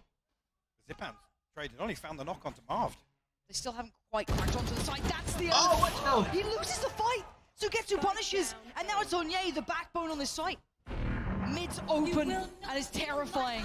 The res comes in. Zipan's got Marved. And FPX trying to build back into this one. It's down to a 3v3. Key thing is Sugetsu's pressuring the backside of this B site here. Going to force FNS back into the Viper's pit, but we'll actually give it up for the time being. This timing here on Crashes could be crucial. It's absolutely everything. FNS around to trade. FNS goes down and they're back on towards the site. And Crashes waiting for that cross. Two players coming in. Surely he doesn't get a shot at this one. No. See the plant coming in somewhat safely. Ye on the way! Zipan! Hits it with a drive-by! And now Ye called upon. 2 kills already. Needs 2 more. 5 HP and a tap on the spike. Looking for someone to peek. Oh! Damn. FPX coming alive, even in the mayhem. In the chaos in Copenhagen, they keep their composure. 11 rounds now. OpTic looking like they're out of options. Yeah, really. It really does feel that way. That round almost feels like the nail in the coffin. We're going to see OpTic actually opting to invest into this round. Potentially around the Tour de Force and Victor's ultimate. But they have to achieve something in the early round. FPX are doing what we expected. They're slowing the game down. Yeah. FPX have to try and disrupt some of that. Let's see, Victor doing what he can. Again, not particularly sold on this Neon choice yet. Oh, it's still not all flat. Does at least tee up Crash. Oh, She's Crashy. played. It's That's so stuck in effective. no man's land. Where is the next layer to this? Maybe this is it. Maybe that's the chance they were waiting for. Angel going to dispatch of Marv. And the trades again working out in favor of FPX. It's just FNS now. How much can one man do? With just a Spectre. He can't even take off these fights. A little bit of an upgrade found, so maybe a chance given. But he's being watched. Artist notes him. Need another one from FNS here. He's got to do something. Tries to fake the steps. Make him a little more paranoid of that middle split coming through, but it's plant in no matter what. How do you find a way in? This would be an incredible clutch. Artist already. He's so aware. Yeah. He is so damn aware. Oh. Bye-bye, FNS. FPX on 12. They are taking strides through the game now. Absolutely are. OpTic to scrape together. I mean, a purchase, yes. 3 players with no shield. The operator in the hands of Ye. Can that be the difference maker here? Can they cling to life on Icebox? Again, it's just, you come back to the same thing. It's the depth, right? And that's why Crash is just completely caught in no man's land. And so reliant on Victor just popping off and finding 2, potentially 3 kills. And this is why stats without context mean nothing. FPX were in that dojo against Fnatic for so long, refining their craft here. Yay, trying to be the difference maker. It's our first bit of contact. Bolt invested. This could be a little bit pacier here. Yeah, he's going to stand his ground though. He's not peeling away just yet. He wants one, has to respect it eventually. Dips out towards the back of the site. And FPX power forward, and this is far more pacey than we know. Oh, command pop pretty late on as well. Shao forced off of default here. Great position. Victor identifies it first. Oh, but there's still a find them yet. Marv's still going to find Shao. Victor needed more, didn't get really as much as he wanted. It's a 4v3 now. Numbers starting to dwindle. Rashies needs this. Artist going to pin down FNS. It's looking like it's almost there now. 2v2. Spike left, not in hand right now for FPX. Crashies. Crashies trying to fill the gap here. Make that cross fatal. Artist. Just trying to bait it. He knows what he's doing. And Crashies is going to take the bait. Oh! Take his life. Oh, the trades are good damn. enough. He's there. OpTic live to fight another day. And everything thrown into that one, it felt like, and OpTic able to weather the storm. I come back to the same thing. They cling to life. There's not a lot of positives in this second half of Icebox. FPX continue to be overzealous. Let's go, OpTic. Let's go, OpTic. Oh, look, this is a tall task for OpTic now. Backs against the wall, they've got nowhere to go but forward. Again, you look for that early value, Mike.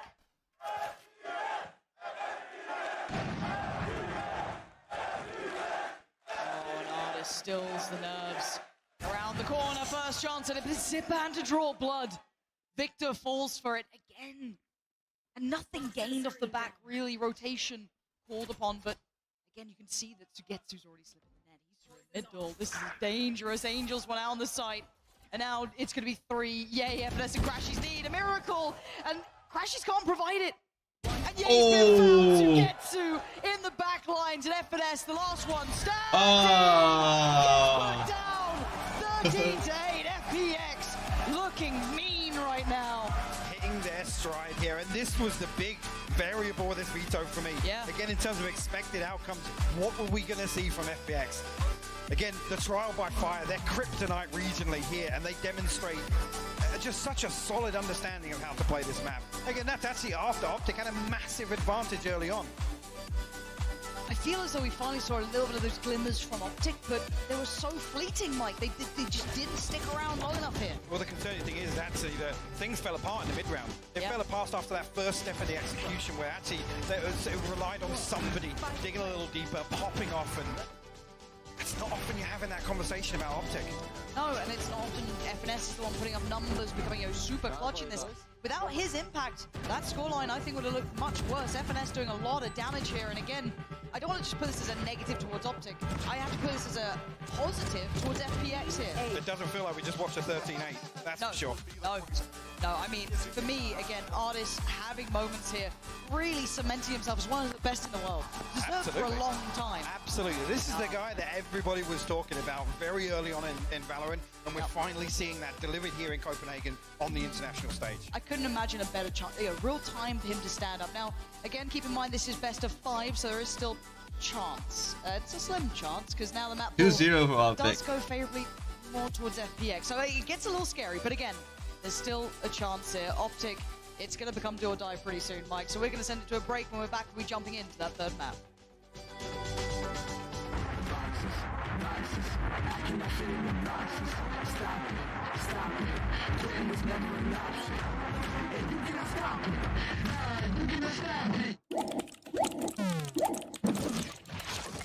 Red Bull gives you wings.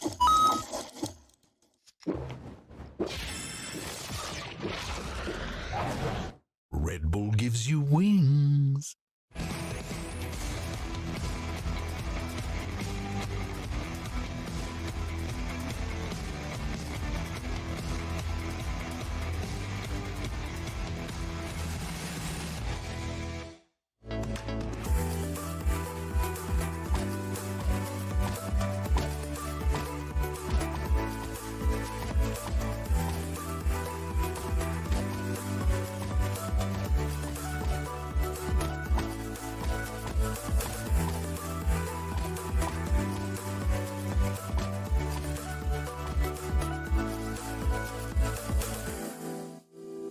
Gotta go to try this.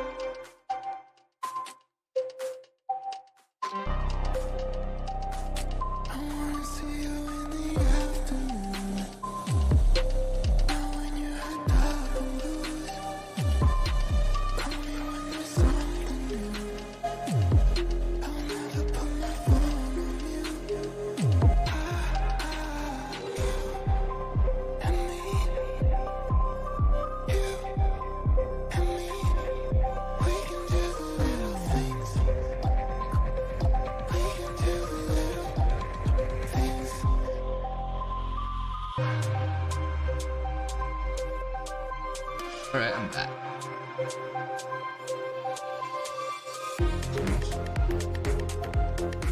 Oh, yes.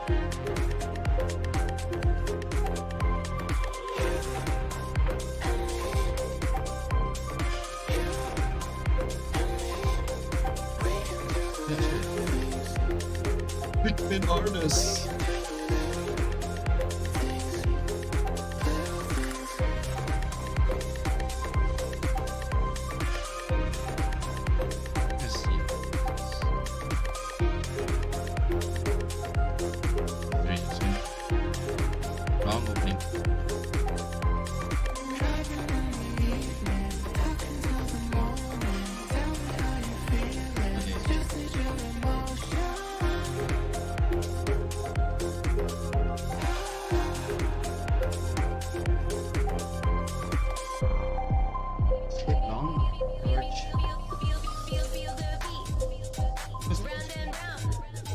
What's the first one?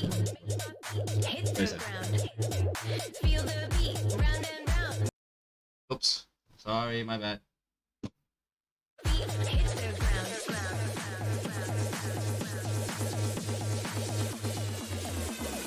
Yeah, you know I like this sound.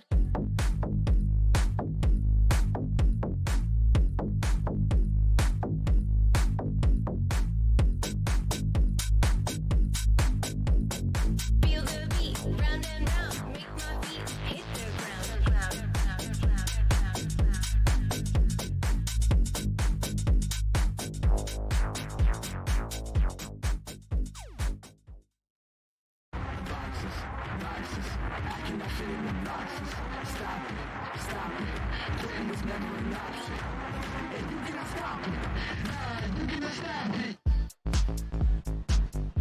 Well, congratulations to FPX for winning Masters Copenhagen. There's no way that they're going to allow OpTic to come back from a 2-0. Am I right? This Well is just done. a day of curses, Well isn't done. it? You're just Well trying done. to cook one up yourself. The 3 people that watch League of Legends would have got that, yeah. And Doug. But look, if that's what it takes to bring OpTic back from the dead, then Yinsu, please, by all means. I mean, it is a 2-0 right now. Did you guys expect this? Did you guys expect the maps to be going this way? Heavy No. favorite of FPX? No, I expected us to be tied 1-1 here. It just OpTic a lot of times have looked lost. Things are just not clicking for them. They do not look like the team that we know. Yeah, I really hoped that the Neon idea would be around defense. Maybe they had fast retakes with the wall, something like that, but Victor having very little impact. And listen, this isn't Victor just saying, I want to play the Neon. It's Chet that picks these compositions and puts them in those places, and he normally hits. This is just a rare Chet miss on this one. They overcooked the cringe soup. They did. It was left on the stove too long. Yeah. Yeah, you don't want to be too cringe. Like, cringe is fine, but like too cringe, I feel like gives you that. But you guys spoke a little bit about the battle of Ye and Ardis at halftime. You know, Ye, he had the edge, but at the end of this map, that is not what happened. The story completely changed from there. Yeah, I mean, you want to go for a check back in? Ooh! I mean, that's a big difference. I have to coin this. I have to throw it in now. Escape artist. He gets his kill and he dips. And then he goes again. He'll place down another and he dips. I mean, I have to put this as his nickname now. I hope he doesn't mind. He's a man who walks on water, and in my eyes, he's escape artist. So that's what we're introducing. Check out the moments where he has the impact and then he dips. See you later. I've got my impact and I know exactly what I need to do. And then he's there for the mid to late round as well. It's incredible. And around yellow, maybe that becomes his new favorite color. Wear it around proudly, brother, because that was yours. Just chamber things. Just chamber things. It is. But he's playing against what we assume is the best chamber in the world, the best player in the world. You know, all of these accolades have been thrown towards Ye in the last 12 months. And Ardis is coming out and not just playing better than him in the tournament, but when it comes to a head-to-head, bopping him. Coming out on one side of the map and just obliterating him. Bopping it. I like your nickname for him, the escape artist. I like the Scouse Brickhouse. He's big, he's from Merseyside, he's a Merseyside monster. Well, I think the fun thing, too, about him is you could see when he became confident.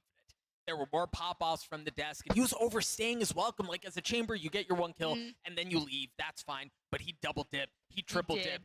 48 HP, still holding an angle, a molly in his lap, and the guy just did not die. He did not give up anything. I mean, like I said, FPX, they're 2-0 up. This is match point for them. If they win on this map, they will be moving on to the final to face Paper X. Do you guys feel like this is where OpTic find a way back in?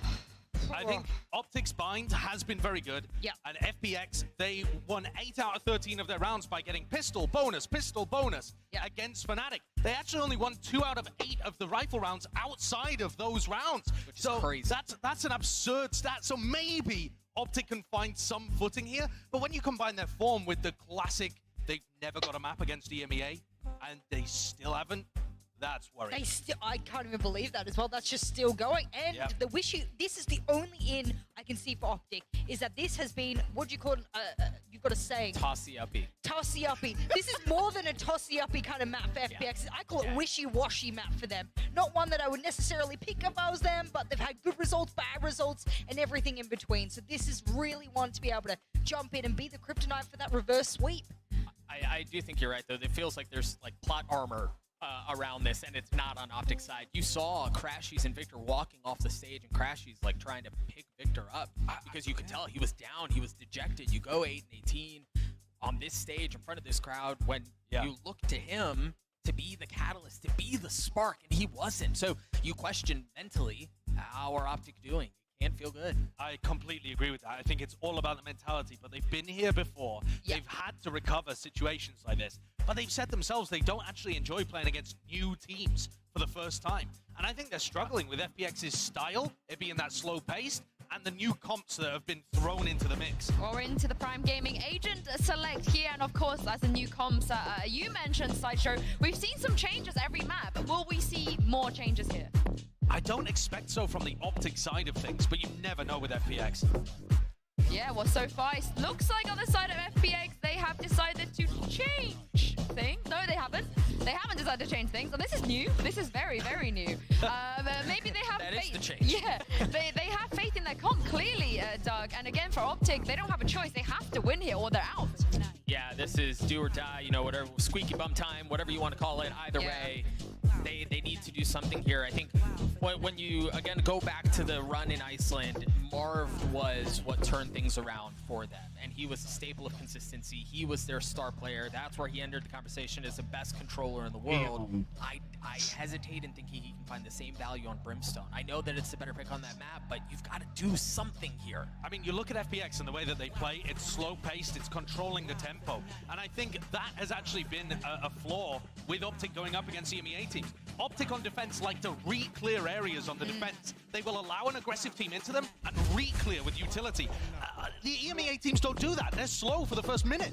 Yeah, very quickly, I want to turn everyone's attention to Crashies. Crashies has been so good on the sky, and it doesn't show up on the kill feed or on the scoreboard or anything like that. The value he's been able to find from information off of Sky's utility has opened up the map so much for OpTic. He's going to have to do it again. And speaking of opening up the map, let us not forget that we have a certain someone on the Brimstone who likes to have a certain amount of opening kills. Yeah, it's Angel on the Brimmy. It's the oldest man in the entire tournament. Let's see what he has to show. Going up against the second oldest man in the entire tournament, may I add. And this is it, though, for OpTic. If they lose here, they are eliminated from Masters, Copenhagen, Pansy, and Hypog. This is where the pressure builds up.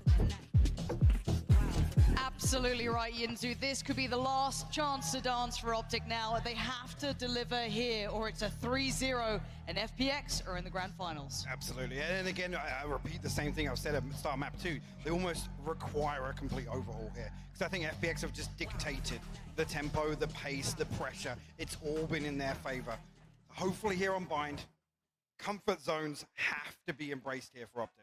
It's got to start right now. This is it. FPX facing down OpTic 2-0 so far. This lower final has looked like it was made for FPX. We need someone from OpTic to take charge, someone to be the difference maker. So far, Artis just going to peel away and buy a little bit of time, try and temper that aggression to start with. And the crunch has already come in. Oh, look at the reveal. 3 of them noted, but none going down just yet. Shot from Shao. And there's still more. But they can't handle it. It's a 3-for-1 trade out. Desperately trying to get something done here, but overwhelmed. Comes down to just Zipan. Frenzy in hand. Still got a paint shell. Still got a boom bot. OpTic will get a free plant. And OpTic need to remember who they are. Defined by what they did in Reykjavik. Looked formidable throughout. Never down, never out, always coming back. But this time it's a whole different foe. FPX, that old god that was whispered of, who were waiting to see find their form. And finally they make it here. Copenhagen might be the crowning jewel, but for now it's OpTic getting the pistol under the belt. No surprises really, FPX have struggled in some of these pistol rounds so far. Yep. About the only few positives to scrape together for OpTic, so get themselves on the board here. FPX decide to throw some sheriffs in once again. Actually, yeah, both teams have a 100% win rate on Bind here at Copenhagen. And this is the one that OpTic have to try and break this curse. Get a map on the board. So difficult, though. Again, you got to think clean starts to them, right? Because like we all want a long series. We all want this to go the distance, really. Just love to see the game played at this level. You've got to hope that OpTic get off to a good start, because they need to remember who they are, because they have looked absent simply on for the ride, as FPX have determined the last 2 maps quite clinically. Sure, it's gone closer, but still not close enough. For now, Spike and the vast majority of OpTic challenging towards that A side. Yay posted up towards mid. 3 players from FPX. Patiently shot. Nice work from Yay. Tries open an option, and they didn't quite commit with the spike just yet, but it is en route. FNS Ooh. find Artis. So much damage done. This is all good so far, though. FNS, yeah, he's walking wounded, but he's still standing. Spike should be going down here. Shout desperately trying to get something done, but down to 6 HP. Really difficult for him to really have a say in the rest of this. Finally, that heal comes through onto FNS. Marv looking to reset away from this now. Cross is being watched. Oh, shit. They lose the back line. That's an option maybe open now. Angel being a nuisance, but quickly Xiao's dealt with. So again, FPX looking to deal damage here. That's damage. That could have been a follow-up. But Sugetsu, too many targets. And the final piece found. OpTic, their second, and keep 3 standing. Well handled. This time around from OpTic. I have to see it, again, I was talking about how rare it is that OpTic are able to find themselves in this 3-0. They did find a 4-0 lead initially on Icebox. Nana jam. Mantap, Watch Party. Let's go. Set themselves up for a brilliant start here today. A much needed. Let's go. Let's start as well go. for this side. OpTic jatuh for like 2-0 map. Split dengan Icebox. Sedih tengok. FPX dominating this lower bracket finals. Establish this pressure, this control very early on towards the orb. Line up. Now, Flash can at least reveal presence. Go for the, I was going to say, they're going to try and go for the combo here, but no paint shell invested. It's just the boom bot to follow up. Seem aware of their intentions, so being quite cautious on approach. Zipan. Playing close enough 5. Mai siap join jom aku ajak member gak. Lai. Look guys, Watch Party, let's go. Let's fucking go guys. Lai, masuk. Quickly handled by Xiao. Position revealed. Oh. You're right. Jeez, Victor finds Xiao in amongst all that smoke, and OpTic looks sharp. It's what they needed. A resounding round like this. Let's go, OpTic. Get that third. For FPX, they're feeling out the pace, slowly putting together the picture of what OpTic are doing. Lai, ajak lagi dengan Mamai. Lai, masuk. Let's go. 2v4 retake. Game PRX bila? Bila ni? Game PRX esok pukul 11. Tengok siapa akan pergi untuk final lower bracket dia. Tapi tengok macam favor on FPX. Sebab dah 2-0. Oh! Yay, swiftly gonna take Angel out of this. And Artis' options are pretty much shut. Kita try kau main game guna bahasa Melayu baru. Baku sikit. Mantap, esok pukul 11 Watch Party lagi. Let's go. 3 survive and 3 on the board for OpTic. Dapat Kelantan masa. Ya tu. I think OpTic need to somehow just keep this so clean throughout this entire game. If the momentum swings, because I think we all saw it, right? Kalau misalnya kata Paper Rex jumpa balik OpTic dia, so no ni tengok. That was it's like a revenge. That little bit of emotional break. They need someone to bring them back here. We talk about that conference. Doug Noten, obviously, a couple of them were a little disheartened walking away. Absolutely. Victor starting 6-1 here, getting the showstopper online, and this is on the back of actually early pressure towards Showers, making sure they can get that orb control time and time again. It's a massive thing for that round. Just to convert. But do you think I was gone forever? Not maybe. Actually delivering on it. Love to see a game with him in fine form. For now, normal scenes, testing it out, making sure there's no stack anywhere, going through the protocol list, going through the list of what they need to achieve early round. Now, the issue is a little bit of a link impression going on in here. Cautious. Carefully does it. I don't know if there's anything to really support you to Charge in hand. solo right now. Toxic. Comment kena delete. Aduh.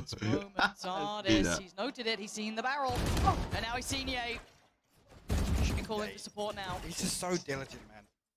Even there where you feel as if he's got a little bit of space to peek, he's still so cautious. Oh! Labored, but it's still good enough. Trying to actually divide and conquer Victor! from Victor creates a chance. TP taken, and they're away towards A. Clutching at straws here, but the Seeker's going to come out, and it will give away the game. That Sugetsu is looking real alone. Do they try and wait? Do they buy the time? Sugetsu trying to play it to the second.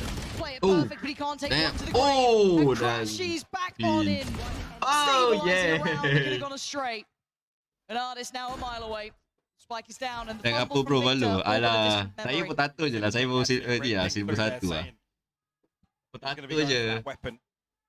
Power lah. Opportunity to do some damage. Boleh tengok, rasanya boleh tengok ke I rank? Let's try and hold on to this. It's not I rank. Philosophy rank.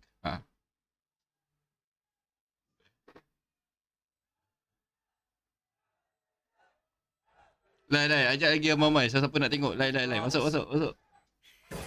Be a consolation prize at best. Oh! And it ain't gonna happen. OpTic looking good now. Very nice work in the end. Like the fact that they stabilized quickly, did not let that little bit of an issue on long spiral anywhere further. A similar scoreline to the previous. Wonder and Atsi. We'll see FPX all the time out here, and whether or not we see that adjustment once again. The ability to claw their way back into a half. Such a resilient team. Oh, that headshot. Damn clean. That's where you start then leaning the credit towards Angel, being that grounding factor for the team. Absolutely. I said because previously, I mean, one of the positives we always talk about with OpTic is the mid-rounding. That's not looked good so far in this series. You're right.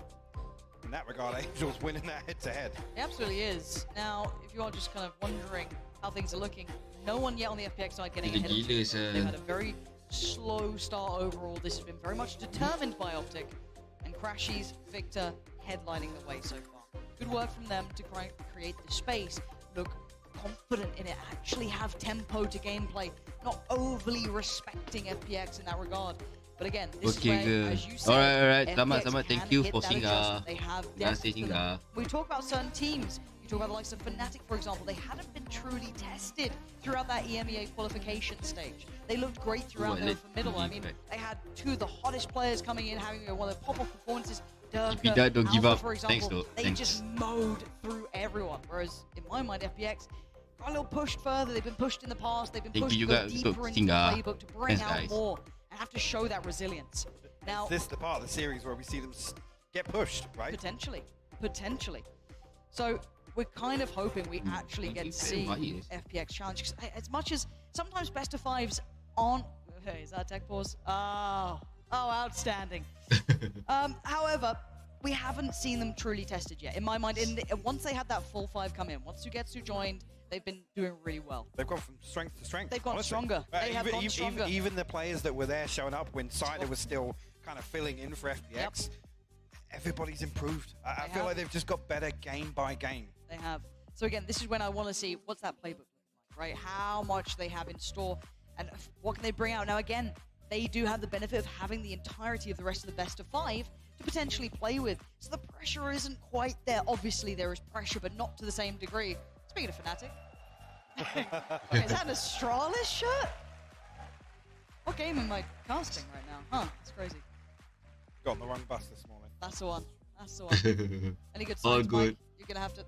The all good one's Hello. pretty good actually with the OpTic. Oh, hello. Now, again, because beyond this, obviously we're sat on Bind right now, which is the third map. Hooyah! Come on then. Do it. Come on. Come on.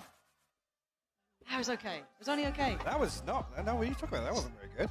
You should lead, actually. I think you should lead. Someone fully sent it on that. Even I heard. No, again, this is when you can start thinking about the rest of the map. Again, Fracture, even Fracture coming in a little bit after this Good will be buddy. the next map, if we get there, obviously. Kind of pulls into my mind a couple of things because we've seen OpTic at their biggest strength on that map historically. However, of course, when you put out such a call to action, people answer, right? People learn how you play it, people look at you. And again, this is something we have to even say about this game. Yes, we say that FPX should have been here for a long time. They're a team that could have played to this caliber, but they never had. Whereas OpTic, of course, went on the deepest runs possible. They've won these events. Everyone looked at OpTic and has paid attention to what they do. FPX haven't had that fine-tooth comb attention yet. I'm sure they will now going forward. However, we're back on the way, so thank you for the patience once again. And we go back in and let's see what FPX have in store. What have they cooked up here in that time between? What have they got in mind to challenge OpTic who've been setting that tempo. The early investment here, other than the orbital strike from Angel. Oh. FPX in a good position here. Oh, that is so fast play. Pace change here for OpTic. Victor going to try and get down and dirty with the judge.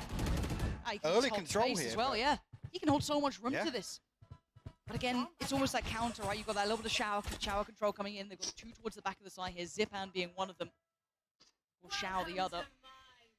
Ult coming in too, so just trying to secure this OpTic. It's still precarious, still quite dangerous. Quite clear in that Oh. side, and there's the contact. Plant's going to be really tricky though. Super dangerous unless they can clear one of these angles, and they just haven't just yet. Again, creeping closer, it's Crashies to delve through. Find Shao and alleviate a little bit of that pressure.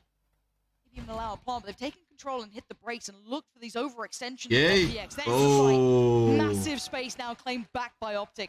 Zipan was here and he had a lot of presence, but now he's all alone. Yes, the rotations are in, but this tempo shift by OpTic is fantastic. Fast control. Ouch. Denied, Marv. Round two. And again. More time being bought for rotation, Mike. They're on the way here. Actually, finally, Zipan looking to challenge There him, it but is. Gets away with the first Oh, goal. that's Actually, slick. Oh. What a time. And now to get to Oh, shit. snappy as ever. Going to take away Marv, but still so much more work to do. 4 more in his way. The ultimate as well. The options looking dire. And again, I want to look back at this round and look at what they achieved and showing that composure. Well, it's not even in this round, right? They are the benefactors of that early conditioning towards Sure, showers. That's why we see 3 stacked up on that side, and the pace change is beautiful here. To then shift the emphasis towards short.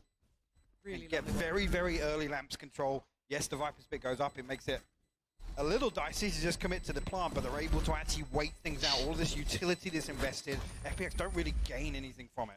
But even with that ult coming in and how precarious it was, if they'd rushed that, sure, but they took their time. They didn't overcook it. They waited for Ye to come around, clear shower. They individually started to take apart FPX. And this is the balance to OpTic that I love seeing. This makes it a far greater competition. Look at this one. Beautiful work. Oh, lovely, lovely stuff. 5-0, though. That timeout from FPX, well, again, OpTic just flipped the script on them, right? They've run them a completely different way, and now the money's in tatters. Best way to swing out of the timeout as well. That pace 100%. change is so 100%. perfectly timed. So it's like OpTic are waiting for the timeout, then they hit the switch.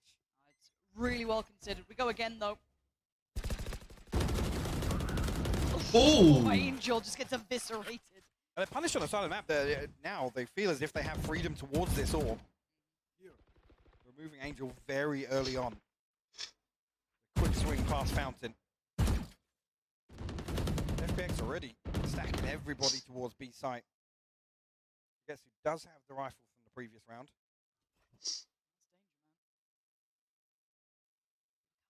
OpTic are waiting this out. Yeah, they're showing their own reserve, their own capability to play this patient game. Rightly so. These rounds are so dangerous. If you're starting to feel that pressure a little too much, again, you saw the dog invested over towards that A site, noted nothing. So again, they're starting to lean that way. Correct read from OpTic. And yes, FPX are exploring. They're kind of readdressing this space, but really good read from OpTic. Again, not walking into stocks, not being lazy about the clears. Correct approach, and the plant will be the reward. Nothing left to chance here. FPX are here pretty early on, but again, with a massive disadvantage in terms of the equipment they bring to this retake. No real notable damage. They'd have to take this into such an uncomfortable position for OpTic. Don't know how, though. FPX looking for those first way forward. That's not bad. Marv needs to respect this now. What? Oh, no! And tragedy's starting to strike. Ye and Marv invest in the ult now. Zipan gets out of there, takes a little bit of damage, but it's still 3. And they've recovered rifles. They are so good out in this Sugetsu. Zipan, Shao still standing. Shao on the defuse. He's holding it down, and no one stopped him! No one stopped him at all! At a round, they have absolutely no right. Zipan goes huge for FPX, and the showstopper, the cherry on top. What a retake there. It's just such a disadvantage. Sugetsu's almost third contact there as they're coming through pipes. OpTic gotta be kicking themselves there because it was such a great approach. Oh, it was Again, beautiful. they slow the round down perfectly. And having the man advantage after a free plant here on A site. Wow. 1-5. That's how you get on the board. That could be a tilter. You got to think about that fragile mental game that's going on for OpTic. They've been battered and broken and beaten through the first two. They get here and they need this clean. Stick to the script that they've written themselves. Now the buy is back with FPX. It's not good though, Mike. It's not great. It's still missing some of the pieces here. So again, let's see what they do with this. An early commitment towards this A site. FNS gonna line this up towards Garden. I don't know, actually, there's going to be any follow-up on this. Fake flash, actually, and maybe Ye going to show presence, but missed it? The lineup off. I mean, you can see him just... Wasn't confident. Yeah, he wasn't confident about the placement for it, but... Well, look, Fnatic are in the crowd. Find him. Hi, JL. Look at this feed. Thanks for the night. Angel goes walkabout to try and get aggressive mid-round, and so far FNS found one, but look at the crunch now coming in through from Shower as well. With the pressure, do they commit to it? No. They've been held away. 40 seconds now, and again, FPX are pushing the issue. This is now on Ye. He has to set the tempo. He's got to try and take some space on this site or control some part of this investment of the ult now as well. The information noted, the trade comes in towards the other side, but it's going to be a 2v2 towards B. Crashies heading on in, but the timing, it could have been atrocious, the trade. He gets one down. Victor has to control it, and he does. OpTic going to get the plant, and Artis called upon now. Damn. You could do no wrong before. Now he has to do the unthinkable, the 1v2. He spotted a barrel. But now they know the position. Crashies is waiting on the other side for him. Again, more chip damage. Artis is being given no leeway, no access. And now they stand, now they fire an OpTic, carry on. But they're 6th on the board. FPX looked... dangerous. Yeah, FPX looked at least to be in position to prevent that from happening. Such a precarious round. That was Shao on a solo effort, by the way. I mean, this timing goes the other way. Finished. Round's all but done. One enemy Victor remaining. Luckily stabilizes on that one, and then the double stack just too strong for OpTic. Don't even want to give Artis the opportunity to get out. Look at that focus on FNS's face as well. This is business now. This is what it's all for. Keep yourself alive in this event. Open up a chance so those rest of those maps Fracture, Haven, calling their name. Yeah, you're going to get that first little bit of a glimpse here. And again, you can see the buy for FPX. It's not good. Again, their money has been so bad throughout this. Shao still with the rifle. The rest on Sheriff's. Bit of a Shiko here. Clearing outside. Back to work. Artis already pinned down. So much pressure on this man. Oh! Actually, again, FPX still going to find two. And Marved on the bailout here to keep the numbers favorable. Note Angel's positioning. Not close by here. It's on Zipan to do some real heavy lifting. Spike in the hands of Marv. Positioning coming out even just from Crashies is a nuisance. They've hit the brakes for a second. Again, OpTic trying to just draw them in. Say, oh, you're willing to take a fight. You're willing to overstep here. FPX not playing that game now. Looking a lot more composed. Crashies. Oh, catches the headshot from Zipan. 5 HP. Difficult now because Zipan still has the paint shell as well. Looks so vulnerable. Tap on the spike to draw it out, but Marv's going to commit on this. No. Has to be careful, and Zipan makes a little bit of a mistake with this. Spike planted. But Ye, the damage! Ye down to 5. This is possible. Zipan could do some damage here. It's a gun now. Two of them are sitting on 5 HP. Marv has to be the saving grace for OpTic in this. There it is. Crashies safe in the end. They barely stay alive. FPX looking deadly, but still the scoreline. It's 7-1. Headshot 145. Overhaul here. Wow. This is an absolute contrast. OpTic from a The Sherry fundamental 145 with a full standpoint shield? are just playing much better Valorant here. Yeah, you can see, yeah. Lovely. The readjustment perfect again. Forcing Zipan to come out and explore towards site. Unlucky not to find the kills there on those two headshots, obviously.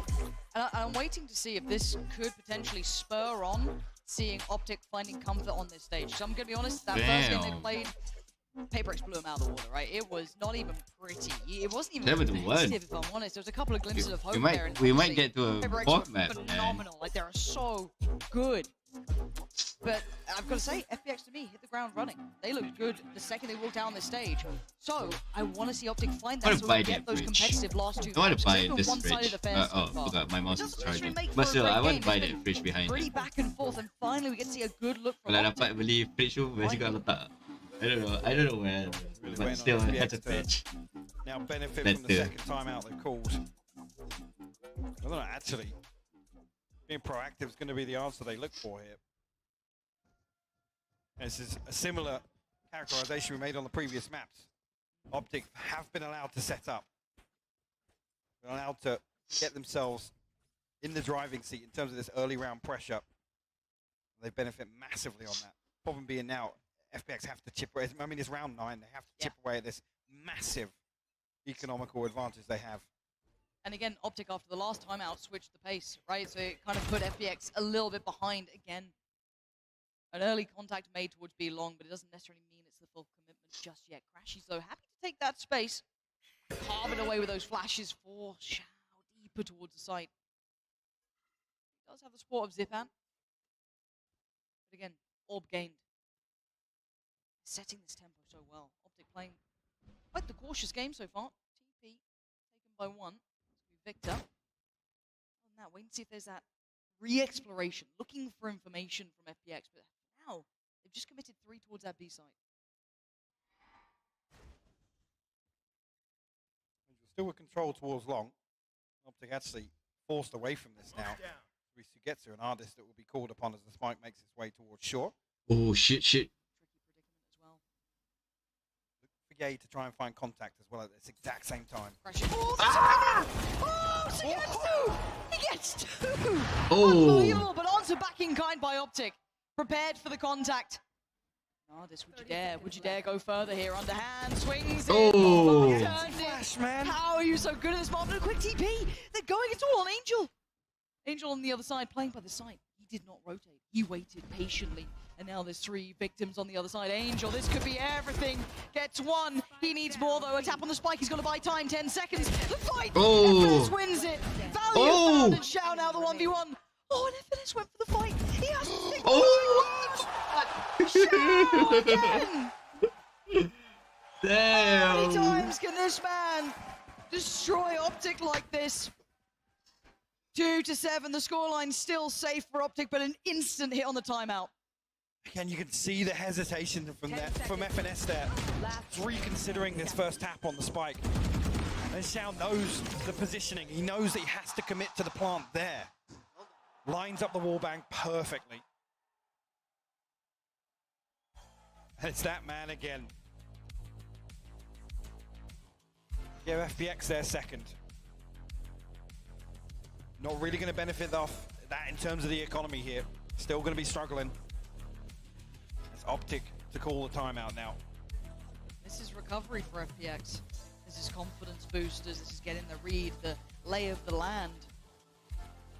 But so close, you kind of feel to yourself, do we adapt from this? It was only down to that 1v1, a quick mid-call, a quick audible call, take that TP, get to the other side, and Angel was still there, still buying time. This is when it becomes hard work for those coaches. Shout out there, Doombros. Going through all the options, how much do we adjust? What do we note so far? What do we lean into? Just 2-7, you still got to feel this is good for OpTic. Absolutely. Yeah, we talked about, you could argue, throwing away that previous lead on Icebox to come out with an even half. Looking to seal this one home. Decent position here as well, coming back onto this ultimate cycle as well. Crashes 1 away from the Seekers, FNS 1 off the Viper's bit. Everything else available for OpTic. And still the benefit of the economy. Look at this stack, it's 4 players from FPX. The correct read for now as well. Yay left on the other side of the map to deal with. It's going to be Ardis over there. So that battle rages on. But an even battle towards this B site. How does OpTic try and break down FPX, who've now committed so many players to this? Flash goes in and Mars tries to take a walk with his Xiao. And Xiao is becoming an issue. He's starting to activate on this map, and that's something you do not want to see. If you're an OpTic fan, Xiao is the biggest danger they can face. Sugetsu gets away with his life until now. Victor trying to chase him down, posts it, gets Zipan. Oh, it's Sugetsu! Oh! Drags him to his grave. And you can see the quick TP. It's a race against time and the rotations. Oh! Give me a second, it's not. Oh, this with a Spectre. He stopped his gun. He's made a meal of it. He's done just a classic. Oh, this, how are you still alive? How are you still standing? Sugetsu's on the way, but it's a mile away from any sort of safety. Plant comes in, And OpTic in all the madness somehow look the most likely now. It has to get here fast. Crashes down to 30 HP. He's got the rifle. Trailblazer's going to spot out. It's going to slow him down even more. Obviously, the Seekers previously. How much can this man do? Anything to deny. The utility is on point, though. So much to work through. And no one giving him an inch. He'll take the mile. For now, I think he's really weighing up the options. Time to back out of there. Time to hit the save button. And probably the right call at this point. Has to wait to see if he can catch anyone on the way through. But still, OpTic, this game is getting so precarious. Again, the scoreline does not look how close this game is getting. A couple of these rounds just come down to one engagement, one gunfight going the other way.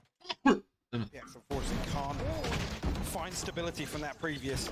Oh, there's just maybe an element of pressure here.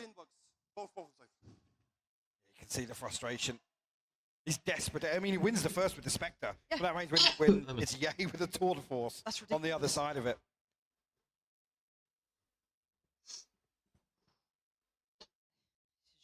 Let's go.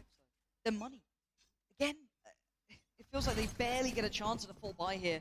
The economy is just booming on the other side. OpTic got 6.8 on crashes. Radar out for Yay. Early showers control now being.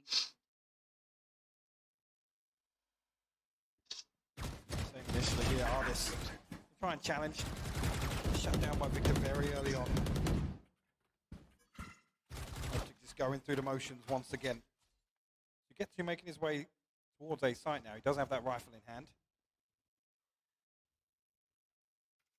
Space is FNS going to get. He keeps just slipping a little bit deeper than they'd like, and he's going to catch Angel. Denies even further space towards U-Haul. Victor working his way out, but that smoke contains just danger. Two players on the back lines to get to Shao. Molly invested in cautious work with that plant. But it is in, and the time is in OpTic's favor. You'll see here, though, how hard OpTic are having to work in terms of the utility, in terms of the timing. Yay finally removes Sugetsu. Now they know. Should be a little weaker in terms of the hold here, but Shao still good for the first. There it is. Bookend the round. Keep working forward. FPX with their first real tough challenge here. Unable to really find an answer to what OpTic are bringing. So versatile, so mobile in approach. Again, this isn't OpTic just depending on Yay. I know we talk about that, and it's one of those narratives that there has to be someone outside of just Yay, right? It can't just be on his shoulders a lot of the time. And this time, he's been doing his job. He's middling out here in my mind. He's not been completely irrelevant, but look at who is stepping up. Take a glance back at those Icebox stats, and then look at Victor and Crashes here on Bind. Night and day. Yep. Night and day. Stepping up when needed.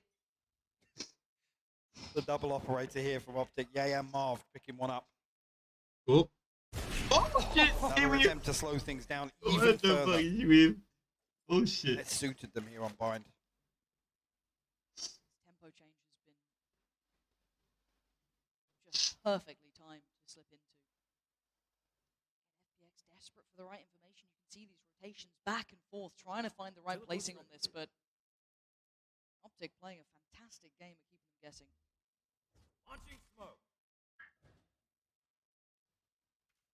Yep. OpTic now looking to probe towards B side. 3 members of FPX. Very passive hold. Just looking to fake B site here with FNS's utility. The poison orb will be invested. Good timing on the knife, and Yay, similar to previous rounds, trying to find contact at exactly the same time that they plant the seed. Yeah, with that ult coming in, they've got to know where Shao is. You can see the ult on the other side invested to clear him out. And Yay just can't hit the shot. He's been trying to catch Angel this entire time, but Crashies leans into it. Isolates Shao, but Angel actually to punish Yay on this. And there's the TP taken. But again, Sugetsu is not far away, and they've left FNS here. Try and punish him, but Sugetsu, does he get this? He does, unnoted, but now finds Victor. Drags him to his grave, and he's just bought them time. 10 seconds now, Spike needs to commit. The players are here, Crashies! Oh, what a shot! 7 seconds is not enough! As Artis makes it there in time. And FPX get a doable scoreline by the smallest of margins. Doable, yes, but What a way to swing back into bind here. OpTic have just been absolutely clinical in terms of this global map control.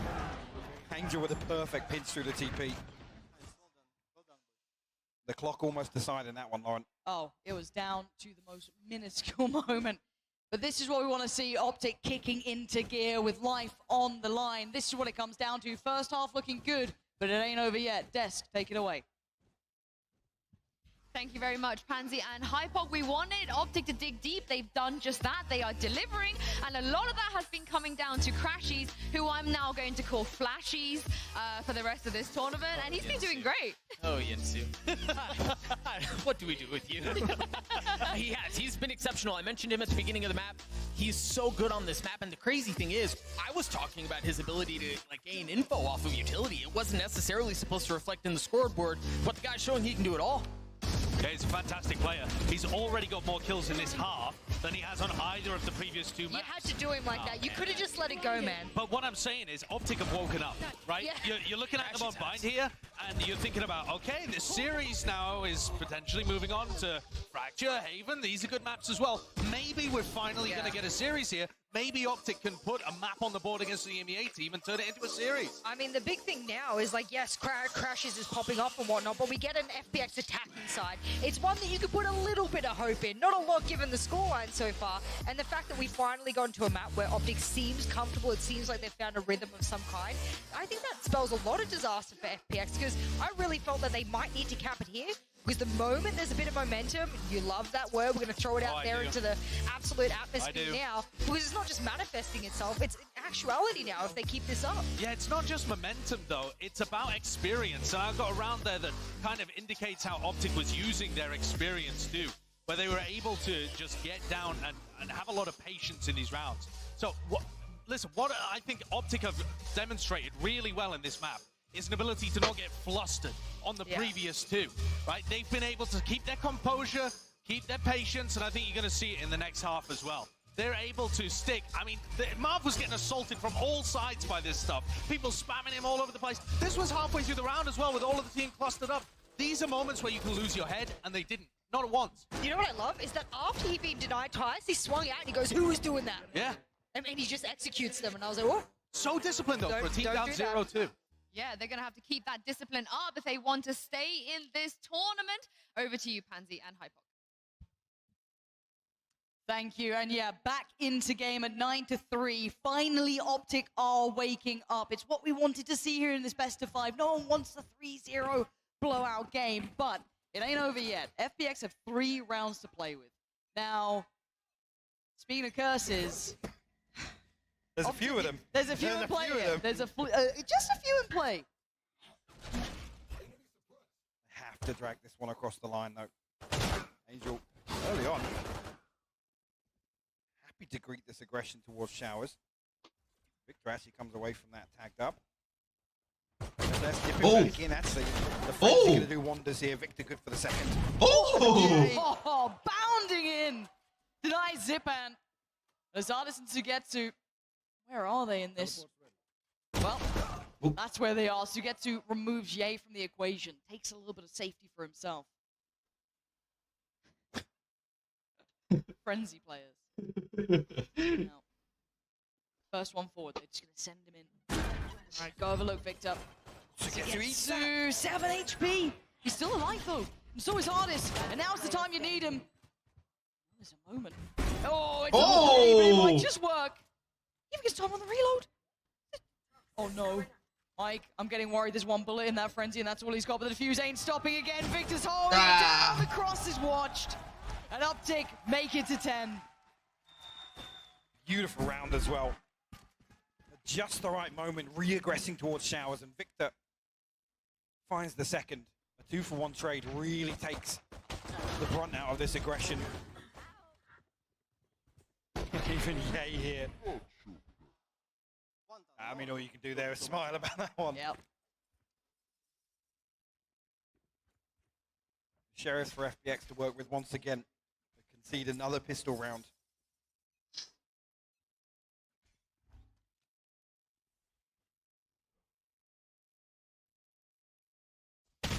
Sheriffs all over, and Zipan, the first to go. So, at this point, for OpTic, the cleaner the better, and obviously for FPX, they'd love to be disruptive in this, be saboteurs somehow, but where do you find that presence? Where do you try and create that discomfort or discourse? Showers is at least on the protocol list for FPX. Victor on the other side, who's now called to attention. Angel, step forward. We'll note at least one of the players. You can see the push and pull, trying to draw the attention away. Again, caution being shown by FPX. Really opt to stack up towards here. Spike retrieved from short by Angel. They're just desperate for OpTic to expose themselves somewhere. Marv actually will be able to take contact here. Yeah, find Shao. This feels like a formality for now, but we know how dangerous FPX can get in these rounds. So far, it's been pretty much contained. She's waiting for the pop flash. Back to contact if needed. Oh! And, well, does now get needed, but it was only for a moment. Clean for standing. OpTic looking like they mean business. FPX going to come into this obviously with the purchase, but they have to make a stand now. OpTic on 11. First brick in the process here to start the reverse sweep would be converting this, getting it across the line. It's such a tall task, though. Again, even in this map, then you're at a 2-1, right? And it's just, it's such a long road back for them. But maybe that fire starting to burn a little brighter. Maybe the first glimpses of what could be better lower finals here. For now, Buy coming in for OpTic is 2 rifles, 3 Spectres, and on the other side, of course, plenty of rifles. Early on, he obviously identified here with some utility, but happy to stand his ground. The TP set up, and FPX very cautious in approach. They know what rides on this buy round. Want to give away an early advantage here to OpTic. Going looking. The timing on this is gorgeous. Victor just pushing up a little bit, and no information is information. They can free up Crashies to hit that rotate button. Now they got 3 in the right place. This is all a good look so far, and a worrying one for FPX. Might at least note maybe 1, maybe 2 here from this, so they know the rotations come in. 40 seconds down, FPX got to make it count. Utility invested, back of the site. Zepan gets down Crashies, but it's all good trades. FPX sweep the site. And yes, the rotation's on the way, but it's still so unlikely with the spike now down. How much damage can they do? This is full standing for FPX. This is good. Might just commit towards some damage here on the way out. Ardis happy to try and defend elbow oh, shit. Time, but yeah, actually finds the wall bang up to Sugetsu. Ardis finally cleans things up. So 2-4. FPX will get their 4th. That's what they needed. 4 on the board, 3 players standing as well. Keep the availability of rifles as best they can coming through. And this site here was just so well constructed. We see the utility. The FPX know exactly the corners they then have to clear. Once they swing out, so well coordinated. That's the expectation here. Well, FPX can really lean on that in the attacking half if they're even given the rounds to do so.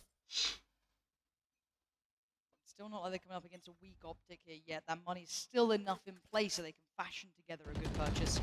And again, they're happy to be a little aggressive. Test the extremities, test FPXs in their default, which is one of their strongest suits. It really is. Good to know how far forward they decide to go with it. Victor's outside Showers right now, and an awkward engagement. But Victor will actually come out of that with the showstopper. A little bit of chip damage to Ardis as well. Moving that shield down to 62 HP.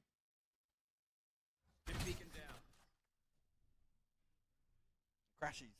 Should hear that. Getting confirmation with the flash as well.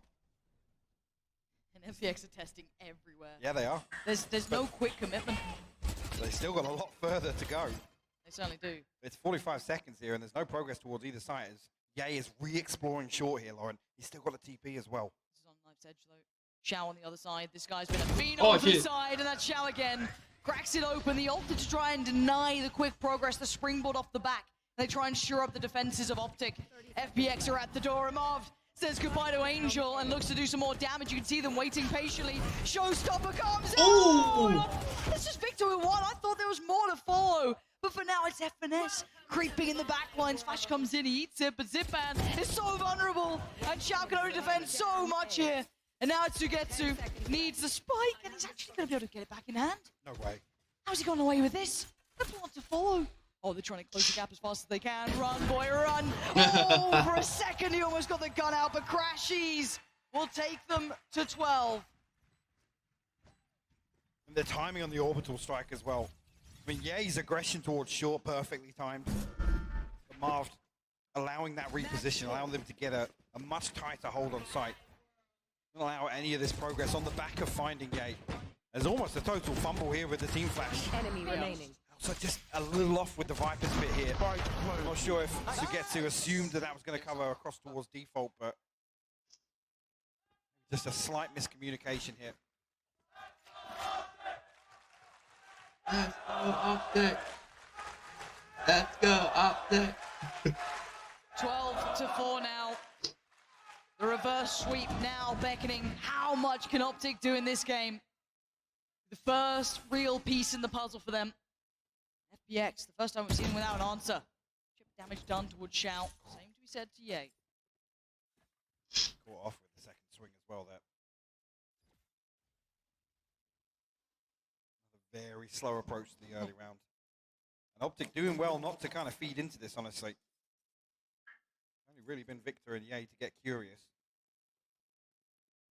Previously said, it's been at the right time. I mean, look at the difference now. Ye sitting super deep as well. You still do have some side control being kept here. Have to give away the most of it though. Sugetsu gonna crack it open. Marv on the swing gets absolutely bodied by Artist. Victor only good for one this time. Plant gonna come in and there's still 4 on their feet here.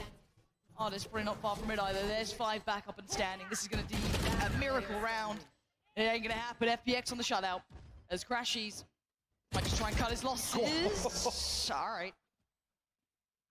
Yeah, just gonna be looking to save that weapon. But for now, FPX flexing a little. A little bit of a reminder of the danger this team has. Don't get comfortable. Don't rest on those laurels because any window of chance in that scoreline can get closed in on.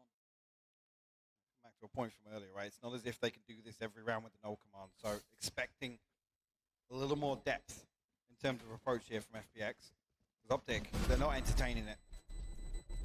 They're not feeding into this default, which is FPX's win condition.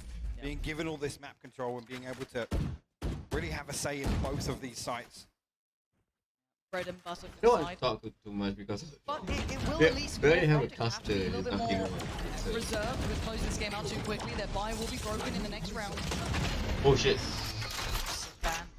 Lucky boy there. 6 HP. Yeah, Lucky didn't not see to the fall as HP. well. Wow. So we do have the hero rifle kept over for Crashies, and he has been leading the way. The hero so far for the side. And the rest? Not much. Yeah, he's going to join him at least with a little bit of impact here. You've got to feel this should be 6. Can anything change this? Right place for it though, Crashies. Oh, this could be scary. That's by his side. Dealing with the early utility and look at the difference in pace now. Crashies giving away the game. Does he have to keep his life? For now, for a moment, he keeps breathing, but Zipan looking to try and do the damage. He's so blind! He couldn't see a thing! The trade is good enough for now. Victor goes down short. Oh! Charges in! Takes out Artist, they're putting up a fight. I've got a rifle, and Ye's still standing, and the HP is low. Shit. Shao is not giving this up yet. And it all comes down to Ye now. There's 1v3. Plant should be coming in. And this should be immediate death. Takes Sugetsu. Good Shao. Shao is keeping this together, man. The safest pair of hands on this FPX side. Brilliant recovery, and again, it's another example of FPX's ability to just completely mitigate Ye. This time around, I mean, previously relying on some of the utility from the KO, maybe even just an ult command. But this time around with Ye showing so much presence towards A. A little switch up here. Zipan to lead the charge with the showstopper. They find themselves their 6th. Now you start to get a little worried. If FPX can build upon this now and OpTic start feeling the pressure. It's 2 back-to-back. Shao starting to become a little bit, more warmed up in this, bit more impactful, finding that room, finding those frags. But again, OpTic, they have timeouts still, right? They hit the pause on this. This is the big round. Now they've got the money coming in as well. They have everything they need to really do damage this round. Bear in mind, the last one was, what, a hero rifle and yay, right? So it still wasn't much. That's FNS with the heroics as well. Yeah, puts his life on the line, just dives in. Why not? But this is the first big test for OpTic, considering the purchase is back out. I'm not sure on the ult progress yet, but again, something to note coming into this one is if FPX convert this round, that is when you start to See how ultimates do like OpTic. Only have the Viper's Pit to work with. And two big ultimates in terms of site executions here for FPX, and that's why they're stacked up a little more so here. Going to try and catch OpTic off guard. Got the orbital strike to complement this as well. And it might be pacey. FPX not known for the pace, but let's see how they look with it. A new fit, a new look, Oh. and zip out, and plucked from the air. Victor outdoes him this time. They're ready for that next wave to hit. Yay, Oh, shit. prepared for this Angel to get the best of him. Victor trying to pick up the slack there. Ult comes in, they got to clear the area. Shao ready to punish anyone. Until then, Yay holds the ground. It's down to Artist and Angel. Yay is not relenting. They want this map over with. They want the best of 5. They are not down, and they are not GG. yet. OpTic, hold on. That means we start looking at going the distance. Fracture now on the horizon, and OpTic finally woke up. A sigh of relief here on Bind. Again, able to stabilize, looking much more comfortable, not allowing FPX to get away with the freedom they've had previously. And again, I'll come back to the same thing. Crashes and Victor really stepping up here, especially after that map 2 on Icebox. A total contrast. They've broken the curse as well, picking up a map like that in that fashion as well. It was convincing. And even just that mental game of knowing, okay, I've gone over that hurdle. We can actually do this now. Fracture on the horizon, one of the maps that really defined OpTic as a team. This is where things can get interesting. You can see a different look here. Maybe a little reminder of who they are and what they can do. No slouches in Reykjavik. Looking much more alive here in Copenhagen. After what was such a stark contrast to the beginning, FPX, those first 2 maps were swift, Mike. They really were.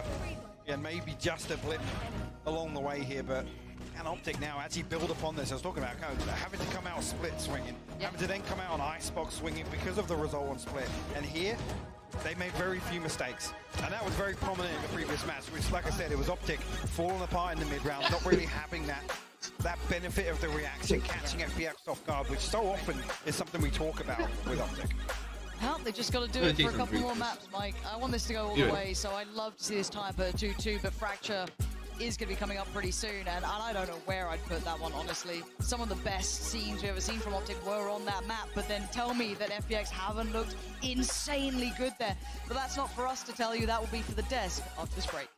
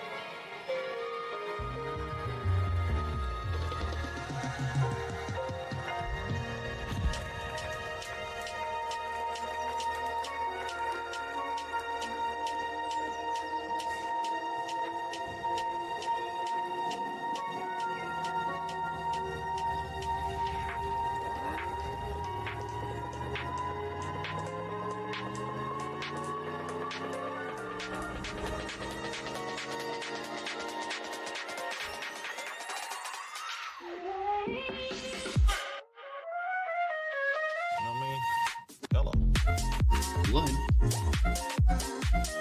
Secret lab chat. Anyone want to sponsor me?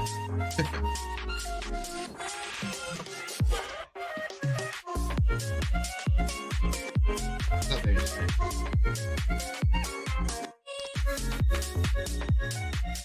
good. Really one Copenhagen.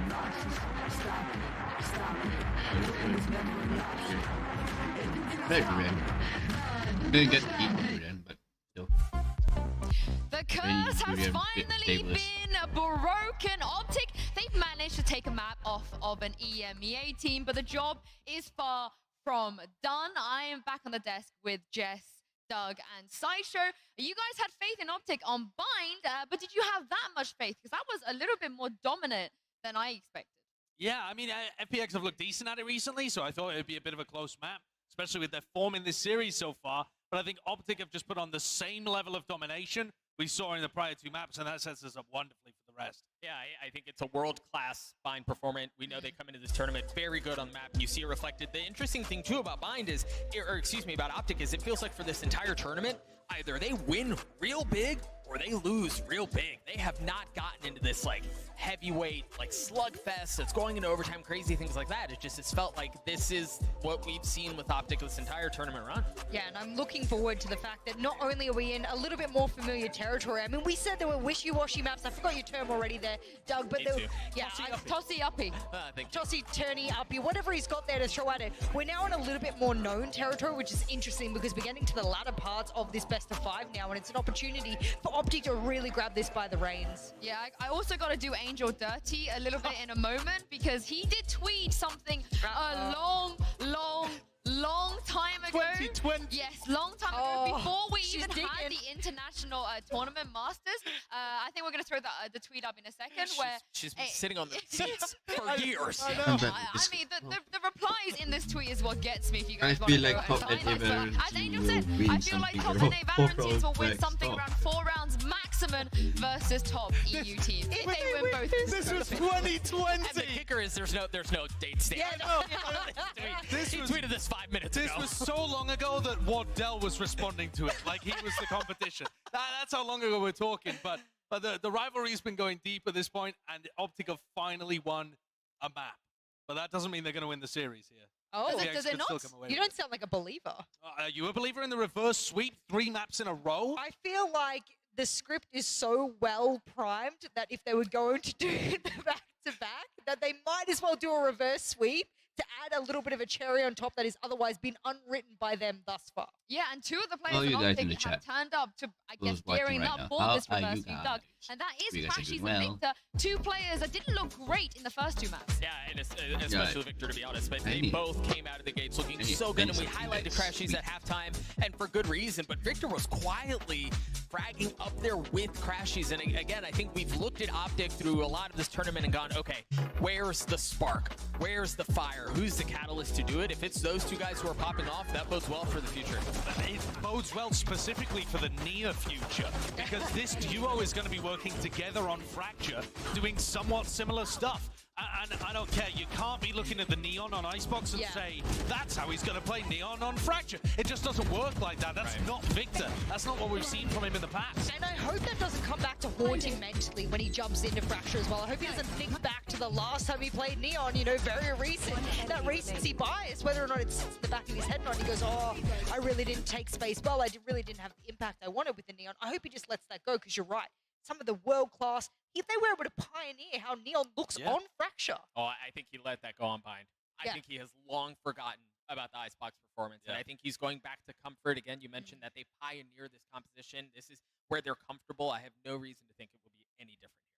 I mean, this is also the reason why we believe in a team like OpTic, right? They have the experience. They know what it's like to just brush off a loss on a map and just move on and not let that get to them. But going on to Fracture, it's not just about the recency in terms of the maps they played today. Their Fracture has not looked good in this tournament. Well, the problem with that is that they played it against FPX, and that is, of course, it's not going to look amazing there. And okay, they played against DRX as well, where DRX are a fantastic team. But OpTic are amazing at this map. It's been either their best or their second best map since they've added to the Neon to the pool, and it picks specifically well against the defensive style that FPX like to showcase. If FPX are putting up one-ways and trying to hold down halls and thinking that the Neon's going to respect it? They're not at all. They're going to be up in your face and pass that one way before you can blink. Right, even if you try to drop a knife or something to slow him down, Victor's going to get around it. You won't really know what hits you. And I'm actually, because of that, I'm curious to see if FPX, given their propensity to change compositions for what's before them, I wonder if they bring out something different. We've seen teams in this tournament effectively stifle the pace with which OpTic like to play, and FPX are going to have to do it here. It's funny because I just think back to the last time they played this and they went up against the Neon and Xiao just went, okay, run at me then. I guess I'll just withstand the storm. I'll weather this storm that you're throwing at me. So I do think that FPX has the propensity to be able to counter the speed. We've seen it on Icebox as well. I do think there's a possibility, and this is one of their most played maps just in Copenhagen. This is something they've been tested on after the DRX loss. That was the first time they showcased it on the international stage. They went, you know what? No, we're going to get better and better and better. They did. Every time they played Fracture, it has been a better performance time after time. So if now it gets even better, they would have, you know what, funny enough about that too, they would actually have to 13-4 for it to be better than previous performances. And that, I mean, that would be iconic. I think there's two areas of the map that you really have to be focused on here. I know and it's the fight that's going to be happening around A halls with Angel one way that we're likely to see and the Neon trying to run through it. And the other side of things is if Ye decides to play like a bait play there, they can react push from Dish. And so either way you slice it, OpTic should have opportunities once they get onto the attack side. I also love those shots of Doombras we just saw where he has a copious amount of notes on his desk. Like his entire desk is just covered in preparation. He's probably come up with against OpTic, and then particularly on this map, we are into the Prime Gaming Agent select here. And again, both of you guys have mentioned already how much these teams like to play here, and Doug, surely no changes, right? They're just going to go at it with their best, most comfortable cards. Yeah, I wouldn't expect it, at least on the side of OpTic. Because of the things we've already mentioned, but I wonder if this is where we're seeing some of that turn in this tournament, is when you are this world renowned on a map, right? When you are the innovator on this, there's going to be a lot of film of people looking at you, seeing what you do, and while OpTic have been able to weather that historically, there's a lot of tape for both of these teams though, and I think this is one of the maps where you can look at the prep, the coaches, the IGLs, and think about, do they have a good game plan coming in, and do they adapt well during the series? And I love the fact that we'll have, you know, the Rays and the Fade to play back against the Neon. I know that we've said sort of Xiao and the likes have just stood there and weathered the storm, but I think there's an opportunity for them to capitalize on their utility usage. They've been strong with it thus far, and they have the firepower to really back it up. That's what I'll be looking at, is how do we see this going forward? I think I said to you, Josh, before, that was it OpTic that starts on the defense on this map? Yeah, there you go. On defense. So we won't really know until the second half what is in store for us, because that's where the Neon really shines. And I think this first half might be defined by that chamber battle again. You get to see Artis playing against Ye, and Artis got the better end of him on map 1. I think that's going to be in the back of Ye's head. Well, this is it. FPX, they have another chance to close out this series. OpTic, once again, Pansy and Hypok are fighting for survival. Absolutely right. It is a matter of trying to stay alive, but what a great arena this is going to be on, Mike. Fracture coming in, so much history of these two teams very much individually here. Yeah, more so they're obviously leaning towards the side of OpTic. This is where we should see them really build upon that success from the previous map and having a comfortable map win, particularly for Victor. He is going to be the key stakeholder here for OpTic. It's a lot of pressure on one man's shoulders. It's an awful lot of pressure. It is, but he has to rise to the occasion, or it'll be FPX to book that ticket to the grand finals. That is what's on the line, not just survival, that way forward. A chance at an Artist already. How on earth did he just find Victor? The rip, and that's the FNS carry on exploring, and Zipats found Ye on the other side of things. There's a massive gap now towards A side. Marv will find Xiao and Ardis. Won't affect the plant though. No, Spike will be going down categorically uncontested. So that's going to be in. The time is on FPX's side. How deep OpTic still are away from this. They've got a long way back into this one. There's 2 frenzies as well on the retake, so they have to close this distance to make these weapons count. So much to get through before we even get there. It's still so late in the day. Flash goes in. Not really affecting Angel just yet. He's still sitting pretty. They have no idea he's here. Angel doesn't get checked on, and he gets punished too. FPX lock it down. A reminder of why they won those first 2 maps. talking about just at the start of the day as well, Baller mentioned it in that illustrated segment, just the total map control. It's all encompassing from FPX, and they're in position to react perfectly on the back of that. A beautiful opener from Ardis. Sign of the actually, times, man. Chow and Ardis maybe overstaying their welcome slightly, but like I said, it didn't affect the plant. Now with that under their belt, FPX taking away one of the strongholds that OpTic actually had throughout these maps was the pistol. Now let's see what they can achieve here. See a very, very limited buy. Right place though, good flash, and the overwhelm Marv gonna do well on this. But the instant and swift reply, FPX get 3 right on back. Again, this is classics. Yeah, he obviously possesses a little bit more danger than most in these rounds, but it shouldn't be too much of a bother here, as long as FPX plays that collective and they trade effectively. Yeah, you're a little bit disconnected right now. FNS will be noted, at least deals with the reveal. Straight away, FPX going to try and gain the advantage on the back of that. Find themselves an open A site. Cautious here, but the death ball approach come through. Whether or not actually, yeah, and FNS can get ahead of this here. I mean, the timing's there. Yeah, you're not going to entertain a P. Just catches one on the pass. They're so aware of it. Yeah, he's still going to catch Zipan. 25 HP. Over. You need these to be so clean. Uncontested, a 1v3. Feels like a formality, but maybe Ye can change my mind. Not now. FPX with 2. Force correcting after bind. Another well-managed economy very early on here. They come into the 3rd round with a very comfortable setup. Good opener for him. And come under a lot of scrutiny or criticism here for being at least early on in this event, but proving his worth here, and he's been pivotal actually on Fractor in particular. I mean, his value may not be reflected in the board and what have you, but again, he's taken a team on their international debut to this point. Just look at FPX's bonus again. It's the light armors to offset this, but they can run this through, and it can be a scrappy round. They can rely on trades. They don't have that worry of what the next purchase is going to look like.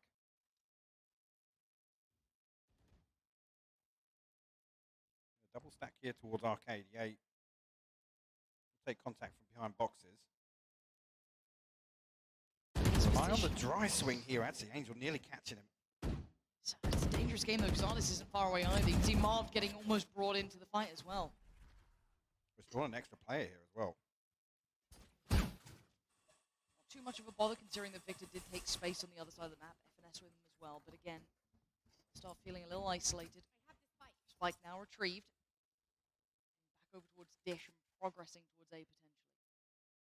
See, OpTic curious to explore here. You see Victor digging a little deeper. Rocking a hard place for these two. Somehow they're going to try and win this out. Zipan's going to unleash, take the side control, probably going to send it, doesn't get it.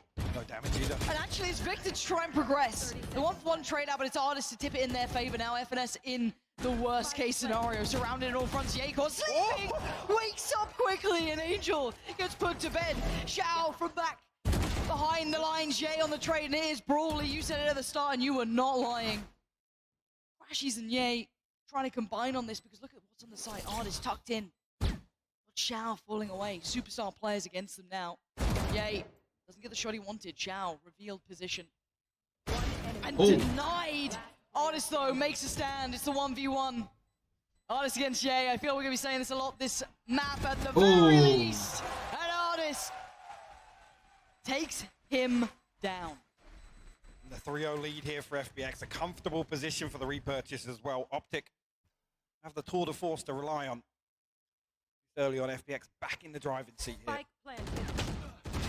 The free adjustment here from Ye. Beautifully done, actually, to even make this possible. One enemy remains. A little too much time eaten up as well. Would have been so difficult towards the end there. Look at the emphasis again. FPX, they're just like, they're the kings of the north. On Fracture here, they love pressuring towards Arcade and Dish.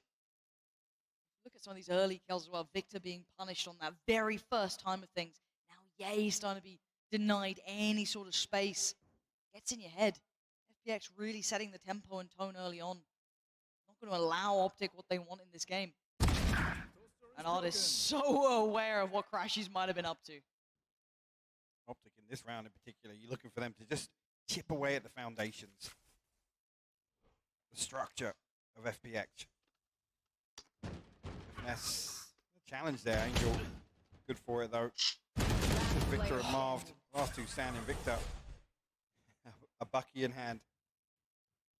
Now I feel like it's not going to go well.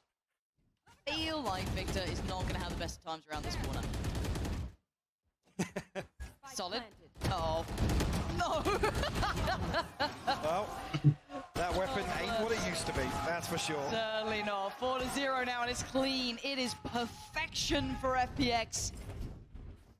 And they are eyeing up that grand final. They want it all to themselves, and OpTic are hitting the brakes, they're hitting the panic button. So they need to find an answer soon, Mike.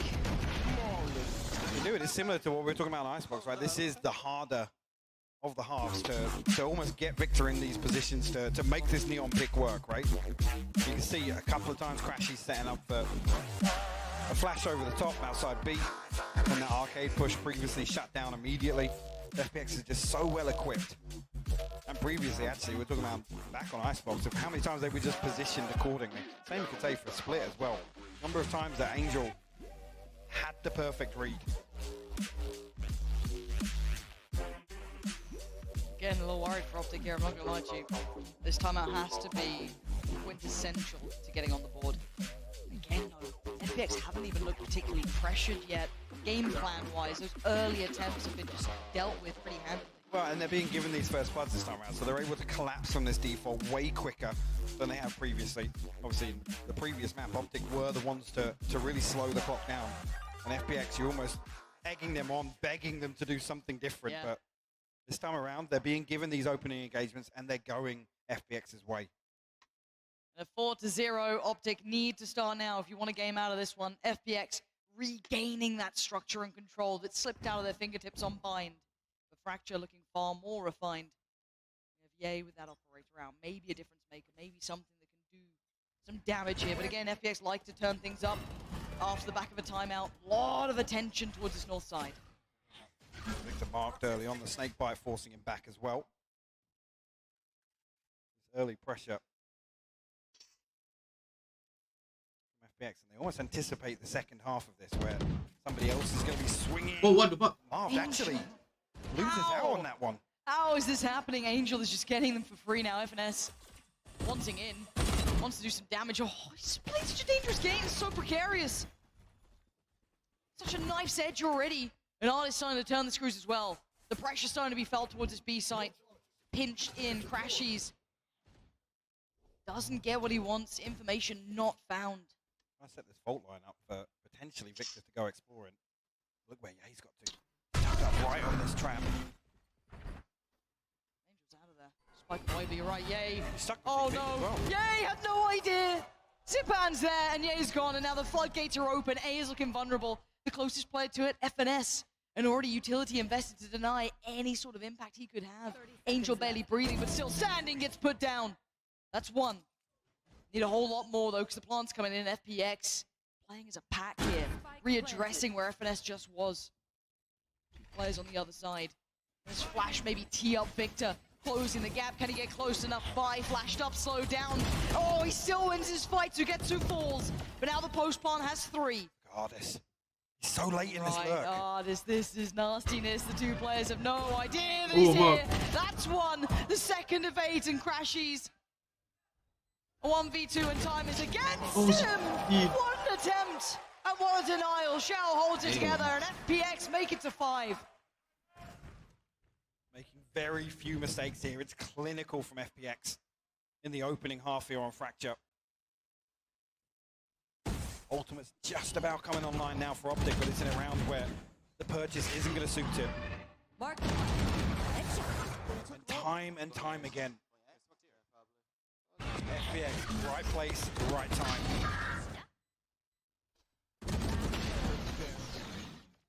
We crashed. Find that first one instantaneously. There's more aggression here from OpTic. Victor trying to make use of the ultimate here. They're doubling down on him, but Zipan's already taken away Marv. Victor looking alone. He gets overwhelmed. And FPX are just annihilating OpTic. Everything they're trying to do is being just torn asunder. And now you're left at the scraps. That was really what you're trying to bank on to do some impact early round.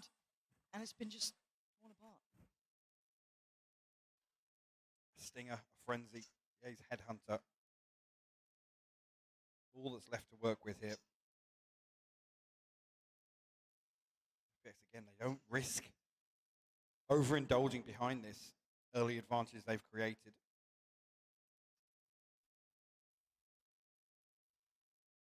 Incredible reserve just to buy the time. FNS is going to hear all of this, but keep in mind he's only got that frenzy. Anyone can do some damage with this. Maybe it would be Yay, but Crashy's already removed from the site.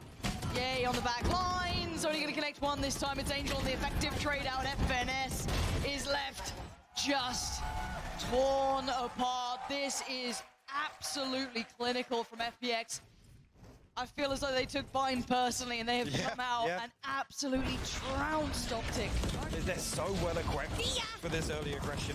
There's so many different, and again, it's the right place, right time. The reads are perfect. It's a whole different level of game, Mike. They are playing out of their minds right now. Finally, the purchase back with OpTic.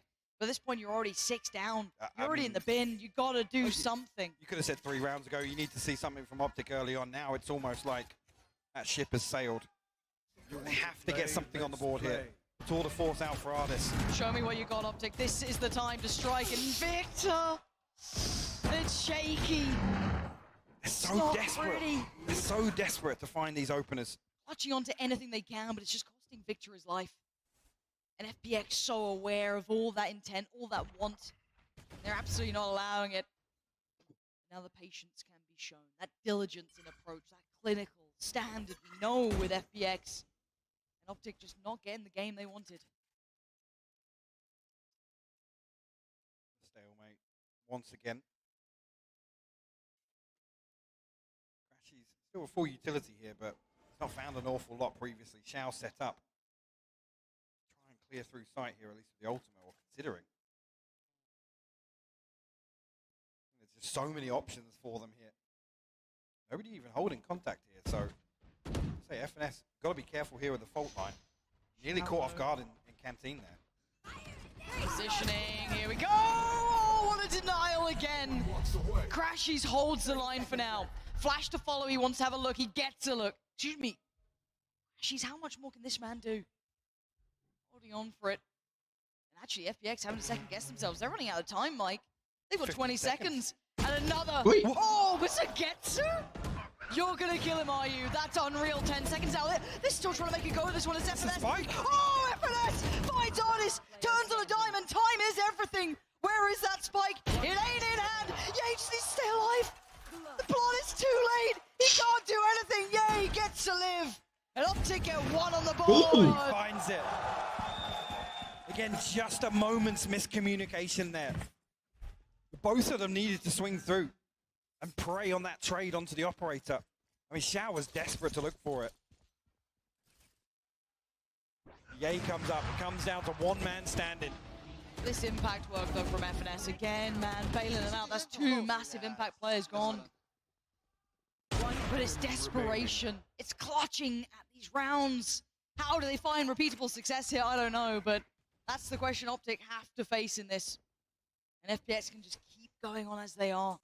Still looking so robust. A little late in that round, maybe worn down a little too far. But the overall plan is still holding true.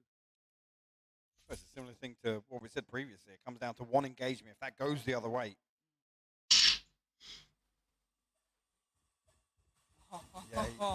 El Diablo. If only he knew. No. If only he knew. He got Zipan! He got Angel! Oh shit. I cannot believe what we just saw! How does he do it? From the depths of hell, he takes 2 with him, but it is 3 still alive from FPX. Sugetsu, Ardis, and Shao are not done yet, and they're on the site. Spike to hand, and Ardis trying to ward them away. She's lingering close by. There we go. Now Sugetsu ready to challenge towards tower if anyone dared deny the plant. Not the case. Plant now down in a 4v3 to try and play this one back through after heroics from Good Ye. backstab artist here. There it is. You're absolutely right. Artist known for being behind the wire. Crashes on the clear. And Sugetsu, not this time. Marv's there. OpTic finding form here off the back of one of the most incredible individual plays I've seen yet. Yay. What? How did that happen? What the hell was that? Show me it back. Ye? Show me it back right now. I mean, it's a brilliant approach as well. Oh, FPX yeah. is looking to, Angel's just looking to get down and dirty Look at with this. it. And he gets away with his life.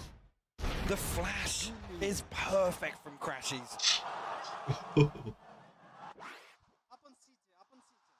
What was that from Ye? Yeah, if that's what OpTic need, just a couple of rounds like that, get it back in. I mean, 4 standing from the previous. Now they have a little bit of breathing room. Maybe just the fuel to the fire, right? Maybe that is it. Maybe that's the spark that brings OpTic to life here. A reminder of who they are. Again, not known to just bow down and go out. Known to never lose twice. Always come back in a game. And I guess there's kind of already been a best of 3. Now, surely they win the rest out, right? Well, the problem is they've lost twice, right? The first 2 maps. Yeah, but... That's not how it works. Not superstitious. No? No. Unless. Well, let's again look at this outside of this. Say, I don't know, we had FNS having big impact, we had Ye having big impact. Repeatable success, the most annoying phrase, but we have to talk about it. Overall, FPX still looks solid. I don't know if there's an answer yet. We have to see what they have in mind here. Well, it's interesting to see here. It's almost like OpTic now are leaning on slowing it down a little bit. I did see Victor with an operator in hand to imply he's not going to go exploring. This is definitely an attempt here by OpTic to almost hedge their bets, have an operator on both sides, and rely on FPX slow these contact clearances that FPX are known for. Rely on these operators finding value. It's a new look. Double operator roundabout. As you noted, one with Ye, one with Victor. She's now. Not on the other side just yet, but again, we know the timing and the tempo that FPX will play to. And there's the first contact. Marv, dangerous game. Zipan wanted it as well. Yeah, he was ready to swing on that, but does he expect this? This fight is a little out of the ordinary. Victor gets to be as mobile as possible. Have a little look around, show presence when he needs to. It's not noted just yet. No. No idea what's been waiting. But on the other side of this will be Ye, will be FNS, the 2 players who've stepped up for OpTic, who've denied FPX that build on the other side. And look at this. So much danger around this corner. Ye does give away the position of at least his operator. Out. We'll leave FNS here. How much? How much did he get? Oh my god. Oh, he almost made a meal of it. He still gets Angel. He needs help here. He needed it a minute ago, but Ye fell as well. Xiao got Ye reading the support system en route, but still, Victor's alive. They don't know about this other operator, but does it matter at this point? Marv trying to deny the spike on the cross. Good positioning. Oh, he just misses the timing and punished by Sugetsu. Victor on the jump bop. Artist now down. Victor still looking. Flash comes in. This is unthinkable. Surely a 1v3 with an operator at this point. No, wait. Oh my god! He gave it everything! He gave it everything, but it does not matter. FPX still get the round. What was that shot? Landing the wallbang through default. A beautiful attempt here. And FPX just looking so well equipped in these slow burn rounds. I mean, thank God for Zipan. Who's got this? Thank God for Zipan. OpTic calling a timeout once again. And this, round 10, 7-2 the scoreline. They're going to be tapped out financially here. And look, we're all addicts to the dramatics. We love seeing OpTic doing these sort of things. But no matter which way you cut this, FPX are converting rounds. It's 7 now for them. And yes, OpTic are getting close. A couple of sparks here and there, but not enough. 2 is not enough here. FPX on the verge of booking a ticket to the grand finals. Do not forget that moment for them every single round. In for a minute. That's ridiculous, isn't it? We've been waiting Every EMEA team, player, fan, viewer has said when they go on the stage, wait to see what we know this team can do. Wait and see. The first time, look at what they've already achieved. Making it here is already exceeding most expectations. They came in with 4 players. They had a replacement, and finally they get all 5 back. Sugetsu hits the ground running, and they have been unbelievable this entire tournament. And now, they're starting to build up what could be very much the lead that takes them to the grand final. Things will continue to slow down here for OpTic. Again, technically a double operator setup here. Victor once again, Yay with the tour de force. FPX just looks so good on these pivots back towards A side. This time around, a much more passive approach from FNS and A. Much earlier though, the initial approach towards A. Utility committed, paying a little bit of respect to that pushed up position before. OpTic on the rotation, and Zipan's heard this. That's so much information found. And they won't commit to the back of it. He can control his rotation. And he might be like a dagger in the back here.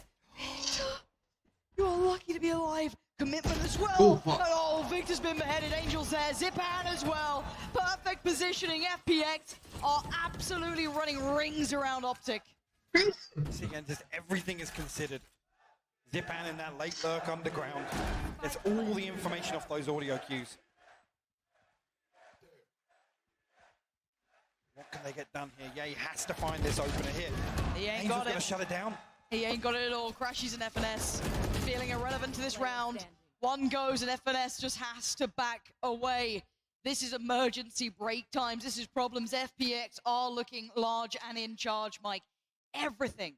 They committed towards that A piece with full intent until those audio cues were heard. Those steps of the rotation. Instantly they turn on a dime.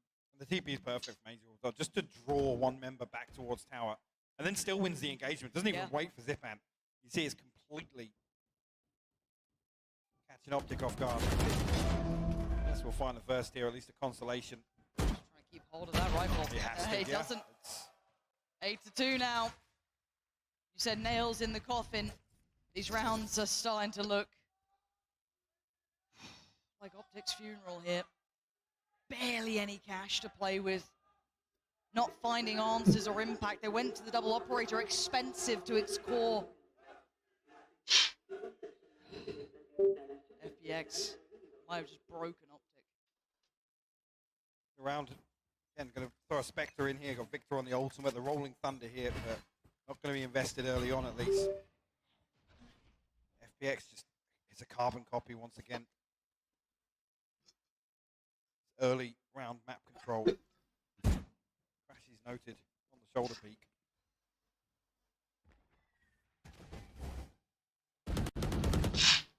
Here, I mean, FNS will back up this B-side hold, but FPX just probing a little bit, anticipating some aggression.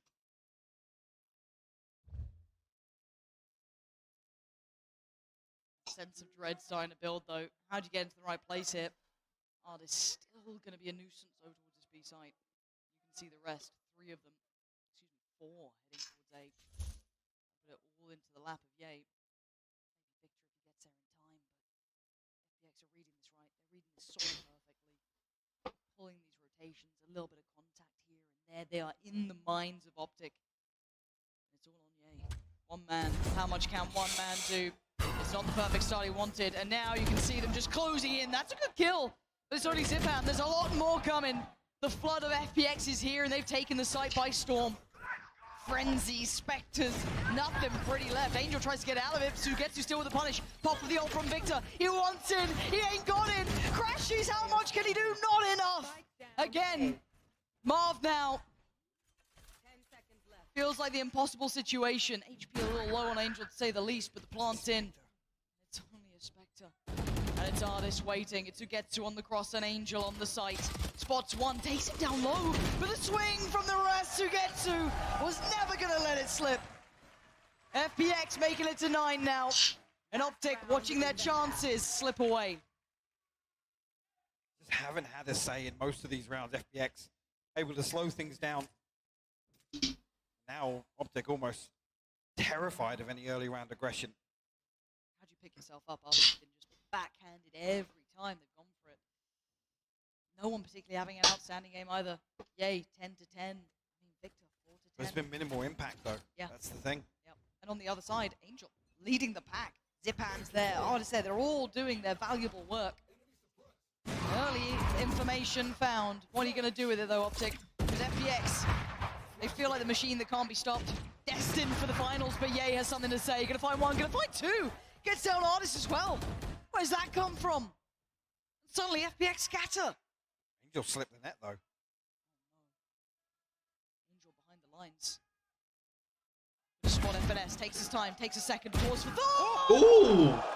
Marv's head just gets rolled to the floor. He can TP and get the spike as well. Spike can be collected, but look who's patrolling in that area. Yay. Ye's watching. Not today. Close that door, get out of here. Spike back in hand though. And that's been retrieved. That's a Plonk coming in, but crashes again. Do they expect this? No, but there's layers to it to get to with a trade for Victor. It's still a 2v1. And Zipan, this guy's been good on this map before, but he wants one of these two. He's got 40 seconds to play with.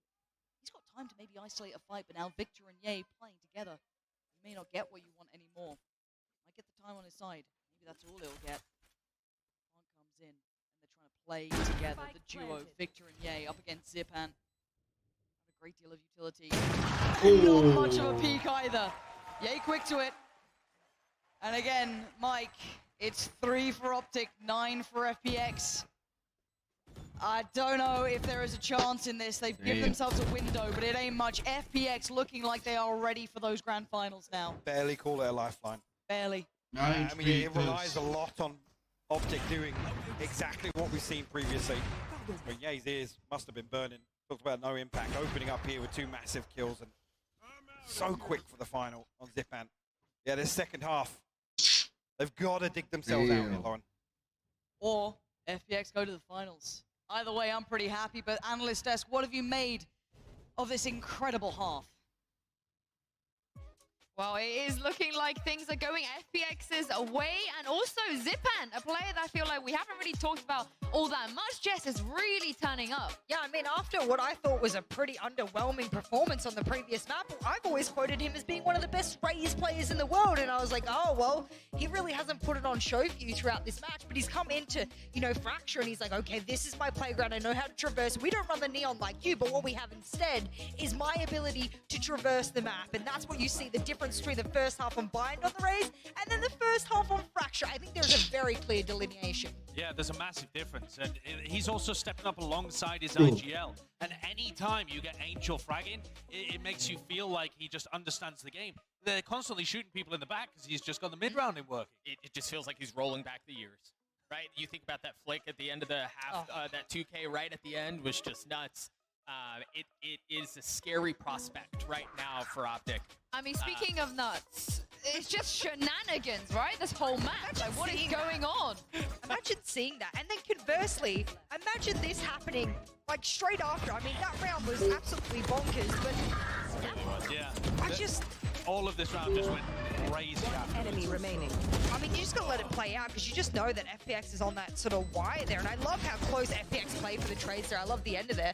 But there's just moments there where I just say to myself, there's not a possibility, surely, that this happens. It's concerning because, again, I mentioned since the DRX series, OpTic either win really big or they lose really big. I'm not feeling well today. Since that series. Gotta end the thing, so...